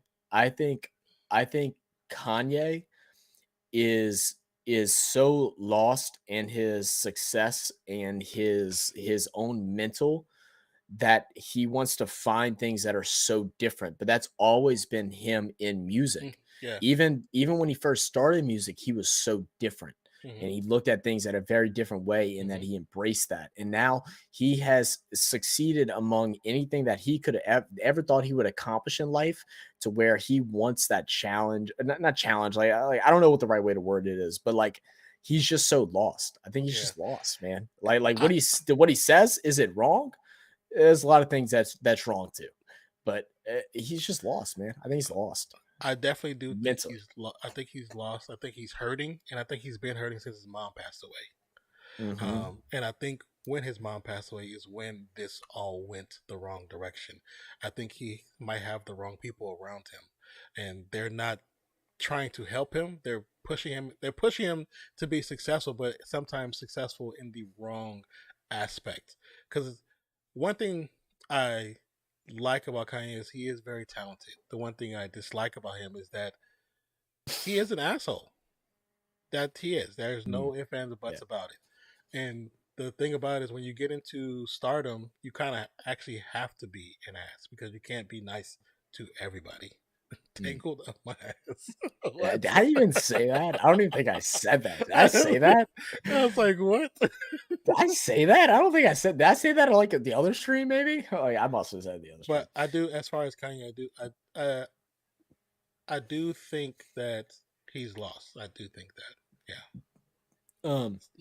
And then to Diga says, Zach, why do you hate? I'm pretty sure that was a troll because I said I don't hate. Diego, the only reason why I'll ever show any type of hate someone is if they do something personally to me or to my family, and I'll spend less effort hating them. I put more effort into not even conversating with them than hating them. I would never waste my time on hating somebody. It's not worth it, bro. I got too many people that I got to show love to waste my time on hating people. That's just the way I look at life, man. Yeah. But the conversation I want to bring up that was kind of like involved in the conversation before, but also doubles back into music was the Joyner Lucas song that went really popularized a couple of years ago with the I'm Not a Racist song. I forget what the exact title of it was, and how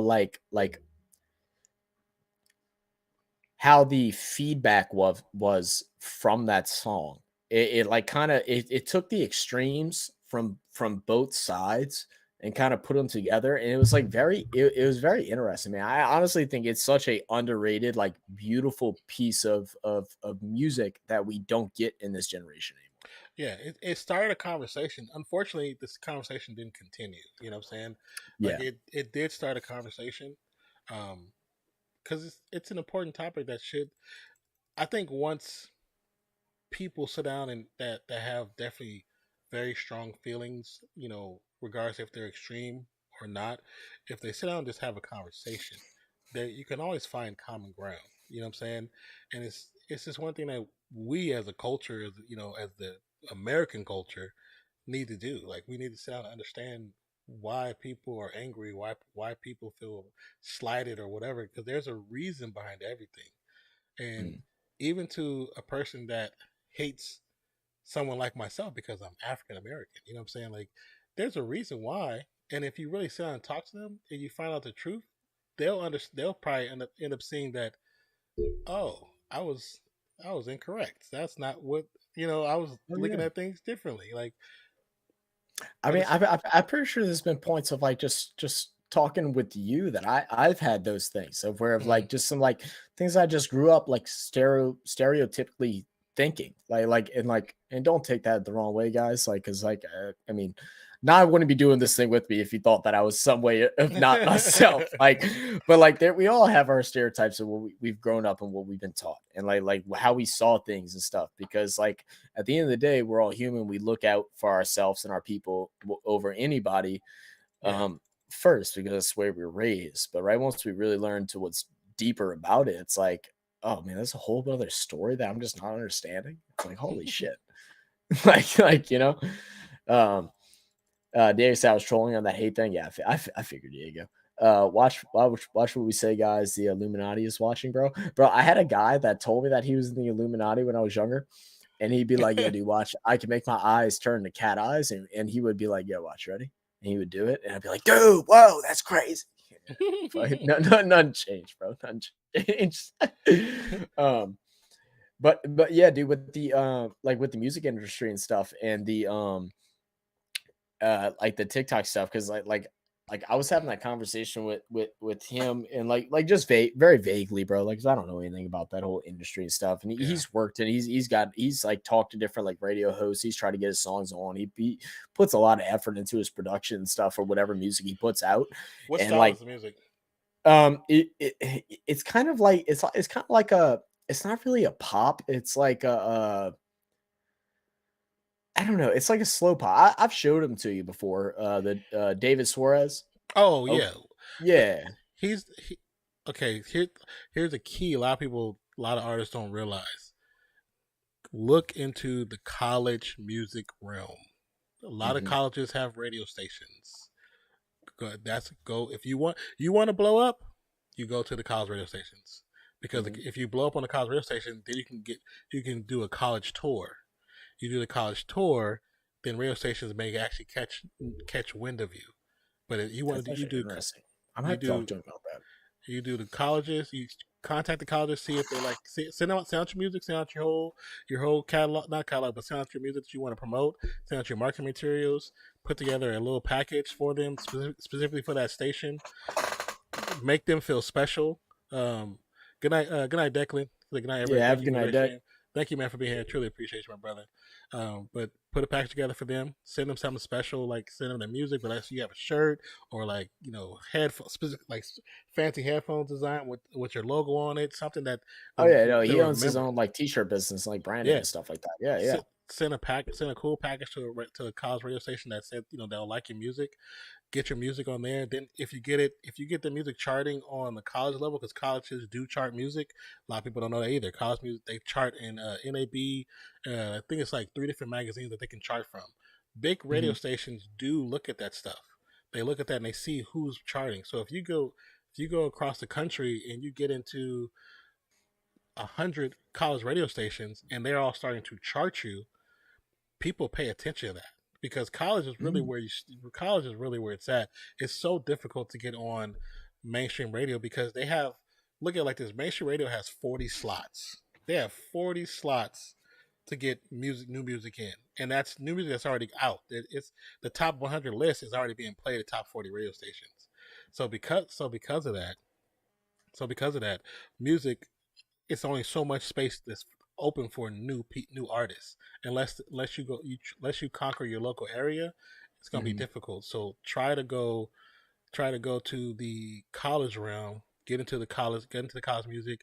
If they like your music enough where Well, you can do and the thing parties, is you can too do is that he travels too. Like he could yeah definitely get to some of these college radio stations because like it's not like I mean there's a good bit of like small universities here that like have their own radio shows and stuff like that. yeah To where he could do that, and then he has connections because he went to college out in Florida to one of the best what do you want to call it? What's that study? Like it's not music study. It's like something arts oh schools in America.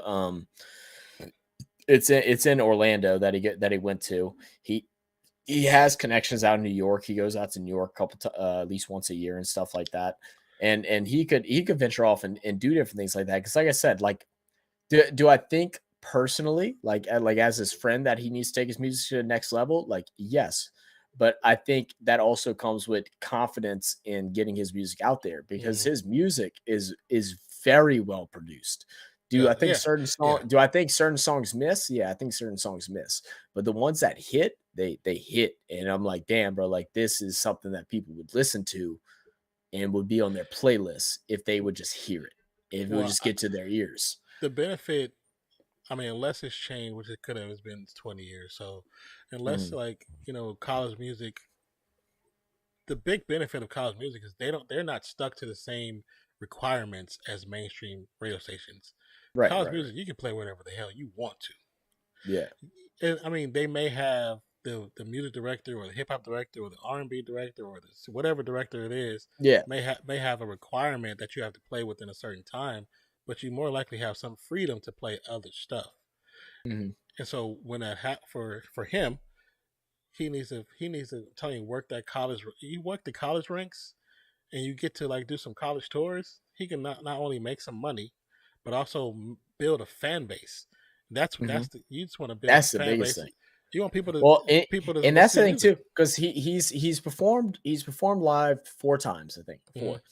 And like none of the show outs were great, but I'm telling you from like other like just BS concerts that I've been to like at bars and stuff like that, Yeah. he went to school for singing. He's not like a fake like Oh yeah. auto-tune Yeah. singer. He actually sings. And he has a band with him and stuff like that plays drums. He does the guitar a bit and stuff like that. He sounds good and like his Yeah. quality is good. He knows how to hold a mic. He knows how to sing into a mic and Yeah. I and remember not now. just Like now just that what you said, I remember who it is. yeah. The one thing I would say too for him is you utilize you gotta, unfortunately you have to utilize social media. You have to. Yeah, he There does. right now in today's And that society was there's the no thing way that I getting was around it. teaching him was with Yeah. was with YouTube. And I was telling him like, look, like I said, it's not fun because it's not what you want to do is be a YouTuber and stuff. I was like, and that's what with the whole point while I was bringing it up with the whole like TikTok and like how like all these things is so easy for untalented artists to get noticed because they just Yeah. know how to work that system better. but it became a part of the thing where you have to be able to do that in order Mhm. to get noticed. And I was like, dude, like with YouTube, I was like, there's different things. So I was telling about vidIQ. I was telling about how like consistent upload, like, if you're going to upload a music video, do it on this day at this, this week, next week on the same day, go ahead and drop a behind the scenes. The Mhm. following week, go ahead and drop a uncut, unfiltered acoustic version of you singing the song. Go ahead and do a interview that or like interview style video that tells you what was your thought process that goes into song, especially with this album. And I was like, dude, I was like, this album, you're speaking from your heart. You're not just putting out lyrics onto a board to make it Yeah. rhyme and make a scheme. Explain your song. Allow people to connect to you as a person, and then allow that to grow. Use that on all platforms. Follow that Yeah, synchronizing. you It have takes to work, become but you can do it. yeah. It might not be what you want to do because you just want to make music because that is your voice. But it's got to be This deeper than that now, which is unfortunate. see and the thing I don't know if he's trying to get signed or anything to like a major. I'm not With sure. without here's the thing with that. Without a social media presence, they're not going to sign you. Mhm. 100%, they're not going to sign you because right now, what labels are doing, they don't want to spend money anymore. So for the last 15 years, they don't spend money on artists. Not like when I was younger. Like artists Right. when I was younger were getting like thousands and thousands of dollars to create whole packages, whole albums, to Mhm. record 8 to 10 videos. They were getting millions of dollars. You know what I'm saying? Right. To do all that stuff because they were getting millions of dollars in return.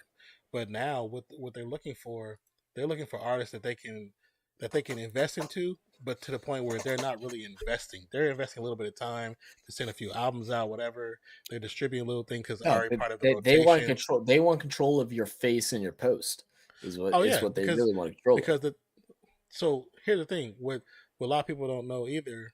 You might know, but a lot of people don't know is like Yeah. most artists nowadays they don't have real contracts. They have what's called a Mhm. 365 deal. A 365 deal means that whatever you do, no matter what it is, the record label you're signed to, they get a percentage of it. Yeah. 365 means 365 days a year. That's what it stands for. Yep. And most artists nowadays have that contract. Yep. The last ones who really never got that contract was dealing with uh Maybach Music. Maybach Music because that's the last God, that's that was a while ago too. Golly. that's the last real record label. Yeah. That's not a major. Like it's not a major, but it's like it's controlled by the artist. That's the last real one because you have Lil Wayne, their peoples. They had the Young Money, big Young yeah, Money, YMCMB, Cash yeah. Money, all So you all their had different that, and variations. then the last one really was Maybach Music, and then of course We the Best is a thing, but I don't know how really real Yeah, that yeah, is. yeah. You know what I'm That's saying? I was kind of worrying that whole thing too with them. Yeah, Like yeah. I don't yeah I don't really trust him really personally, but that's just another thing. It's something about him. Yeah. It's something about him Hey, I don't like. some with DJ Khaled, bro, like Yeah. the fact that he's paid, like you go look back at DJs. You look Mhm. at you go look at I'm just trying to think of guys that I know like DJ Drama, Mhm. uh um oh god, what there's like three or four other guys. There's a guy that used to DJ that used to do a lot of the Mac Miller songs, and a bunch of different guys like that. And then Khaled somehow just turned the whole game around to where you get the majority of the revenue as a DJ, and now all of a sudden you're an artist. Like it's like, how Yeah. did you manage that? And how did big time artists allow that when like and his he is very good. And I won't lie. The way that he's able to bring different styles of rappers together into a song and pop Mhm. artists and stuff like that and create a beat that like is talent. Is talent. Yo, but that But as a bro, DJ, that's what you're supposed to be able to do. you're yeah, but you're your own whole artist compared to Yeah. guys like these other guys that have been doing it for years. Like you aren't better than what DJ Drama was or like what DJ oh god, why am I forgetting the other dude's It's name? If he Noel, if you're still in here, who's the other guy that used to work with Wayne for his mixtapes, not the No Ceiling mixtapes, but the I know the DJ, but I can't think of the damn name. oh, why am I thinking forgetting this his damn mixtapes? He was at the damn show Anyway, last Thursday. yeah, he was. That's right. That's right. But yeah, that's insane, But bro. he's figured out a way to he freaked the system to where he became from just being a producer slash DJ to becoming an artist, which was smart. He got it. He got himself in there. He got his bag, bro. I can't. If you're mad at it, you're a hater, Yeah, bro. To be honest, definitely not mad at it. There's just something about him that I just don't necessarily trust, and I don't know what that is. You know what I'm saying? It could be nothing. Could be me just just looking too much into it. Yeah, But yeah. I mean, there's it's just so something. new. Yeah. I mean, dude, like he brought like what, Quavo, Jay-Z, Wayne, and like Justin Bieber all together in a song. Like, how the hell does that happen? Like, Yeah. it's crazy. I gotta pee real quick, and then man, I'm pretty sure I think we had a good conversation. Pretty sure we're good to wrap things up after that. Yeah. Unless you had some more to talk about. No. All right, let me go pee real quick, and then we'll run it out. What is this? Mixed bag. The timeless house music. See, I know we gonna wind it down, but here's the thing. Like I tell Zach all the time. My problem is for me, like we had this conversation. I've forgotten so many names. Like when I try to think of them, because I'm so disconnected from it, I don't really listen to a lot of music like I used to.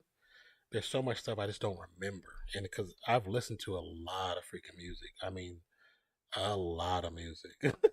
Like I through all of college, it was rare to see me without headphones. Like every day, no matter where I was at, I always had headphones. So I listened to music. All my homies in my crew, we all listen to music. We all, we did radio. We, did parties. We did events. We did shows. Like there's so much stuff that we did.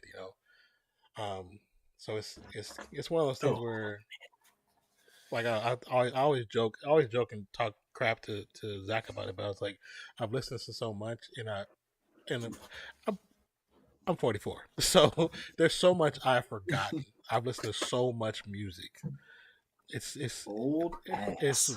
Yeah, I am. I've listened to so much freaking music, and it's so, and like when we have these conversations, I'll be trying to remember stuff, but like that's why you guys see me like look up, because I'll have to type in keywords to remind me what the person's name is, or a little information about them, because it'll spark that part of my Rolodex, where I can start remembering everything about it, because there's so much stuff that I've listened to that I can literally probably put together a Spotify list that's probably like a week long of music. You wouldn't have to skip music of all stuff I've listened to, and it's probably more. I'll be honest with you, it's probably longer than that, but probably longer. Not even that you've listened to, but things that you've liked. Like that's the thing. Like not even things you've listened to, but things you've actually enjoyed. Yeah. That's a cool idea, man. Like I kind of like the whole Spotify idea list. I mean, like obviously I won't have you have a lot more contribution to what I do, but I mean you have more contribution to our channel than what I do. Anyway. Well, thank you. But I think it'd be fun. I think it'd be fun, man. Yeah, just kind of putting together some weird music. You know what I mean? Yeah. Like just like outside of what you normally heard, a little mixture of some things that are good, but like I'm gonna still put a BTS song on there. Y'all gonna be mad.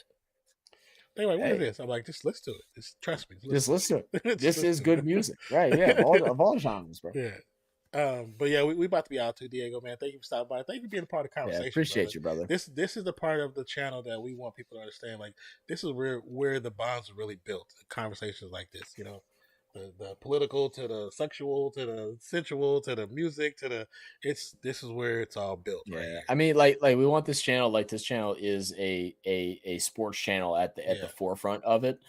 But realistically, this is just a channel where people just come and have a conversation with, man. Like this is how we started the channel. This is what we did when we very first began. We literally did strict play-by-play, and then we stayed afterwards for 2 to 3 hours. We aren't always able to do it, but after games, this is what we had a conversation about: music, sports, life, advice, good things going on in life, bad things going on in life. Just being real. Because we're real fan of sports, but we're real ass people too. Yeah, real ass people, man. But like I said, we appreciate everybody. But we're gonna call it a night. It's 15 minutes from midnight. You know what I'm saying? Which is kind of crazy. Yeah. It's been a while since we had this one. We haven't done one of these in quite a bit. But I'm definitely thankful for you, Zach, and thankful for everybody here. Truly appreciate every one of you guys, man. And just thank you for being here, man. Like we can't say it enough. If you haven't had an opportunity, please check out some of our edited content. And then also give us feedback. Feedback on stuff that you want to see. Like the gentleman that came in earlier, I've posted stuff on the World Cup, but they've blocked all the videos. So I posted like 3 really dope, good scoring videos for the USA, and then one for another crew. And they waited till we got to like 500,000 views, and then they blocked them all. So kind of sucks. Kind of sucks. So I wanted to repost them on our TikTok and Instagram, but I figured out they was probably gonna our pages probably get banned for a week. They're gonna block it on there. Yeah. So I was like, I just didn't want to take the chance. But what say you, Zach? Any last words before we end it out? No last words, man. Just appreciate y'all. Thank y'all for being here. Thanks for bringing another great stream on this Thursday night, man. Bills taking it over. We'll be back live on Monday for Saints versus Buccaneers. Flag on the play. There's a flag on play. Yeah, I just wanted to go back to the main page. But so, like you said, the ending score is 24-10. Bills, decidedly defeat the Patriots, which we never had a question in it. We just was hoping for a better competitive game. But regardless of that, Bills win 24-10. This is my co-host, Zach. My name is Nonpfixion. This is Real Fan Sports. Trust me, it don't get no realer than this. Appreciate you. Love you. We'll catch you on the next one. Peace out, y'all. Cheers. Peace out.